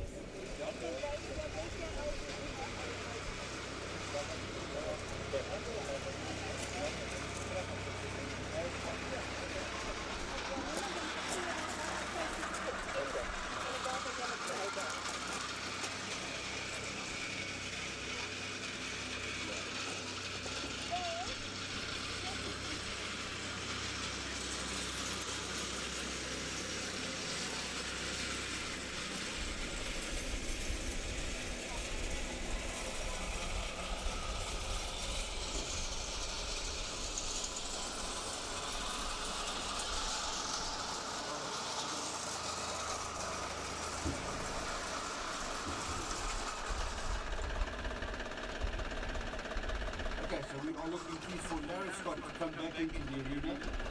Larry Scott, if you could come back into the arena through the LG jump over there.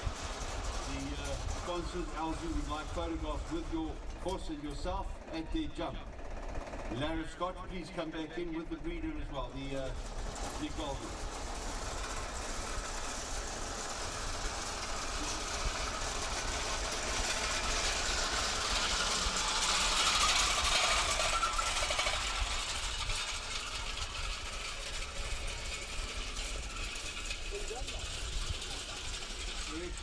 Eric, can this course be walked?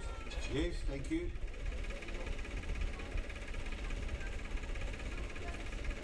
That's the bell to open the course. Bell to open the course. We'll do the same track for 6-year-olds and 7-year-olds. So you can all walk now if you'd like, 6-year-olds and 7-year-olds.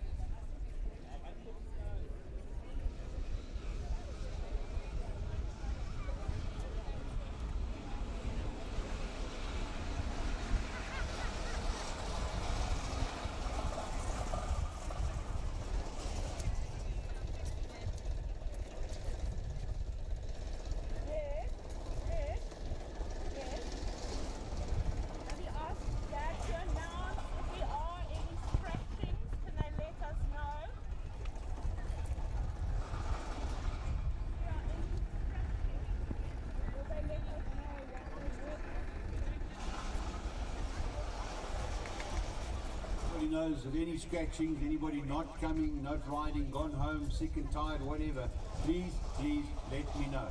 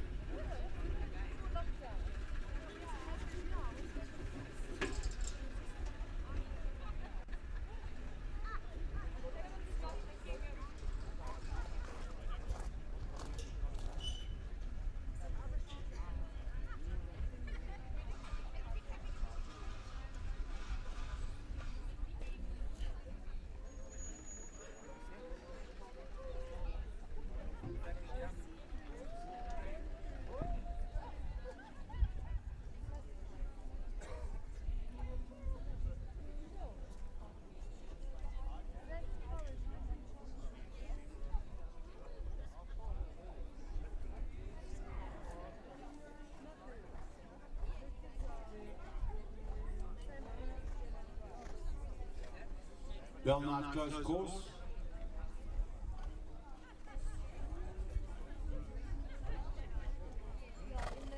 And here's the first one, Adrian, to take the salute. Taking the salute on behalf of the riders in this class for 6-year-olds is Adrian Brink. Riding Pine Dean Charleston.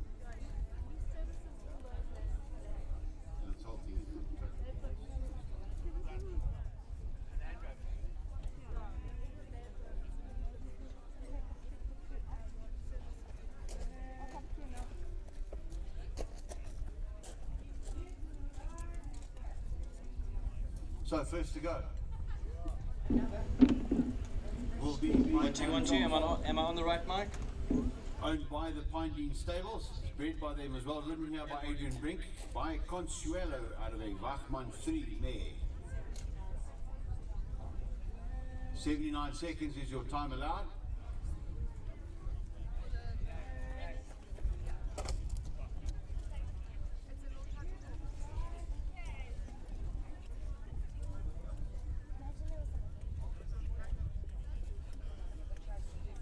What's the problem, Ray?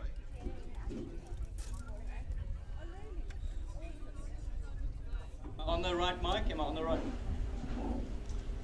Welcome back to our live coverage, live stream coverage.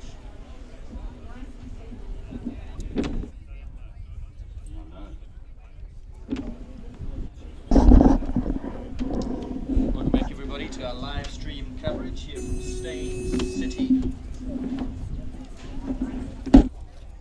90 seconds is your time allowed. Let's get that right. 90 seconds. First force to bell. Welcome back, everybody, to our live coverage here at Staines City Equestrian Centre. Big thank you to Rogan Askin doing duty for the 5-year-old class as we move on now to the 6-year-old class here at the Young Horse Performance Series Finals for 2020. And the first horse is already on track. That's Pine Dean Charleston. And the rider is Adrian Brink. Pine Dean Stables, owned by Adrian Brink as well as wife Tamarin. Tied the knot not too long ago.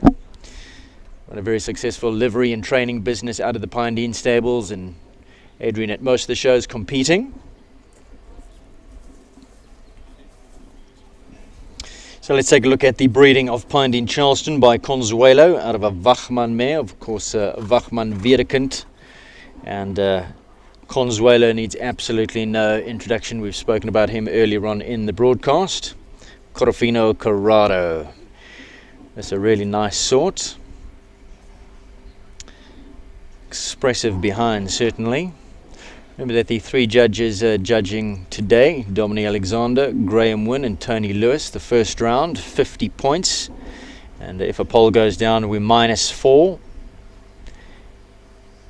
Second round will be on time, no style points there, so the judges just required for the first round where 50 is allocated, and should any penalties come, we minus from that score, and the second round 50 points as well, but also on time. So you have the class a proper, and then you have the potential show jumper as well.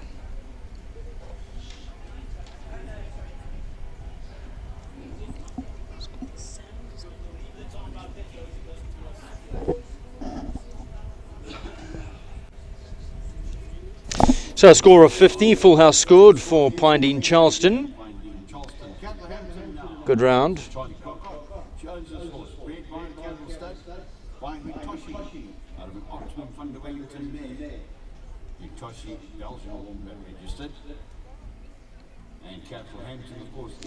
Next on track, number 2, Capital Hampton. South African warm-blood Charlie Crockart owns and rides, bred by the Capital Stud, one of the graduates of their sales. By Hitoshi. Hitoshi, an emphatic winner not too long ago at the Gauteng Champs with Nicole Horwood, blazed his way around in the 1m45 class to win by some 3 seconds. Hitoshi by Winning Mood out of a Sudaboji mare. And the dam line, very interesting here by the wonderful Optimum Funder Wellington. We'll be chatting to some of the connections from Elzu a little bit later. One of the sponsors here at the show. Optimum Funder Wellington, certainly a wonderful sire and a wonderful broodmare sire as well.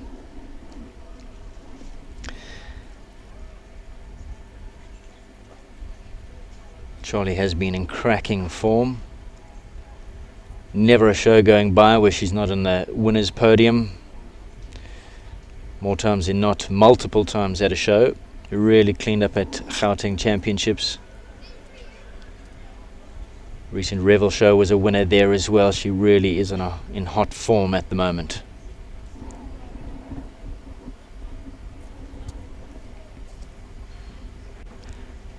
Remember that the Capital Stud is an online sale, online auction this year. We had a chat to Henning Pretorius a little bit earlier. Optimum Thunder Wellington by Randall Z on the dam side of this pedigree. And we have already spoken a little bit about Hitoshi, the sire. Good ride there by Charlie Crockart. And of course, two sections to these classes. You've got the potential show jumper section, and then the show jumping class proper as well, and all of this run over a series. We've already had a few legs, and today is the final.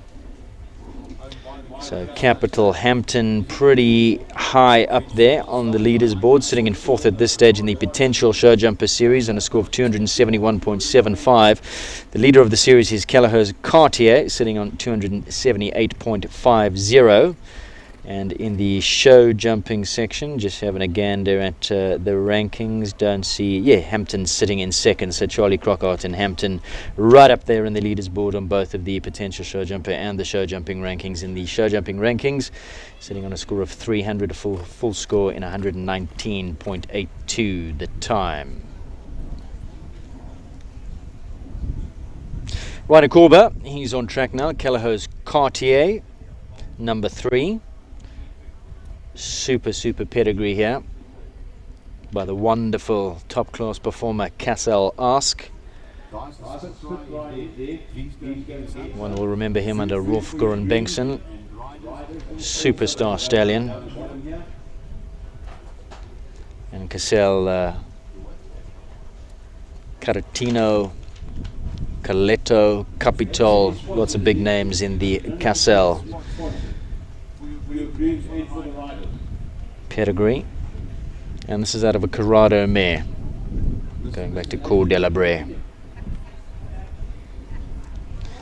Imported, Holstein bred. Full house scored 50 points for Rainer Korber. Well done, Ray. And that was the leader of the potential show jumper, sitting at the top of the rankings on 278.50 was Kelleher's Cartier, the one that we've just seen, with Rainer in the saddle.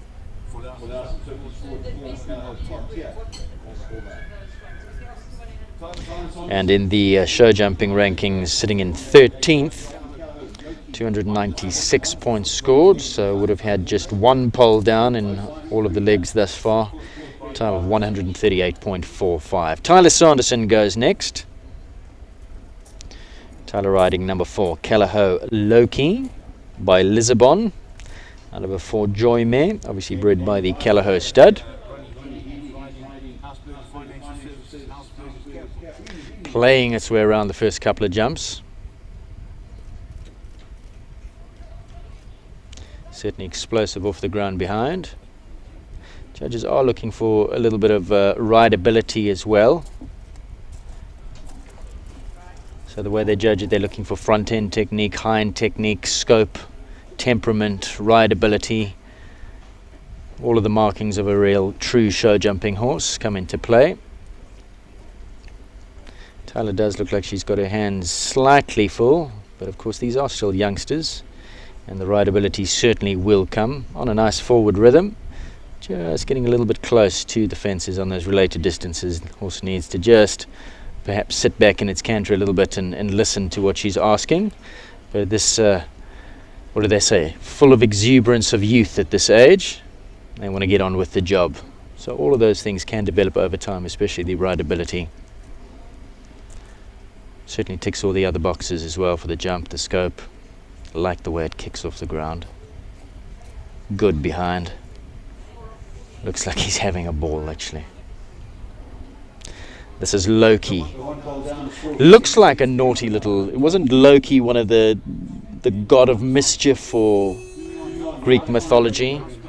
Looks like a mischievous little sort. Here's the knock, so one going down. Just having a look. Yep, just had it behind on the toes. Looked a little bit forward over that and just didn't complete the jump behind. So not quite a full house scored. Remember, given 50 points, and we're -4 for the knock, so 46 the total there for Tyler Sanderson and Kelleher Loki. But I like the look of that. Number 5 now is Houseburger's Capital Clooney, South African warm blood for Houseburger Financial Services. Now the ride of Ronnie Healy, this one bred by the Capital Stud. By the wonderful Colnado by Coleman. Now the ride of Jennifer Gates overseas. I'm sure everybody by now knows the story, and this out of a Concerto dam line. Looked really nice over that B part of that double.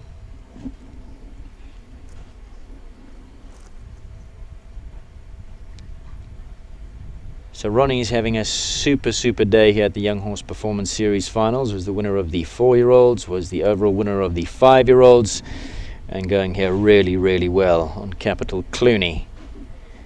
In the 6-year-olds,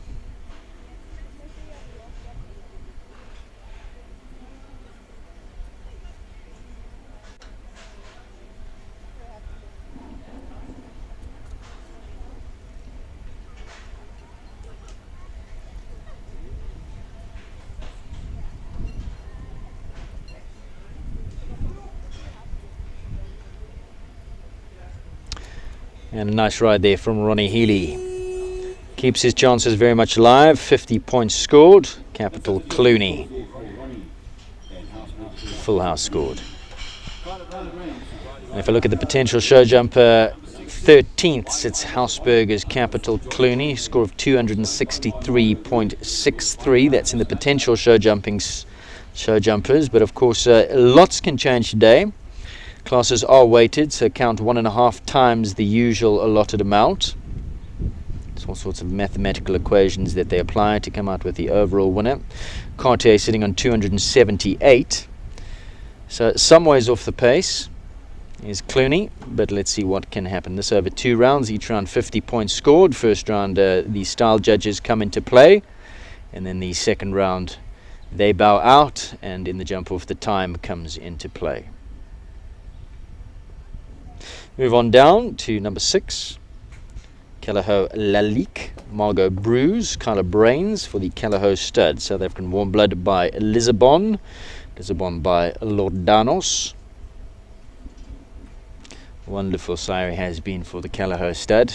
Beautiful horse. One will remember him from years gone by in the ring. And this out of a 4-Joy mare. And 4-Joy obviously for pleasure. Another one of the resident, well, he's no longer there, unfortunately has passed on to greener meadows, but was one of the resident stallions at the Kelleher Stud.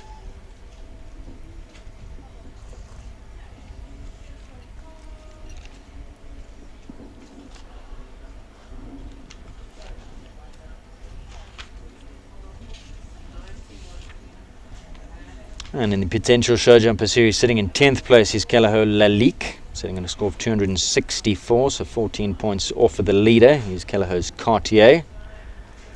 And just having a squiz down the show jumping section, looking for Lalique. Sitting in 14th position there. 143.24 the time, and a score of 296. So certainly not out of it.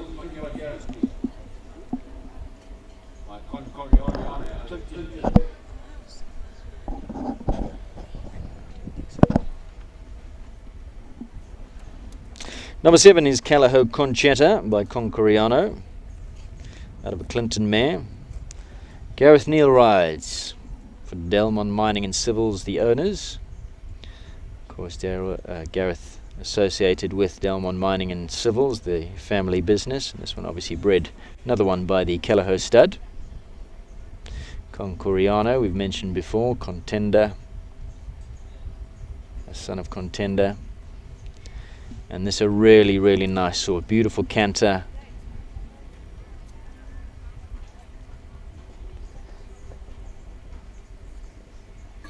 Looks like he's got a super rhythm, natural balance. Of course, Gath does know how to produce a horse. He was a very, very good dressage rider before he became a show jumping rider.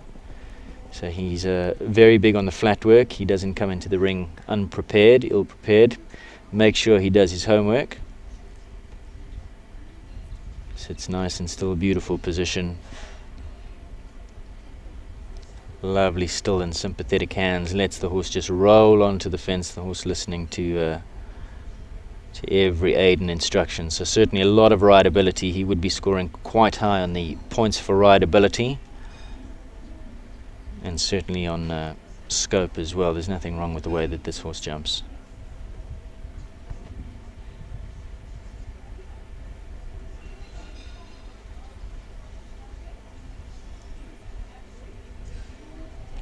Pricked his ears going to the Elzu wall.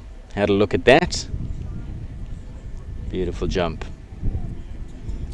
2-time penalties, I'm afraid. 48 scored, so we take off the 2 for time.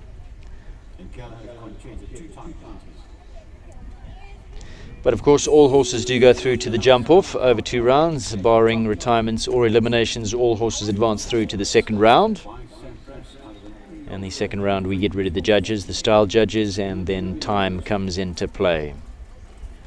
It really is a waiting game to see how things play out. Jackie Topping goes next, number 8, Zeiss El Prada, bred by the Zeiss stud in Namibia, Namibian warm blood.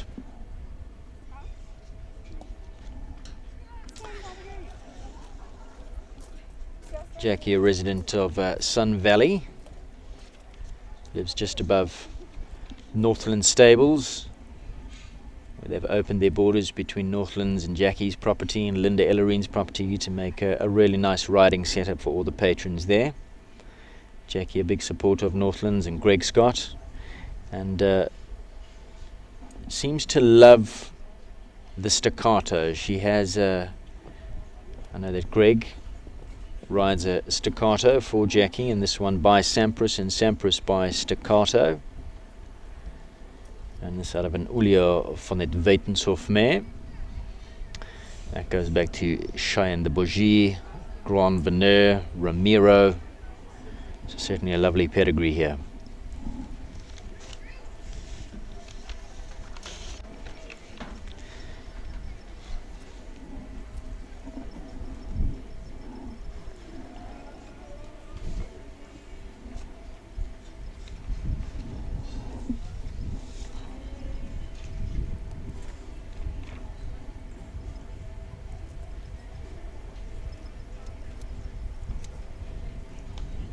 And there we go, that concludes the round for Jackie Topping and Zeiss El Prada. Full House scored 50 points. Well done, Jackie. Zeiss El Prada sitting in 9th place in the potential show jumper rankings on a score of 265.50. 13 points off the leader. And in the show jumping section, don't see El Prada on the list there, but certainly doing nicely in the potential show jumper series. Laura Neal goes next.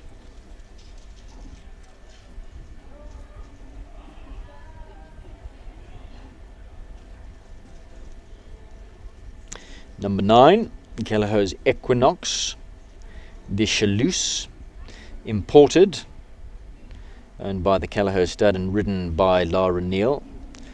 Another one by Numero Uno, a name that we've mentioned a few times before. Numero Uno by Libero H, needs no introduction, superstar sire. And this out of a Vigo de Asui mare, Vigo de Asui by Nabab Derev. So wonderful pedigree as well.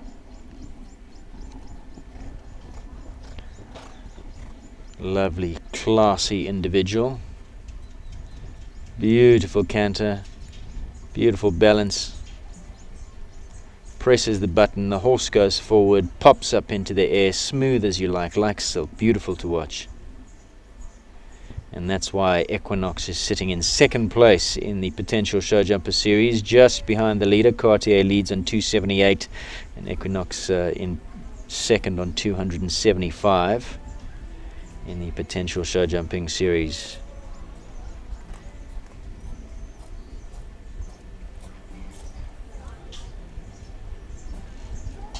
oozes class.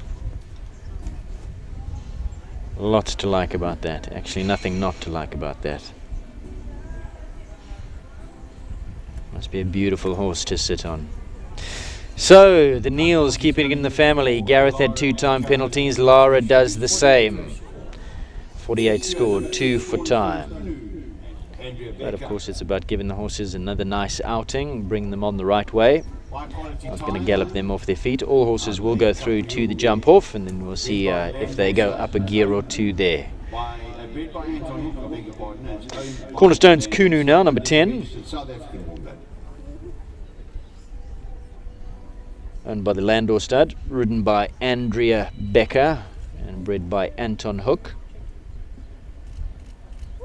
By Quality Time.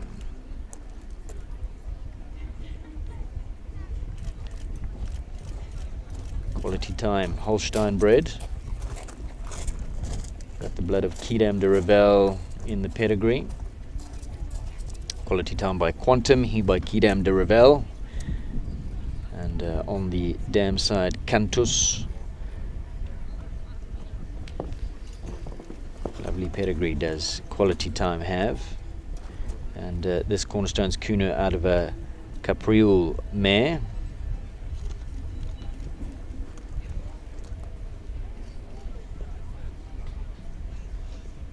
Capriole going back to Capital, Capitano.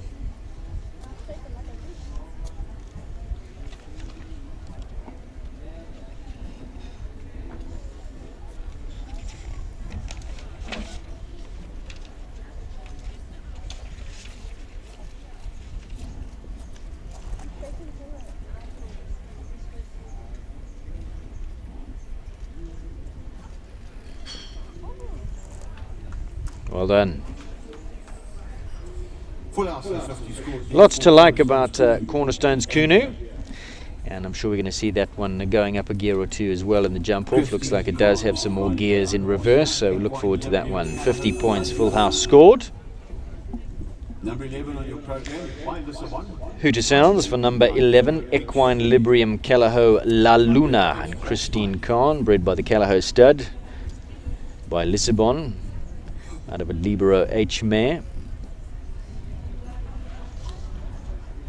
And La Luna tops the rankings in the show jumping section. Of course, these classes, both the show jumping class as well as the potential show jumper class, all of them in an overall series as well. And La Luna, the horse in picture, topping the timing sheets in the show jumping section. Full house scored 300, so hasn't found a pole or a fault in all the legs thus far, and has been pretty quick around all the jump off courses, coming home with a combined time of 119.41 seconds. Puts La Luna at the top of the tables in the show jumping section with young Christine Khan out of a Libero H mare. Libero H going back to Landgraaf by Lady Killer.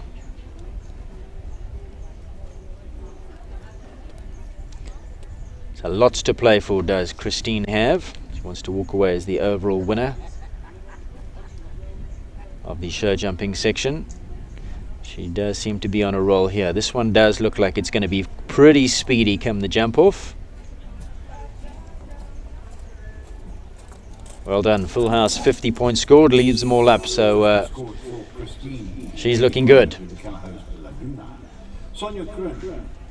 But of course today's classes are weighted, so anything can happen. All results 1.5 times their normal value. But looking good.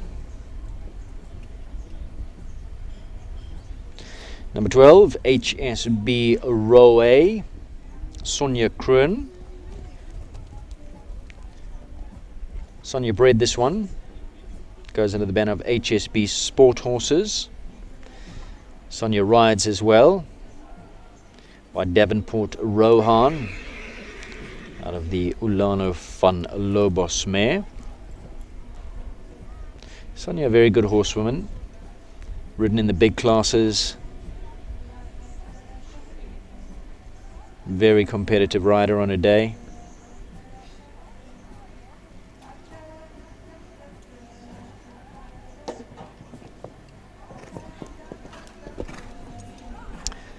Looked like she had to ride a little bit through that double. The horse just sitting up and having a look. What you can't really see from your pictures is that double is pitched right against the side of the arena, right against the tiered seating where the audience is sitting. Not there, it is a huge audience, of course. But enough to make the horses just sit up and take notice and perhaps back off a little bit.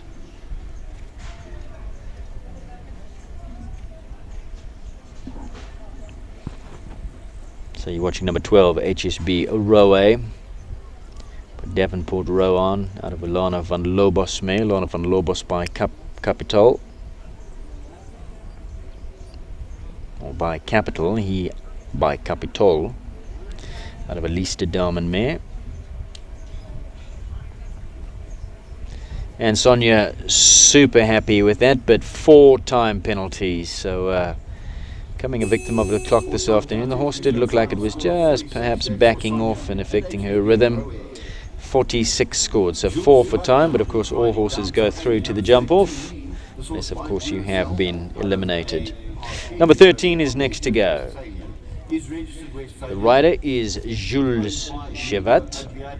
This one was imported, and it's a Westphalian bred owned by Emilio Agliati.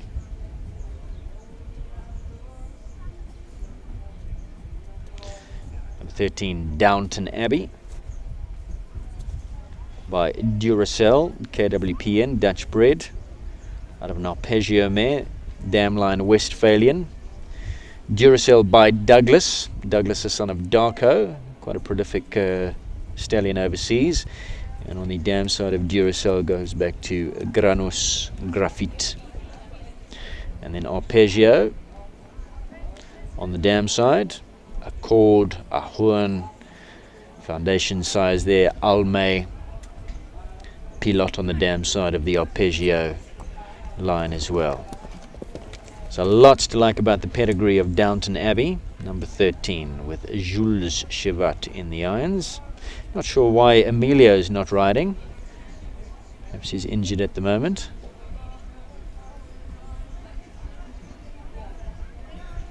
Emilio, I believe, from Italy, is it? Must be Agliati. And Jules Chevat, originally from France.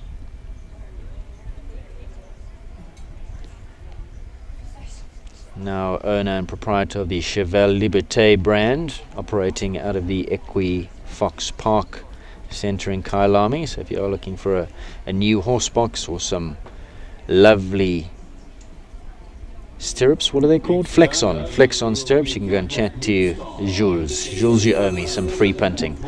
Full House scored 50 points for Downton Abbey and Jules Chevat. Just having a look at the rankings for the potential show jumper for Downton Abbey. Don't see the name anywhere.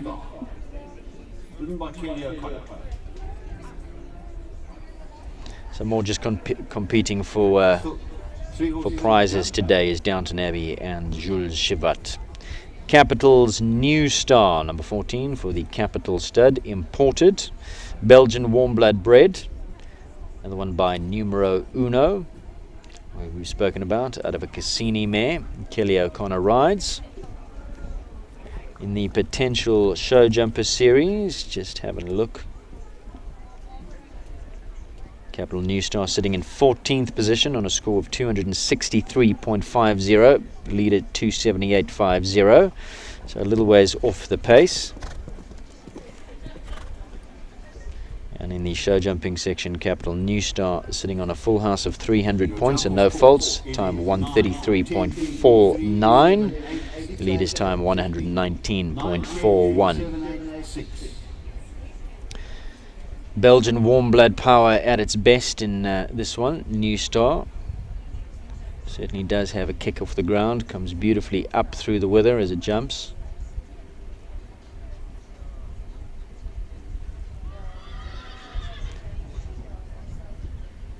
I would imagine a horse like this, once the jumps go up a good couple of holes, that's when you're going to see the real potential of a horse like New Star. Not that you can't see it now, but what I'm saying is a horse like this bred for big jumps. One pole down, 46. So we -4. I'm afraid that the only fault in the series thus far for New Star, been faultless up until this point, sitting on a full house of 300, which means it hasn't accrued any faults.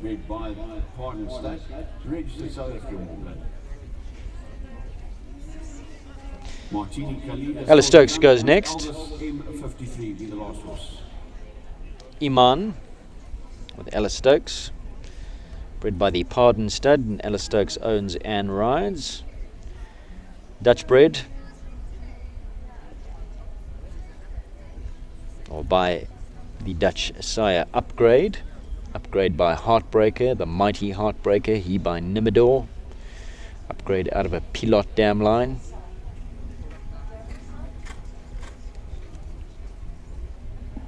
And then the mare by Fleming, and that goes back to Landgraf.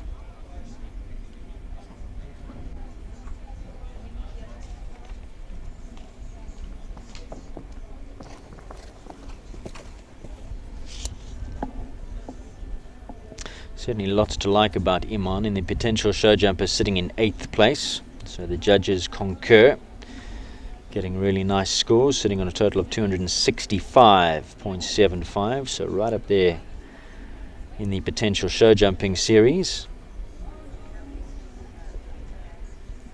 Hasn't been run off its feet in the jump offs, so not in the show jumping section, which is more about time. True show jumping scores, penalties and time.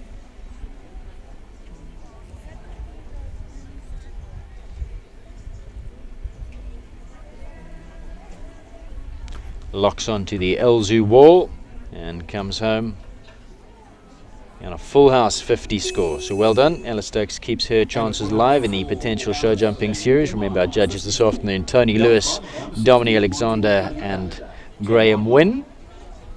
Having a look at the make, shape and style technique of Iman. Surely will be quite up there in the points once again today. Claire Martin, she's on track now. We've seen Claire a few times today already, riding for her Martini stud. This one, Martini Kaleda, or Kalida, by Kasparon, out of a granulate mare. Kasparon, one of the Callahoo sires, he by Berlin. Berlin going back to Cassini, and Katoki on the dam line of Kasparon. And this Martini horse, Martini Kalida, out of a granulate mare. Granulate goes back to Granos Grafit on the sire side, and Romanov Ramiro Z on the dam side. Claire just absolutely lives for the game, loves her equestrian sport, is involved in all sorts of it, all facets. I know that she events, does a bit of dressage. When I say a bit of dressage, I think at quite a high level. Seen her in the showing ring. Nothing she doesn't attempt to do, Claire. Very, very knowledgeable on her pedigrees and on her breeding, her and her mom. Absolutely sick for the game.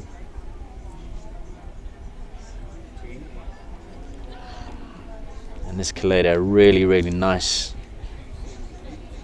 type. I think Claire offering a little bit of vocal encouragement to the last, to the Elzu wall, and finishes on a good score, 50. Good score. Full house. Can't get any better. Claire Martin and Kalida. Sitting currently in 7th position on the potential show jumping rankings on a score of 266.25 is Kalida. So the judges obviously liking that one as well. Last to go in this first round of the 6-year-olds, it's number 17, Elvis M53, with young Stuart Hofmeyer in the irons. Stuart also owns this horse, bred by the Moorcroft stud. And this is an interesting pedigree. He's by Aldo by Eldorado van der Zeshoek, Eldorado van der Zeshoek by Clinton.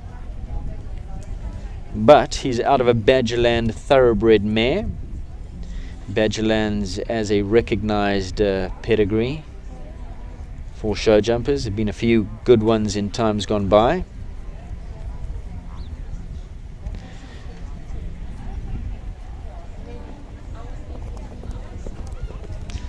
Lovely expression on the face of Elvis M53, looking for the work.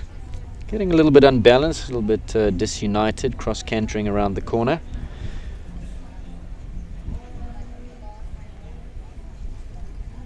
A little bit close to the second element in that related distance. But one must remember, these are just finding their feet as 6-year-olds.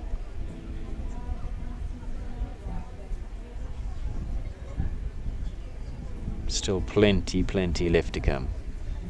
At this stage of their careers, they'd know what the job is about.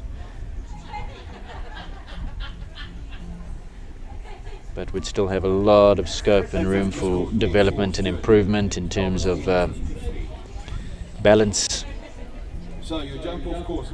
rideability. Full house scored Stuart Hoffmeyer on Elvis M53. So move on now to the jump off. Can't remember that any horses got eliminated during that class, so all will go through to the jump off. Fences will go up by 1 hole. So jump off should be pitched at around about 1.15 meter. That's where Eric Bianchi, our course designer, will pitch them, 1.15 meter. This is the Young Horse Performance Series finals for 6-year-olds at this wonderful Steyn City Equestrian venue. Beautifully set up. Gail Foxcroft and her team certainly have done a wonderful job. Well done to Gail. Well done also to Johan Lotter, who runs this facility for Steyn City. We'd love to see many more shows here during the course of our calendar, Johan. Just saying. Nudge, nudge, wink, wink.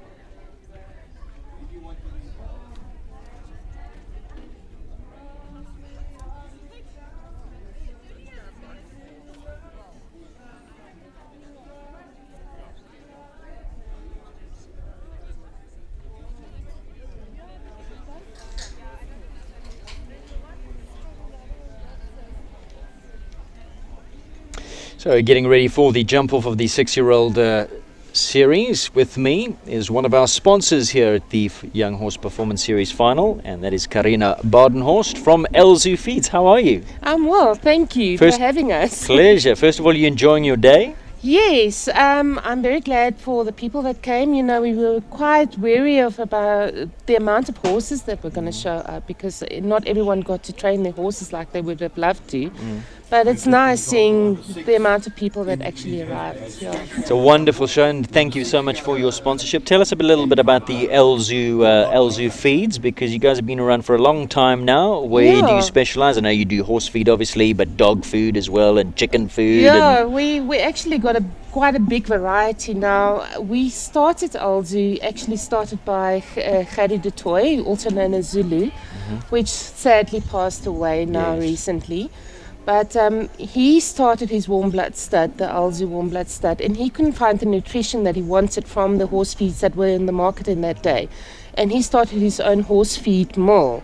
And from there, it has just grown. And basically, we've got our own separate mill for our chicken feeds, where all the remedies in that is. And then we've got our, which makes our horse feed and our game feed so great, is that we've got our own feed mill just separately for our horse feeds and for our game feed, so there could be no contamination happening there and that, you know. So yeah, we're still passionate about horse feed, you know, that's where we started, and we still see some of the older horses, you know, the stud horses going around, and yeah, so it makes us proud to see them here, and especially today, you know, the horse that won the Elzu Feeds Trophy, you know, it's a good horse, it was a good run, and yeah, for the legacy of Zulu, you know. Absolutely. Now, Elzu Feeds can be found at most of the leading retailers, but you also have a shop based just outside of Kyalami, up in Blue Hills area? Yes, we've got our own, we call them depots. We've got about 20 depots all over Gauteng, Mpumalanga and Limpopo.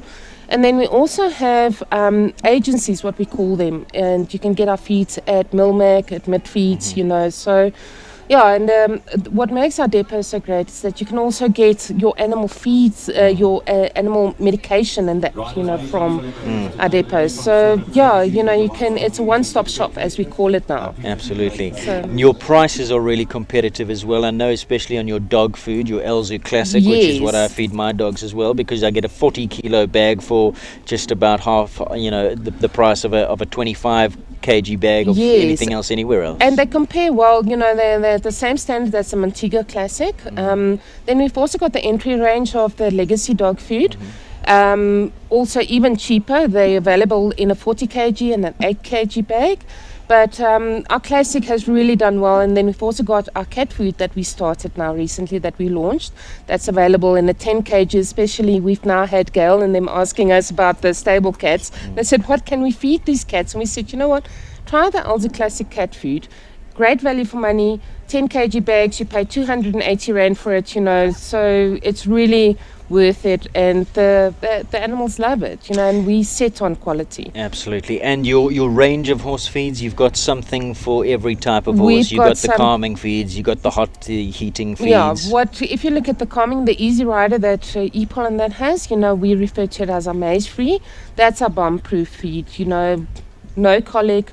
There's no maize in it. It's a standard feed, you know, the horses aren't hot on it, and it's a good nutritious feed, and it's very palatable. It's got an apple flavor, so the horses just go crazy when they smell it. And then we've got the riding 10%. We've got the PP 13%, and yeah, so we've got a big variety, but contact our depots. Very quickly, before we start the jump off, a website that people can go to see your range? They can go to www.elzu.co.za, and they just select the Elzu Feeds department. Wonderful. And you guys will be involved with the Young Horse Performance Series for years to come? Yes. Absolutely. Always. Karina, thanks so much for chatting. Right, well, time now for the jump off, and we commence with number 1, Pine Dean Charleston, South African warm blood, Adrian Brink. And there is his hooter, and there is his bell. One and the same thing, I guess. Number 1 on the program, jumping off, it is Adrian Brink and Pine Dean Charleston. He's carrying 50 from the first round. Carrying 50 from the first round, full house scored there. Standing by, we've got Captain Hampton, Charlie Crockett, and Ray Corber. They're both here. Calho's Cartier.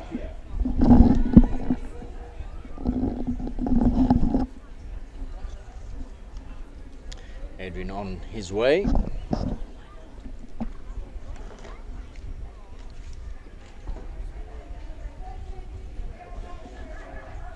Charleston, as we said, by Consuelo out of a Wachmann mare.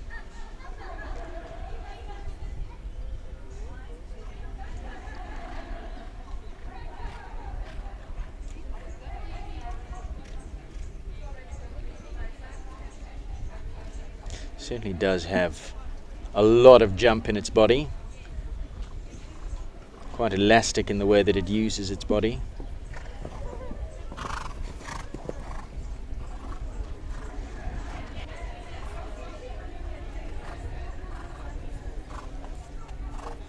Full house scored. Lovely ride there from Adrian Brink. Full house of 50 points scored. Remember that the second, or the jump off course, is now about time. Our judges for style have stepped down, also for 50 points, and he scores a full house, 50 in the first round, 50 in the second round. Adrian Brink and Pinedene Charleston.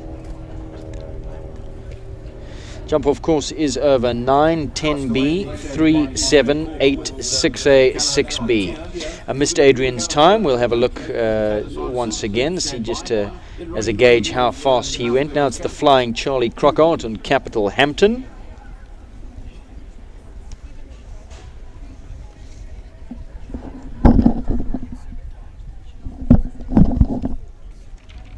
.40,75 just been buzzed. 40,75 was Adrian's time, so that'll give us a good gauge as to how quick they need to go. Charlie Crockart, she's an absolute speed machine. Good ride there from her in Capital Hampton.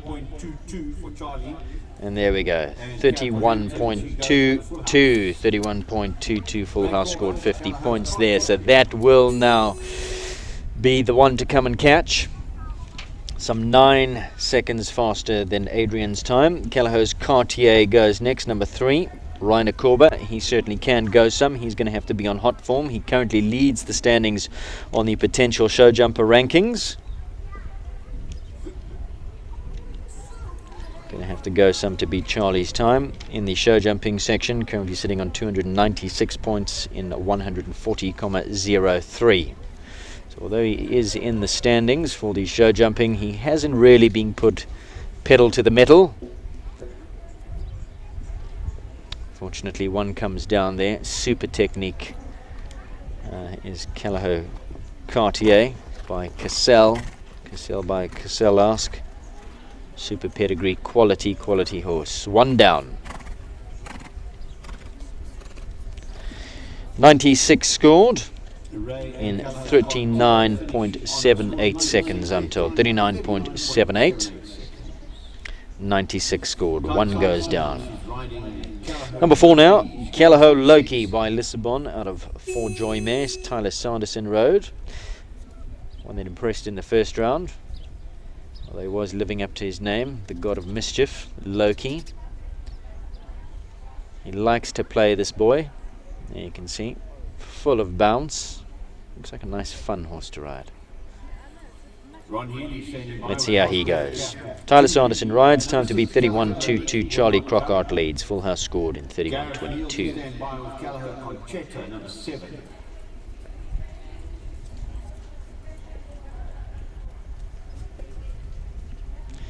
It looks like she's on a good forward rhythm.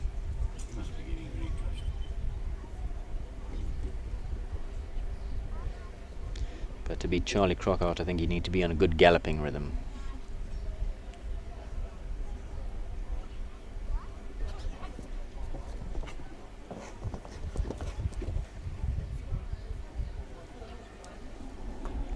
.4140. One down, 96 the score, 96 in 41.40.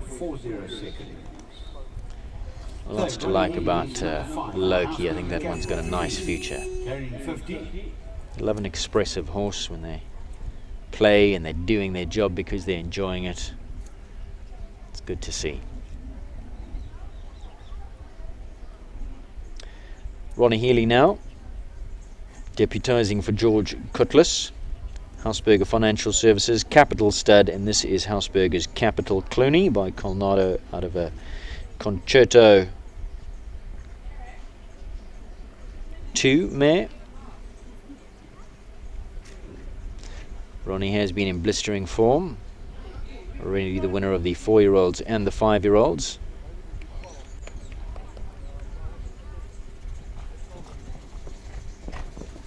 And this was super technique, especially in front. Very, very neat front end action. 100 scored, 41.16 the time. 41.16 the time. Next to go is number 6, Full house scored. Conchetta and Gareth Neal. So that just does give an indication of how fast Charlie was going, although she wasn't galloping the horse off its feet. 100, full house scored in 41.16. Callao Lalique next to go, number 6. I believe it's not here. Conchetta goes next, number 7. Callao Conchetta. Gareth Neal for Delmont Mining and Civils. Had 2-time penalties in the first round. Currently sitting on a score of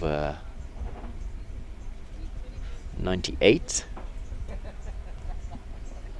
Let's see how he goes here.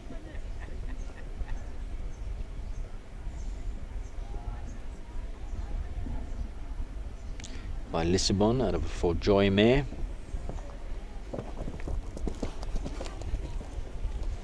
That's in the picture.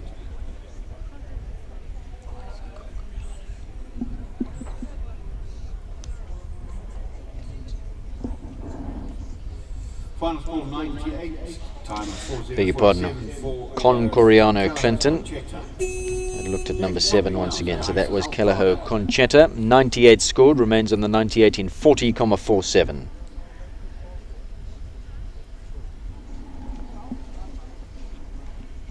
Jackie Topping goes next, number 8. Zeiss El Prada, Namibian Warm Blood, and ridden by Jackie. El Prada currently sitting in 9th position on the potential show jumper standings, and in 5th place on the show jumping standings. Full house scored in 133.49. But remember, today's scores are weighted. Count for 1.5 times the usual scores, just to mix things up a little bit. So they really have to be on their A game in the finals. Jackie going well here. Lovely jump in. 42.69 the time. And a full house scored of 100 points. 142.69. Well done, Jackie. Callao Equinox de Chalus. Now this Laura I like the look of that El Prada. Plenty to come, big future. But I think one could say that about 95% of these horses. This one especially, this is a quality sort. You could know absolutely nothing about horses, couldn't know which end kicks and which end bites, and you'd say this is a quality individual. It's a mug's horse. Any mug could say that that is a proper looking horse. Quality. Callaho's Equinox de Chalus for the Callao stud, ridden by Lara Neal, currently sits on 98 as she had 2-time penalties in the first round.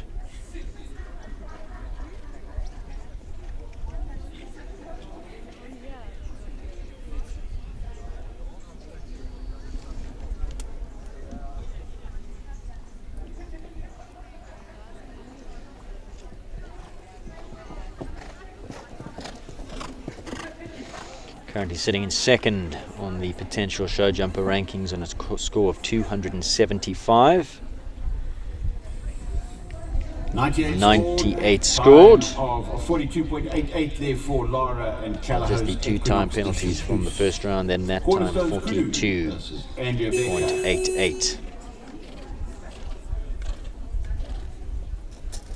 So we'll have to see how things play out in the potential show jumper. It was neck and neck going in there between the horse that we've just seen, Equinox de Chalus, and Rainer Korber's ride a little bit earlier on. Rainer riding Cartier, finished on a score of 96. So let's see how that affects, if that pole affects the outcome at all of the series, whether those two swap around in the final classifications. Cornerstone Kunu on track now, and Rebecca for owner Anton for the Landor stud and breeder Anton Hook by Quality Time.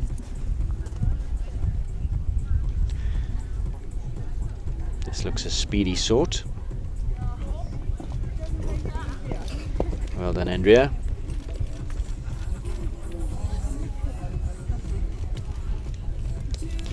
And 100 scored in a time of 40.06. 0.06 seconds. Now, Christine Khan next to go, 11, Equine Librium Calaho La Luna.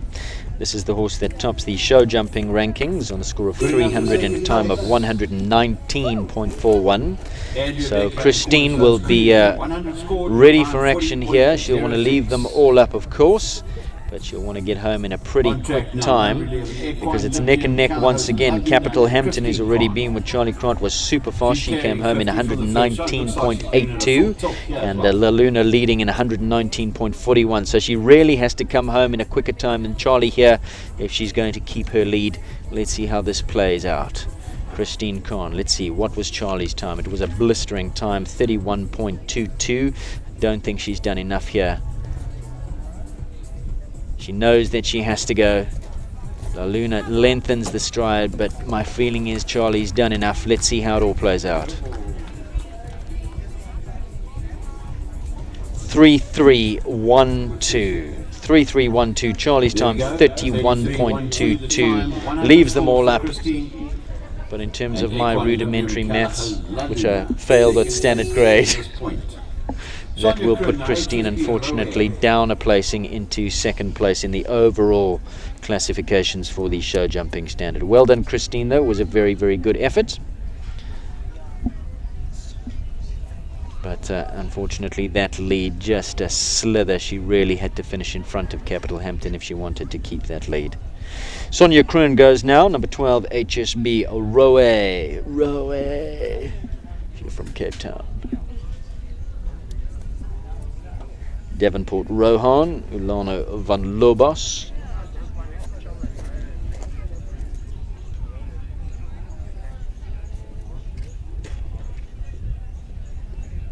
Was a little bit lucky in the first round, especially when he came to the double. Got to negotiate the double once again.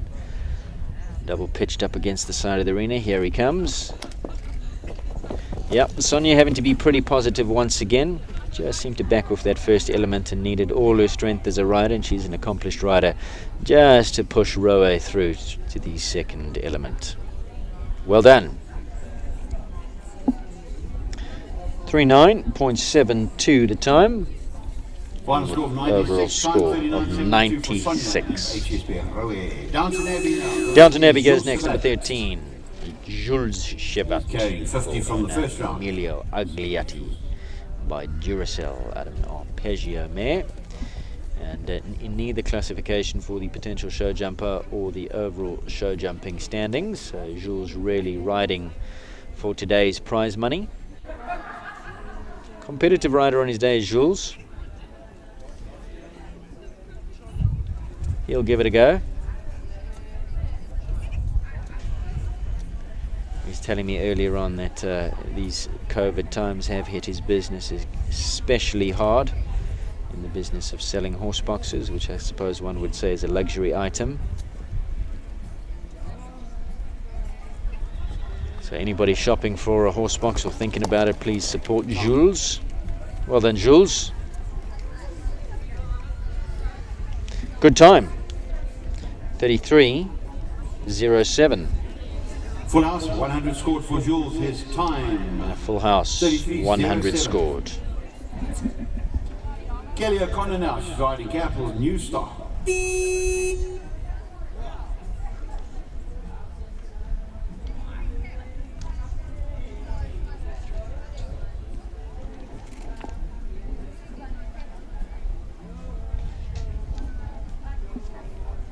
So I believe that Downton Abbey and Jules good enough for second place. Charlie leads. Downton Abbey in second. We're talking about the classifications for this class as a standalone class, and Christine Khan on La Luna goes into third. Currently watching Capital's New Star, owned by the Capital Stud. Imported son of Numero Uno out of a Cassini dam line. Kelly O'Connor rides.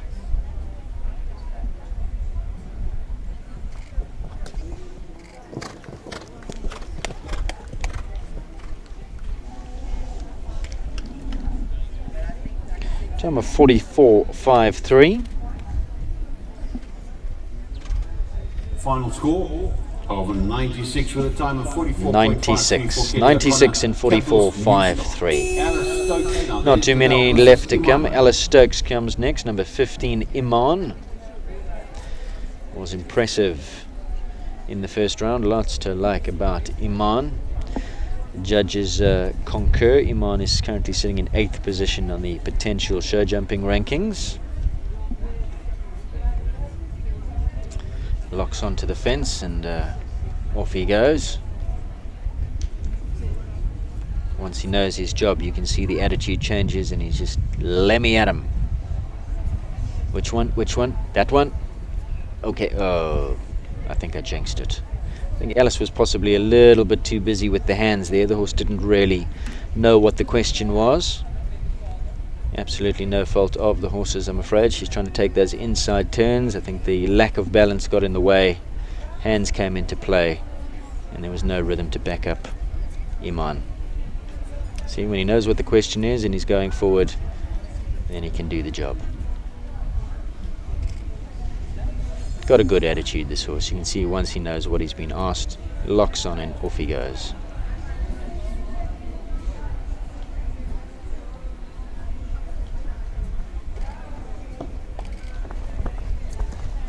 Oh, that was a pity. So there will be a host of penalties there for the disobedience as well as for the time.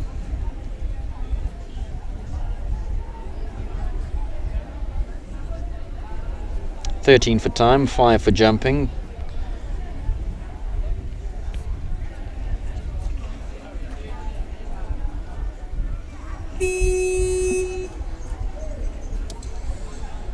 Bell's gone. This for Claremont, Martini Kalida. I think there'll be a correction to that score. We'll wait for the correction as we move on now to Martini Kalida, number 16, Claire Martin. 62.53 seconds. One that caught the eye certainly in the first round by Kasparon.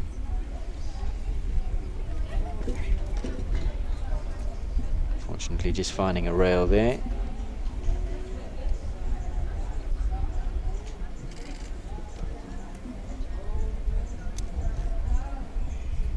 Another horse with a lovely expression on its face as it goes round. Really seems to be enjoying itself. Ears pricked when it locks onto the fence. Lovely attitude.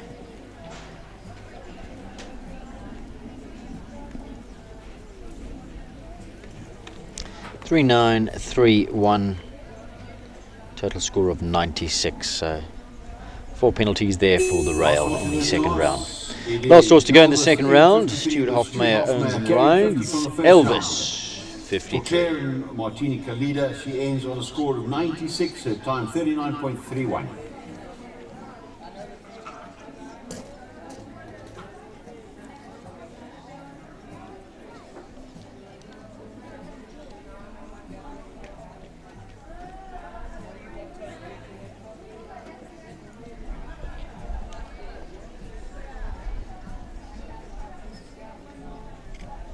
Last to go here, young Stuart Hofmeyer.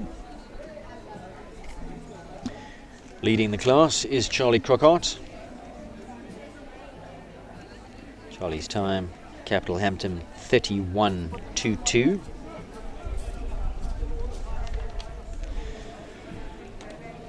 Stuart having some rideability issues there, just couldn't get the outside shoulder to line up once again. Horse drifting terribly around the turn.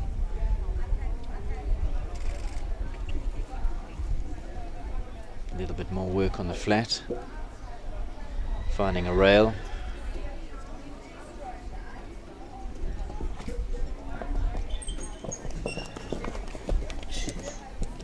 Stuart just smiling. You can see the potential that the horse has, ticks all the boxes in terms of scope and technique, but Had a call down, the final score of 96. balance the big problem, I'm afraid. 33.84. Just a minute, I'll have some results for you.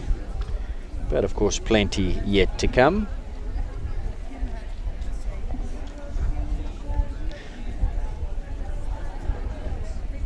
So we'll have the final result for you in a moment or two, and of course lots of trophies to be handed out for this series.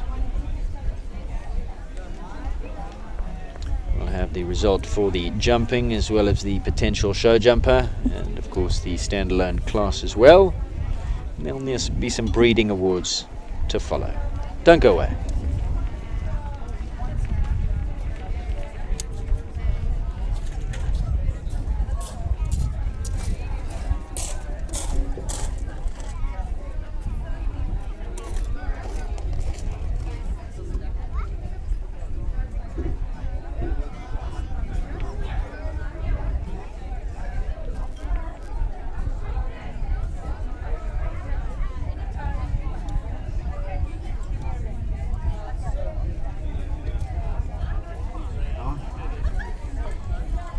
Placings for the class number 4 6-year-old show jumping results I have here. In first place with a time of 31.22, Full House, Capital Hampton and Charlie Crockart.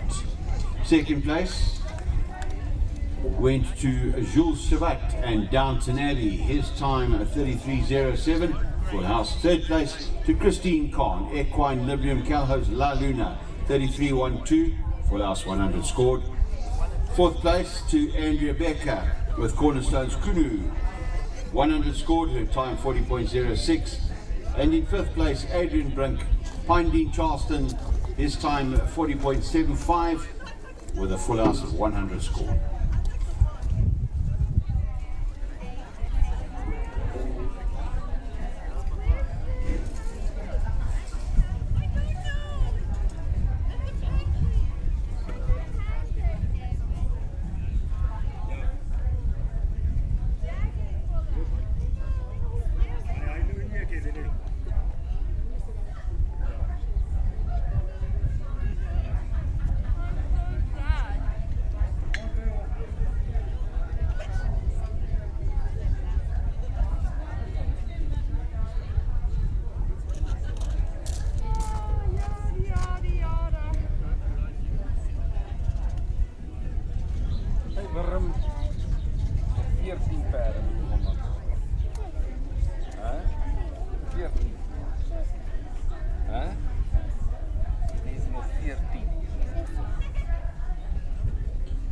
Dan is er prijsgeving en 'n koerswop en dan 14 rondes en dan 'n prijsgeving lank.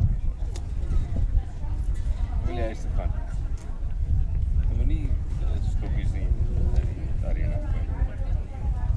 Dan kan die perde daar trap met die dorings in die voete. Hoe dink jy lyk 'n perd met 'n doring in sy voet? Hoe voel jy met 'n doring in jou voet? So there we have the result of this class. Charlie Crockart comes away with the win. Capital Hampton. Just for a change, Charlie Crockart wins a class. She is in blistering form at the moment. There's not a show that's going by these days where Charlie doesn't come home with one of those red rosettes. Jules Chavat in second. Well done, Jules. Downton Abbey. In third place, Christine Khan. She was looking for the win this afternoon as she was topping the show jumping standings as well. Has to settle for third. Equine Librium Kelleho La Luna. Fourth place to Andrea Becker, Cornerstone's Kunu. And the fifth placing, well done, Adrian Brink and Pinedene Charleston. That's the official result of this class. Of course, we await the official result of the overall 6-year-old potential show jumper. Judges are currently just tallying up all the results, all the calculations. Remember that today's classes are weighted, so certain permutations need to go in there as well. So that'll be a few moments' time, and then we'll have the full result for you of both this class as well as the potential show jumper overall series winner.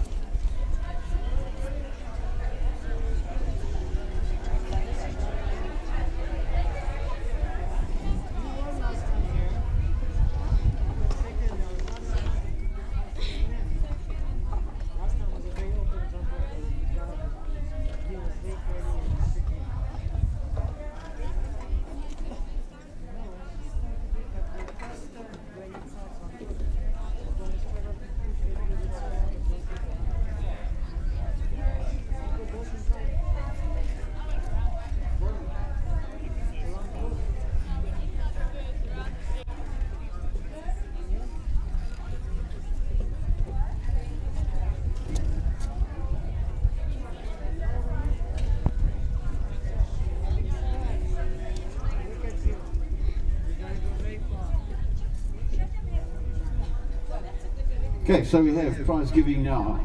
First place, I've got a walking mic now, thank goodness I can actually come down here as myself. In first place, it was Capital Hampton and Charlie Crockart. She had a full house, 100 scored, time 31.22 seconds. Second place, to Jules Chavat, riding Downton Abbey. That's also that lovely imported Westphalian horse. Third place went to Christine Khan. She tried her damnedest. Equine Librium Callahose La Luna, South African Warbird horse, that one. Fourth place to Andrea Becker and Cornerstone's Kunu. Fifth place, Adrian Brink and Pine Dean Charleston. The winner tucked for the class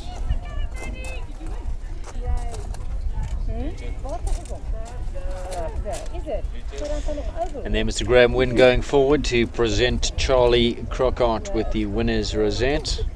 Well done to Charlie. Wonderful horse she's riding, Capital Hampton by Hitoshi, out of an Optimum Thunder Wellington mare. Of course, we were speaking to the connections of Elzu earlier on. Optimum Thunder Wellington very much tied in with the Elzu brand. So congratulations to Elzu and to everybody on the various farms and studs and everybody who has had a hand in Optimum Thunder Wellington, his progeny, his breeding projects. Well done, guys. And of course this one also bred by the Capital Stud and owned and ridden by Charlie Crockart. Jules Chavat got second in Downton Abbey. Christine Khan was desperate to get ahead of Charlie Crockart's time. She was leaving the overall show jumping standings, but unfortunately has to settle for third. Fourth place to Andrea Becker and Cornerstone's Kunu. Well done to all those connections. Riding the Pine Dean Stables entry, Pine Dean Charleston. Anton Hook.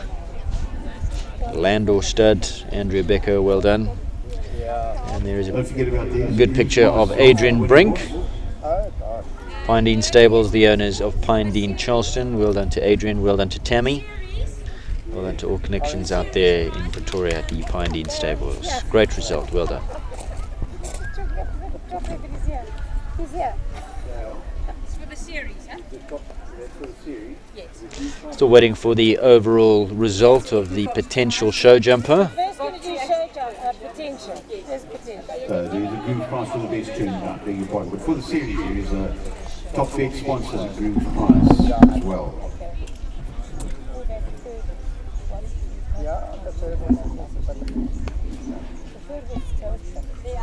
I did my second eye. Gail, third. Only the third horse is. Sorry? Christine, where's your groom?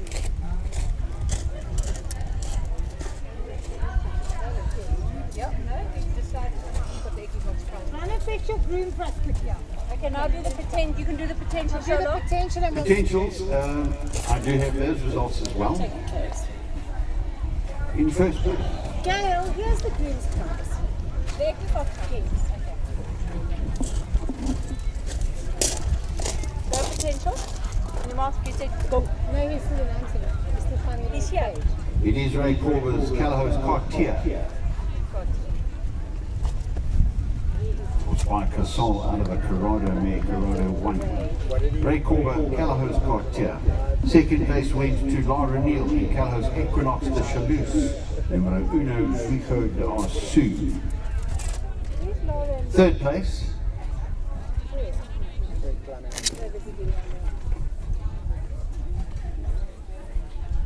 So who was first? Cartier. Cartier, then Cartier, Chalouse. then yeah, then Jesus Hustler. What's the matter? Do you need like someone else? That was Downton Abbey. So third place went to Jules Chavat in Downton Abbey.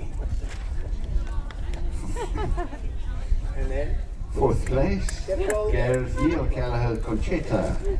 And in fifth place, Anton Hook's Cornerstone's Kunu and Andrea Becker. So make sure you order.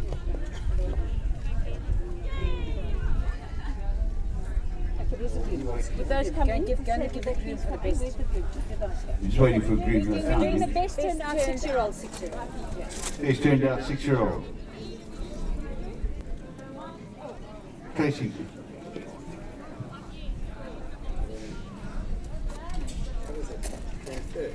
Christine Khan, Equine Librium, Callahose Laguna, the groom of that horse. There he is. Well done, you, sir.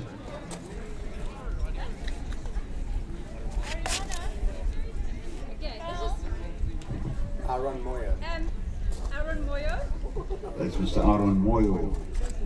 Groom, winner of the Groom's Prize.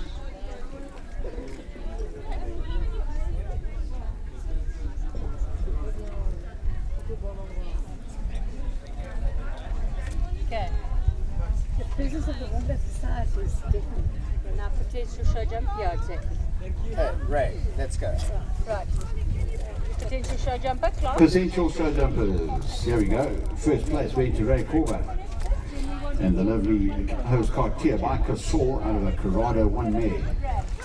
Imported horse this, Holstein registered, owned by the Callahose stud. I've been advised of some results. First of all, the best turned out. Big congratulations to groom Aaron Moyo. That's Christine Khan's groom. And Aaron turning out Christine's wonderful little horse, Callahose La Luna, to walk away with the best turned out prize. Then, in terms of the overall show jumper, I believe that Ray Corber has taken the overall potential show jumper, and Callahose Cartier will get the just for the class, I beg your pardon. This is not the overall series winner. This is just for the class, the potential show jumper for the class. Ray and Cartier take the win. Lara Neal and Equinox back in second. Equinox de Chalouse. Jules Chevat was in third on Downton Abbey. In fourth place, Gareth Neal. Fifth place, Andrew Becker's Cornerstones Kunu. We'll have the full result of the overall series winners. I believe that the judges are still tallying up the results. Don't want to jump the gun. I believe we are still waiting. But for the class, I can confirm Ray Corber the winner. Callahose Cartier. Second place, Lara Neal. Equinox. Third place, Jules Chevat, Downton Abbey. And in fourth place, that was Gareth Neal on Callahose Conchetta.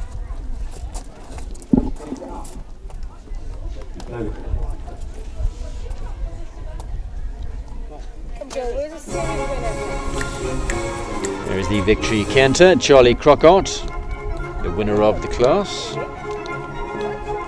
Capital Hampton comes home in the quickest time.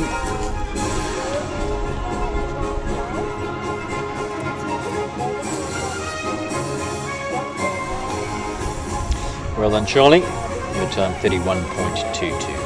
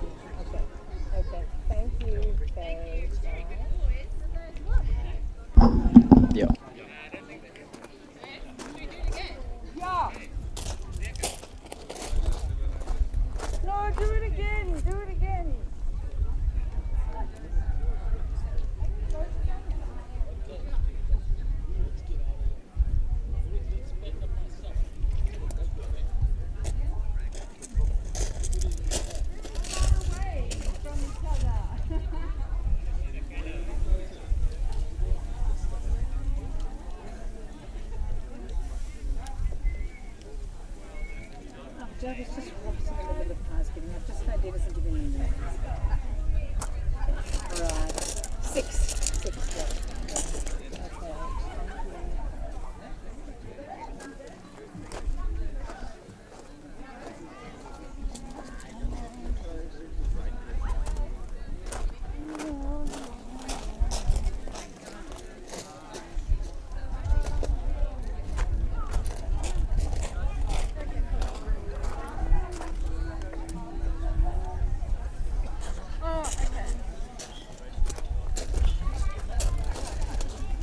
Serious winners. QC again, there we go. I have the results for the series prizes for show jumping. Capital Hampton, the winner. The potential show jumper was Callagher Cartier. Best SA bred warm blood, Capital Hampton. And best Namibian bred warm blood, Al Prado. You'd have those horses with their grooms, please, into the arena as well. Capital Hampton, Callagher Cartier. We're also looking for the breeder of the winning horse, of course, that would be the Henning Victorious, if he's still here. He's still here, he must come down. If you wouldn't mind coming down, please. It's Callagher.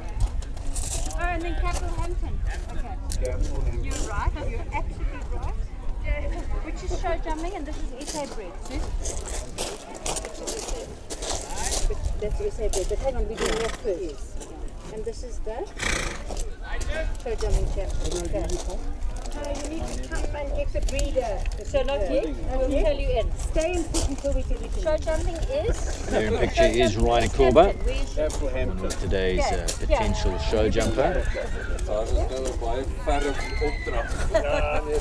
And the wonderful Kelleher's Cartier by Cassell-Ask, Corrado Dam Line.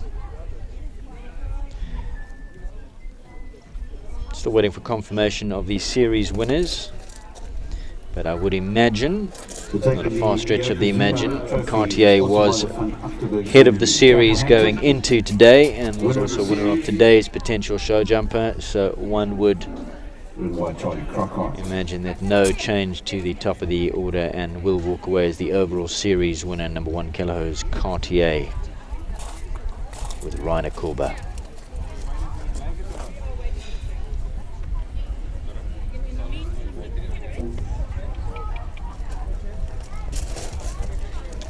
Waiting for the minor results of the overall series, but here on screen now, graphic for today's potential show jumper class, and there you have confirmation. Ryder Korba, Kelleher's Cartier takes the win. Second place, Lara Neal on Kelleher's Equinox de Chalouse. Jules Chevat, well done Jules, Downton Abbey, he picks up third. Fourth place to Gareth Neal, Kelleher Conchetta. And in fifth place, Andrea Becker, Cornerstone's Kunu. Just to reiterate that these are not the overall series winners, these are the winners of today's class for potential show jumper.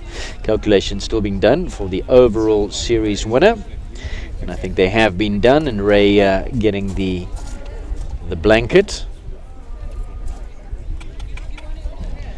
for the overall winner of the potential show jumper series for 2020.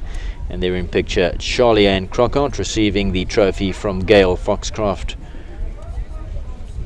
for the winner of the show jumper overall series winner. Coming today, Capital Hampton was in second place, but only just. The leader was Kelleher La Luna on 119.41. Charlie was just a fraction of a second behind that on 119.82, but a win today here in a rather devastating style, sent her as a clear leader and a clear winner of the overall series on Capital Hampton. Well done to all connections of Capital Hampton. Once again, that breeding, Hitoshi, Optimum Thunder Wellington, owned by the bred by the Capital Stud and owned and ridden by Charlie Crockart. What a magnificent horse that is, Kelleher's Cartier. You got the blanket? Ryder Korba. No, not breathing yet. Where's the flipping blanket? It's all already. Wonderful pedigree. It's a problem when they're old. By Cassell. It's done. It's done. Dominic Alexander going forward to present Ryder the trophy. And Gail Foxcroft placing the rosettes. Well done to all concerned, the Kelleher stud. Ian Callender Easby, Ivana Callender Easby, all of you on the stud who might be watching, congrats guys. Super proud you must be.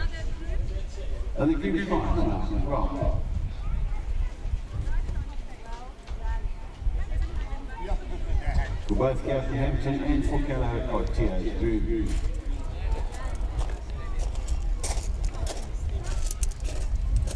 Charlie, this is yours as well. Who do I give it to? He doesn't like alcohol, it's fine. Okay, the breeder. Dr. Breeder, 6-year-old, son of England. Wait, no, 6-year-old South African bred is you. And Helen, get in there, please. No, you're allowed. Now you're not coming. You're not in trouble anymore. No. Breeder the top South African bred horse. Mr. Henry Pretoria from Campbell Stud.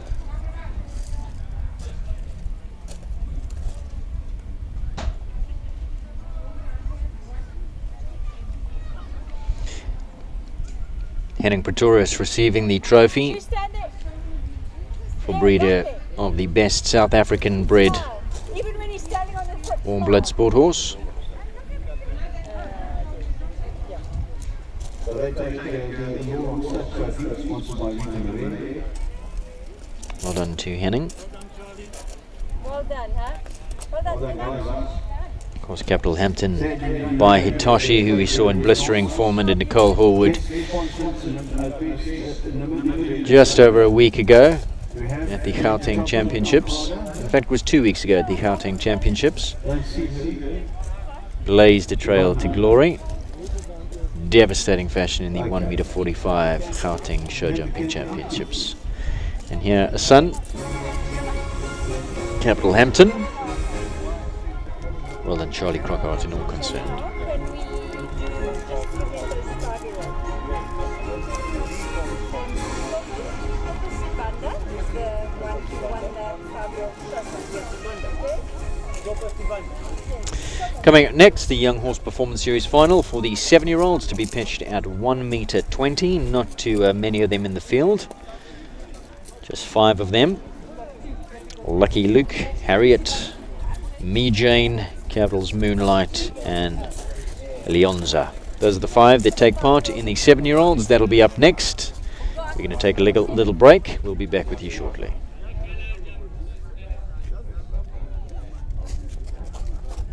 So we've got Shepherd Zvakara here with me, and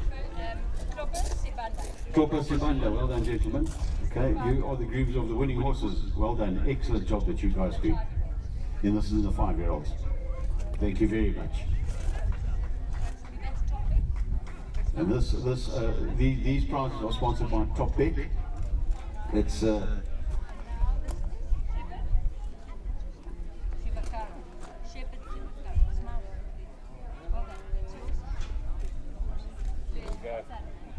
done, guys. Thank you very much. Okay, now that we've done this. Okay? You know the problem.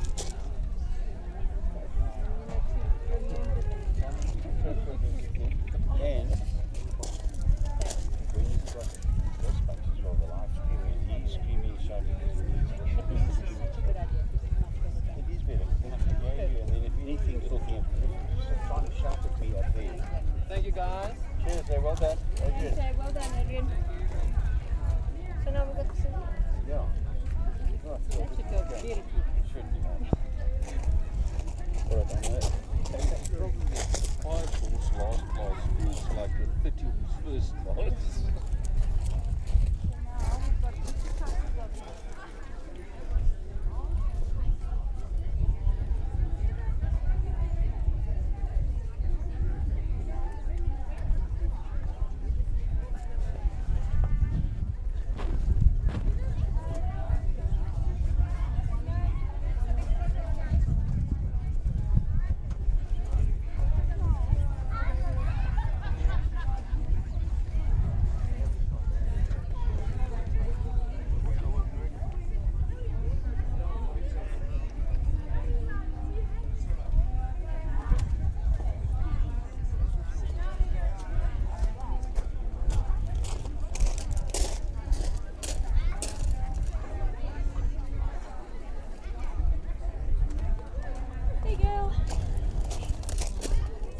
How did you go home when your horse won the best Namibian bred in the series?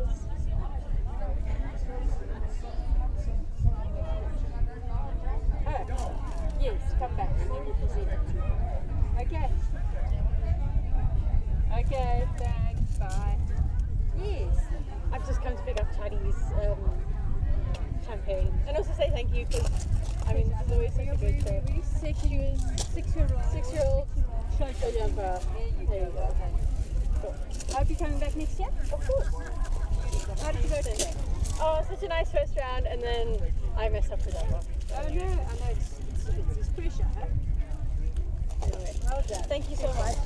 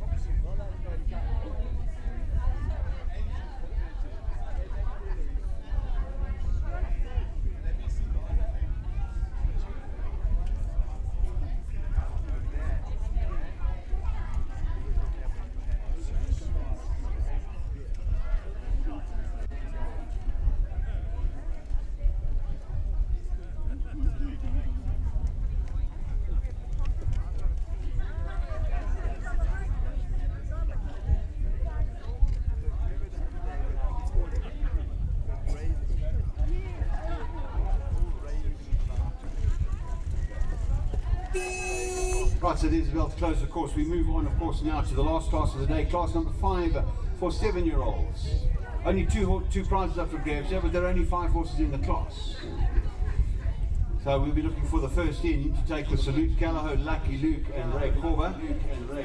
That's that nice grey. Then you've got Anke Rook with her capital. Welcome back to our live stream broadcast here from Steyn City Equestrian Centre for the final class of the day of the series as well. It's the 7-year-old class. Once again, potential show jumper as well as show jumper. Callahoo Lucky Luke goes first. Craig Rankin owns. Rainer Corber rides for the Callahoo stud. Lucky Luke by Lissabon, out of a Cassini mare. Cassini by Capital. And of course, Lissabon pedigree Lodanos Sion. Let's take a look at these standings. It's a small class, just 5 horses will go through the start. This horse, Lucky Luke. Once again, all horses will go through to the second round. 50 points for the first round, 50 points for the second round as well. Of course, bred by the Callahose Lucky Luke currently sitting in second place in the potential show jumper rankings, and also in second spot in the show jumping rankings. Remember, there's a class on offer here, prizes for the class of proper as well as the potential show jumper, and then that gets fed into the rankings for the overall series winner as well, for both show jumper and potential show jumper. Really good ride so far by Rainer Korm, as one would expect from Ray, man of his caliber. Not too much Ray hasn't won. You hardly ever see Ray having a bad round. He's the consummate professional horseman. This is his living. He makes his wage from riding and training both riders and horses. Operates out of Baloo in Kailami. And the hallmark of his riding, balance, rhythm. He really is a magnificent stylist as well. Sits perfectly still. You never see him flapping. Horses are very reactive, well schooled, well trained. And this is another exemplary round, copybook, textbook round there from Rainer Korm and Callahose. Lucky Luke, full house scored, 50 points. Well done, Ray. So once again, just to reiterate for those tuning in, the way that it works is over 2 rounds. All horses will go through except those that get eliminated or decide to retire. Each round given a score of 50, a bit like an accumulator. If you knock a pole or have a refusal, there is a deduction to your score of 50. So potential over 2 rounds of 100 points can be scored. First round, it's all about style. There are 3 judges having a look. 3 professional horsemen, Dominic Alexander, Graham Wynne and Tony Lewis, are all here today having a look at the first rounds. And they are giving the horses and riders, well, mostly the horses really, a mark for style. That's judged on front end technique, hind technique, attitude, rideability, scope. All these things come into play. The horse gets a score for that, and then a score for the round as well. Unfortunately, Anka Rudd has had 1 down here on Capital Harriet. She's number 2. Harriet by Hitoshi out of an Amaro mare. Amaro goes back to Ahuan. And of course, we spoke a lot about Hitoshi. Winning Mood Sous de Bogie is the pedigree of Hitoshi. Overall winner of the previous class. Hampton, also by Hitoshi. This is another one. So the first round on style, and of course show jumping faults as well. One will walk away with a score. And then the second round, the judges will step down and time comes into play. So unfortunately, 46 scored there, 46 the score for Capital Harriet. That's the 50 points minus the 4 for the rail. Number 3 is Call Me Jane, Jules Chevat. Thoroughbred. Nice to see a thoroughbred in the ring here. By Rebel King, out of a Model Man mare. Don't think you'd find too many Model Man mares around today. If you did, they'd be elderly by now.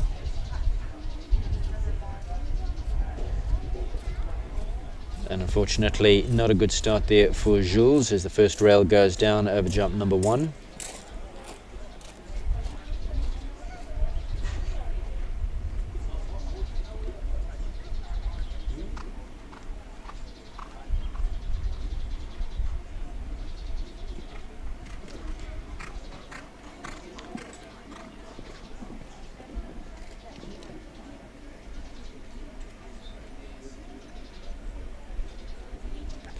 Really pity about the first fence coming down, because other than that, looking like a really nice round.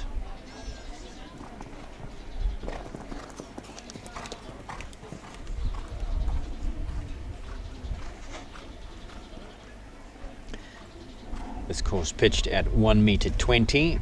Come the jump off the second round, we'll go up a hole. That means 5 centimeters, so we'll be pitched at 1 meter 25.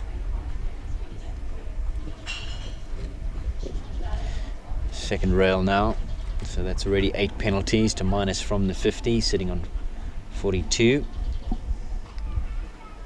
Comes in now to the final double. Gives that a touch as well. Safely through, mind you.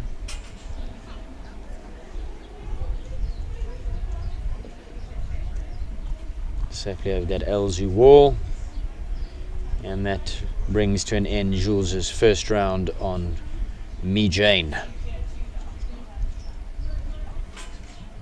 42 the score for Jules Chivat. Final score of 42 for Jules and CLS Me Jane. Serious horse enters the arena now. Serious show jumping horse is Capital's Moonlight, owned by the Capital Stud. Belgian warm blood, originally an import. Previously the ride of Chris van der Merwe, but Kelly has been going great guns since she took over. Has developed a wonderful partnership. Was an emphatic winner, if memory serves, of the 1m30 championship class not too long ago at Gauteng Champs, and I think might have been a winner as well as the Rionate show earlier on. Capital Moonlight tops the rankings in both the potential show jumper as well as the show jumping overall series. Super pedigree. Was a graduate of the inaugural Capital Stud sale and was sold for a decent pot of money. Since then has been bought back by the Capital Stud, and now the ride of Kelly O'Connor by Chin Win by Chin Chin of a Choco Blue dam line, and really is a quality individual.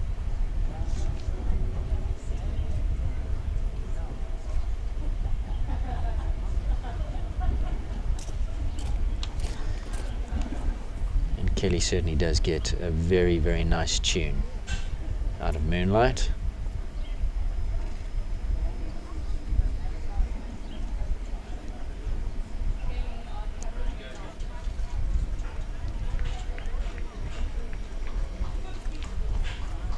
And there you go, full house scored of 50 points. Capital Moonlight enjoyed the outing. Seems pretty chuffed with his efforts. Kelly just give him a big pat down the neck. Wonderful partnership in the making. Full house scored. Will keep their chances of taking the overall series very much alive. Of course, they topped the boards in both the overall series for the potential show jumping horse. I think the potential is very clear to see there, as well as the show jumping class itself. Rhino Corba returns on number 5, Dolox Zeiss Alonso by Consuelo, out of a Conti mare. That's for a second ride in this class. Went earlier on Lucky Luke, full house scored there.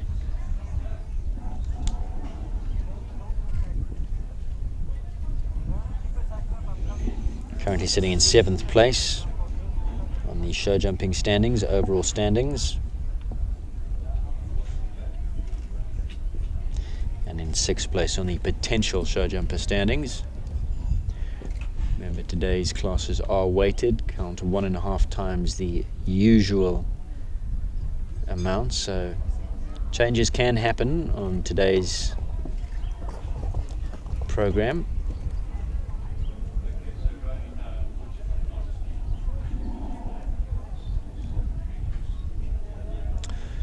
Ray may just have to move on a little bit. I think he could possibly be in danger of a time penalty.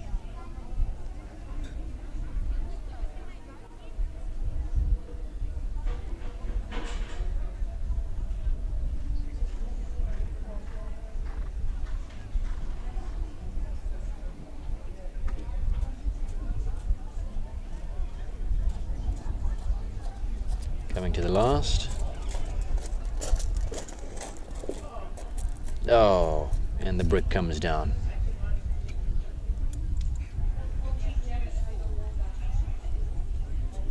.42 scored, so 8 penalties on his round there for Rhino Corba and Dolox Zeiss Alona.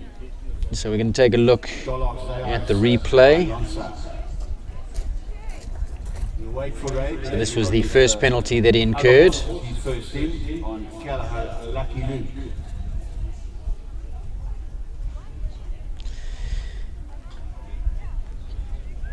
And I would say that possibly just a green mistake at the slight water tray underneath jump number 3. Can just be distracting for the horse. His distance, his rhythm seemed perfect. I think the horse just didn't complete the jump, distracted a little bit by the water tray there. Young horse mistake, green mistake. That's the first round, so we move on now to the jump off. Fences will go up by a hole, 1.25 m. I believe that number 3, Call Me Jane, has withdrawn. So Jules Chavat thinks that there's no point in carrying on and has withdrawn Call Me Jane. Of course, it has gone up now, 1.25 m, and perhaps a little bit more than the horse is used to, a little bit beyond its comfort zone, and Jules doing the respectable thing as a horseman and just saying, well, no point in giving it a bad experience and pushing it beyond its limits as to where Call Jane is at. So he's withdrawn, so just 4 will go through to the jump off. Lucky Luke will go first. That's with Ryan Akorba. Of course, he's got a jump off of his previous ride, Alonso, and remount number 1, Callagher Lucky Luke. So there might just be a 5 to 10 minute break. We'll be back with you as soon as the first horse enters the arena. Right, so now I've been told that Jules has decided to jump off after all. CLSB Jane number 3 will take part. We jump off course 9, 10B, 3, 7, 8, 6A, 6B. 9, 10, 3, 7, 8, 6A and B. First to go will be Callagher Lucky Luke and Ray Corba.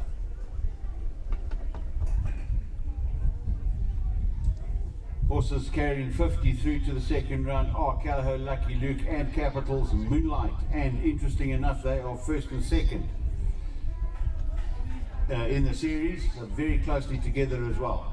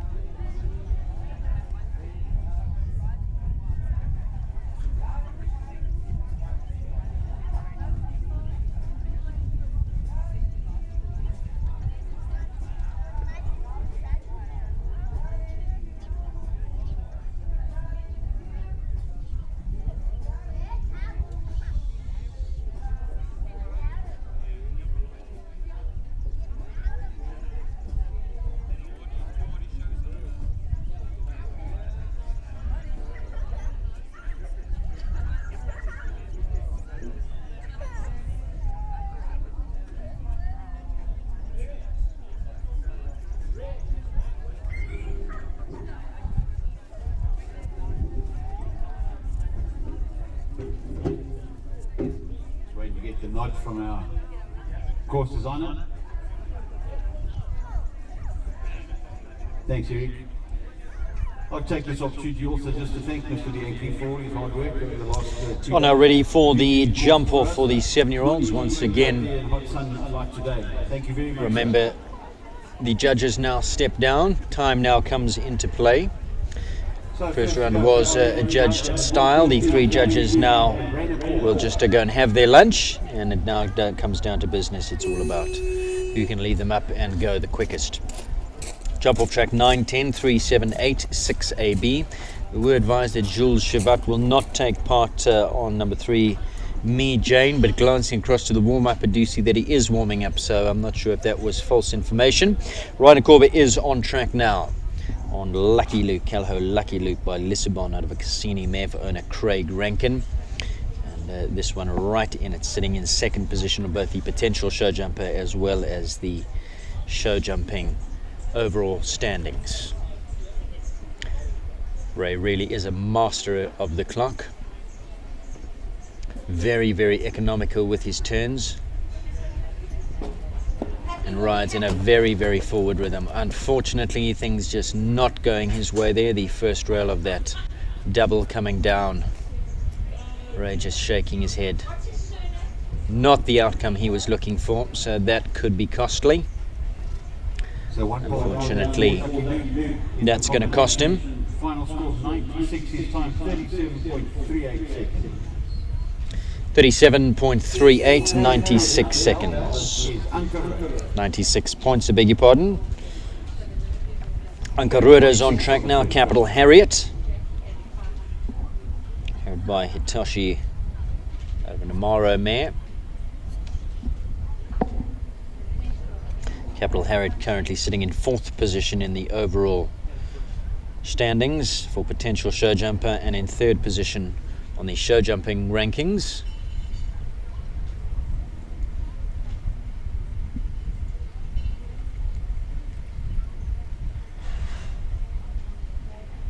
So far, so good.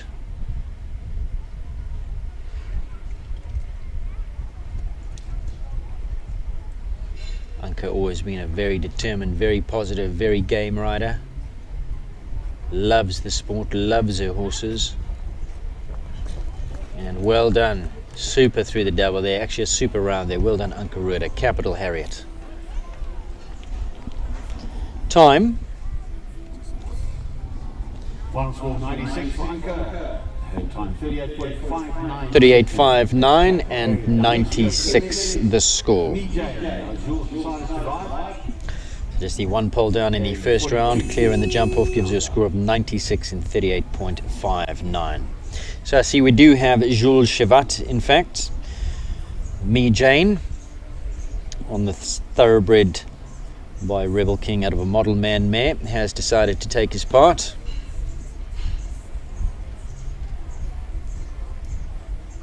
Take his place. And Jules is just going to use this as a round for experience. Not concerned about the clock. Had a few poles down in the first round and just looking to have a nice confidence building round here on Me Jane.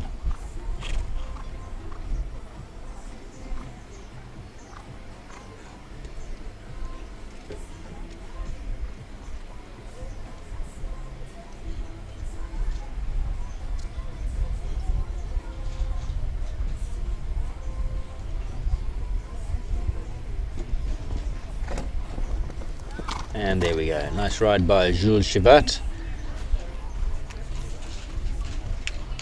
Good for him, good for the horse. Nice confidence building round. One for time, so you can see he just wanted to give the horse back some confidence after the first round. Not that everything went drastically wrong, but a few rails down. Total score of 91 and 50,31. Right, now the series leader on both the rankings, the potential show jump as well as the show jumper overall show jumping rankings. It's Capital's Moonlight, Kelly O'Connor for the Capital stud. Quality individual who has been on a winning streak of late at the Gauteng Champs, winners of the 1m30 championship class.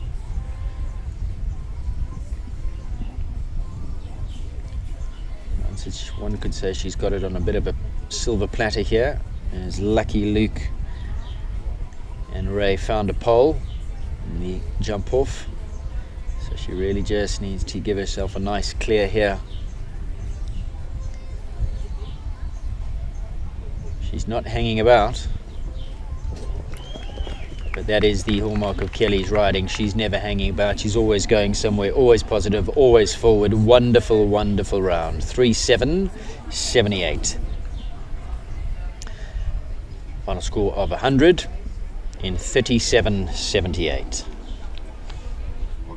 Full house scored. 100 scored, her time 37.78. Kelly O'Connor and Capital's Moonlight. And that is the winner of the class. Double clear 37.78 as Ray goes next on Dollark's Alonza. and had a couple down in the first round, so can't win the class. So Kelly has already got the class in the bag. Congratulations to Kelly. And with that, one doesn't have to be a rocket scientist to determine that unless something goes drastically wrong with the calculations, I think it's pretty much in the bag so far as the series is concerned as well, certainly for the show jumping series.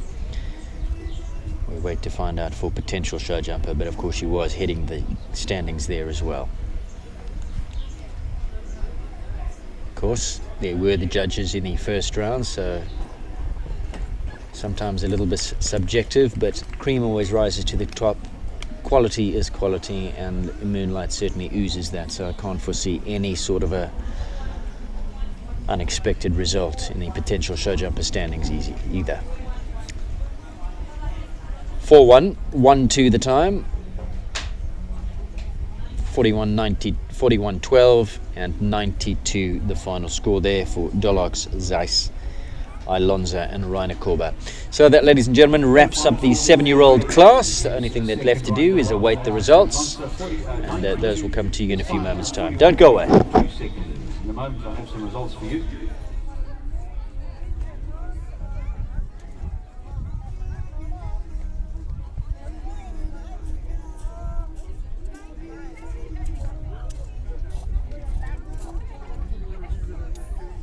Right, so prizes for the class. I have first place going to Capitals of Moonlight and Kelly O'Connor.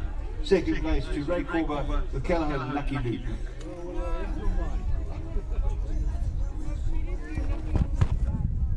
Then I need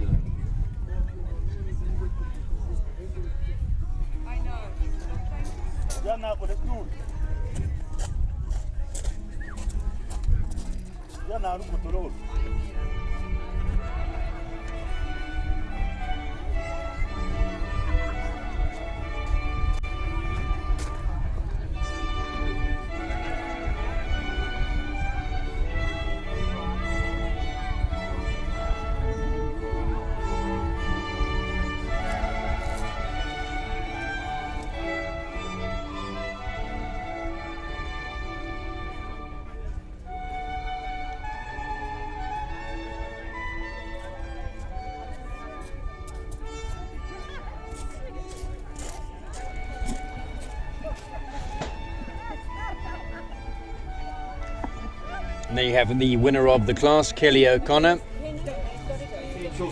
All smiles. That wonderful, wonderful horse, Capitals Moonlight, son of Chin Win out of Contendra mare. Of Chaco Blue mare, beg your pardon. Capitals Moonlight, Belgian warm blood, imported earlier on in his life by the Capital stud. Ridden today by Kelly O'Connor. Well done. On a roll. Top the standings for both the potential show jumper as well as the show jumping standings coming into today's event, and will no doubt walk away as the winner of the overall series. Congratulations to all involved. Well done, Henning. I'm sure Conrad and Renee will also be watching. If you guys are, I'm sure you guys are very proud. Well done.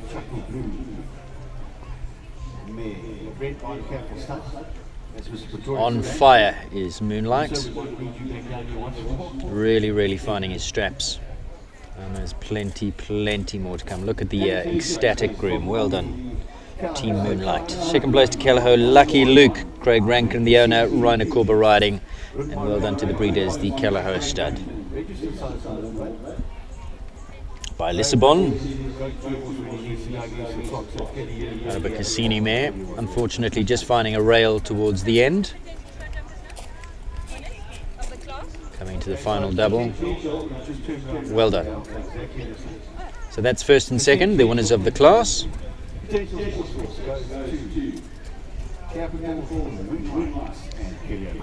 And the winner of the class for potential show jumper, no surprises, Capitals Moonlight. Gail Foxcroft and Sue van der Merwe just going forward there to award Kelly and Moonlight the winner's rosette, both as the winner of the class as well as the winner of the potential show jumper. And in second place, Rainer Korber.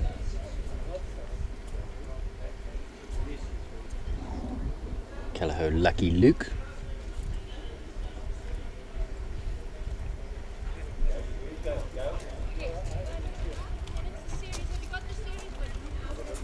Series winner. Because now it's got to be, where's the capital? Kelly will lead Ray off on a lap of honour, and then the judges are still tallying up the final scores for the overall series winners, but I don't think it's going to take too much to see that the winner is the horse in picture right now, Kelly O'Connor and Capital's Moonlight.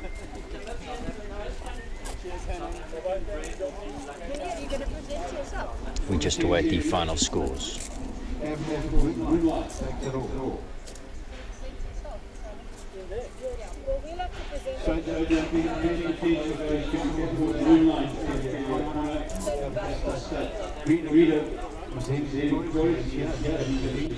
I've just heard confirmation from commentator on my right hand side that Capital's Moonlight has been crowned the 2020 Young Horse Performance Series winner for both the potential show jumper as well as the overall show jumping winner in the series as well. Congratulations once again to Kelly O'Connor, the rider. Capital's Moonlight, owned by the Capital Stud. Congratulations to Mr. Henning Pretorius.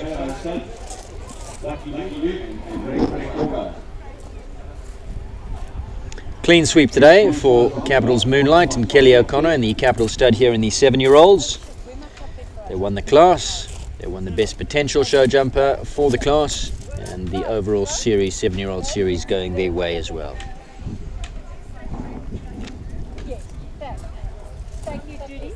Here in picture is Mr. Henning Pretorius with his wonderful, wonderful horse, Capital's Moonlight. And the final results for the 7-year-old series. The 7-year-old sport horse show jumping champion Capital Stud Trophy goes to Capital Moonlight, Kelly O'Connor. The 7-year-old potential show jumper champion receives the Callao Stud Trophy, Capital's Moonlight and Kelly O'Connor. The best South African bred 7-year-old champion sport horse receives the Brannock Stud Trophy, and that congratulations go to Callao Lucky Luke. Congratulations to Team Callao there as the winners of the best South African bred 7-year-old champion sport horse, and the breeder of the best South African bred sport horse gets the Glen Fox Stud Trophy, and that goes to the Callao Stud. Well done.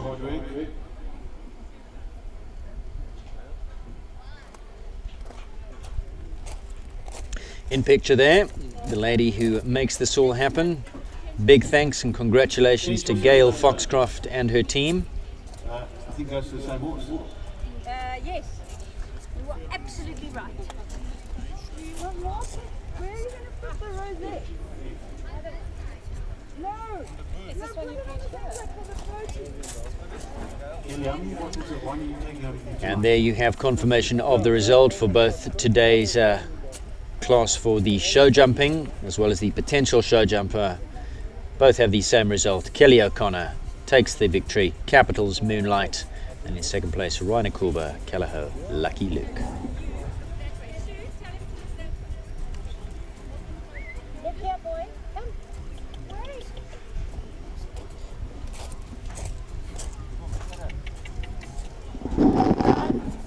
That was a good photo.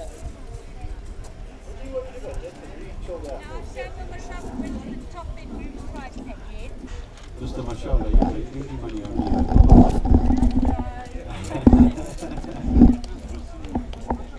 Christmas came for him. Christmas in October.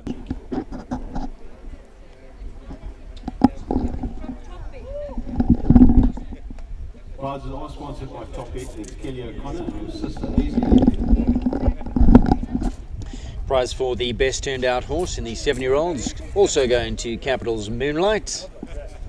So let's not keep. There's the very happy recipient. Well done. The guys behind the scenes who do so much work, unsung heroes of our sport. And lovely pictures of him with his horse Capital's Moonlight. When you saw the win, lots of kisses, lots of cuddles. Lovely to see.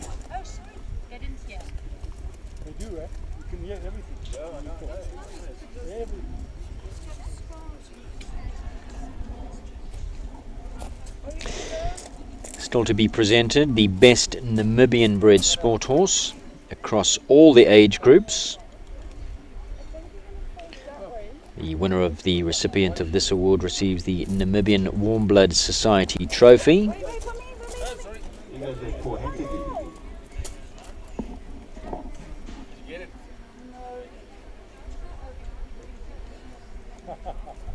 And the winner of this trophy is, I can see across from me, waiting in the wings. Well done, guys. We have a great day.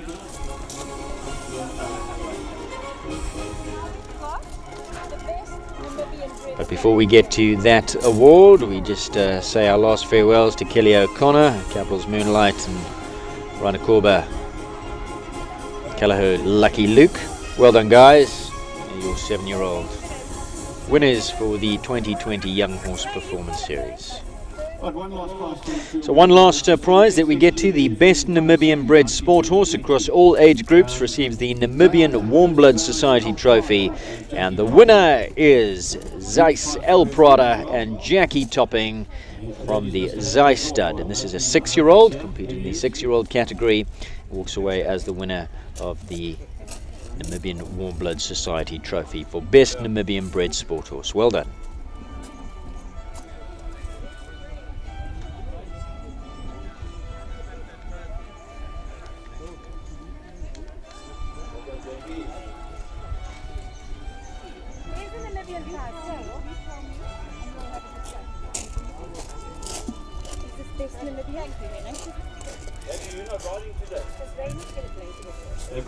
You're normally riding, you're riding today, you're the horse today. No. So, Zeiss El Prada by Samples out of an Unio Funhead Wakemershof mare. Registered Namibian Warm Blood, owned and written by Jackie Topping.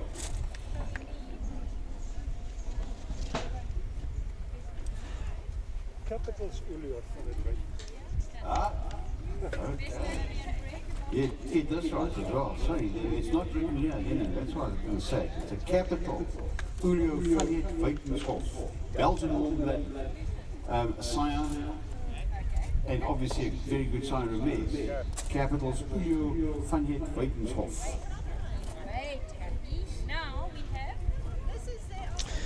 So congratulations once again to Jackie Topping. That's what I say. Congratulations also to the Zeiss stud, Zeiss El Prada, walking away with the Namibian Warm Blood Society trophy. This is a 6-year-old. And well done to Happy and Dlovu. Here he is, rides for Jackie Topping. Well done, guys. Well done, Happy. Well done, Jackie. And this horse by Sampras, out of Capital's Ulio Funhead Wakemershof mare. Lovely pictures of Jackie Topping and Happy and Dlovu. Happy does a lot of riding as well. One would have seen him competing plenty. In fact, he was a big winner last year at the Burlington Cup, in the amateur series. That's it. Show's over, folks. Show's done, let's go. And we never gave the 7-year-old the slip and blanket, right? You never said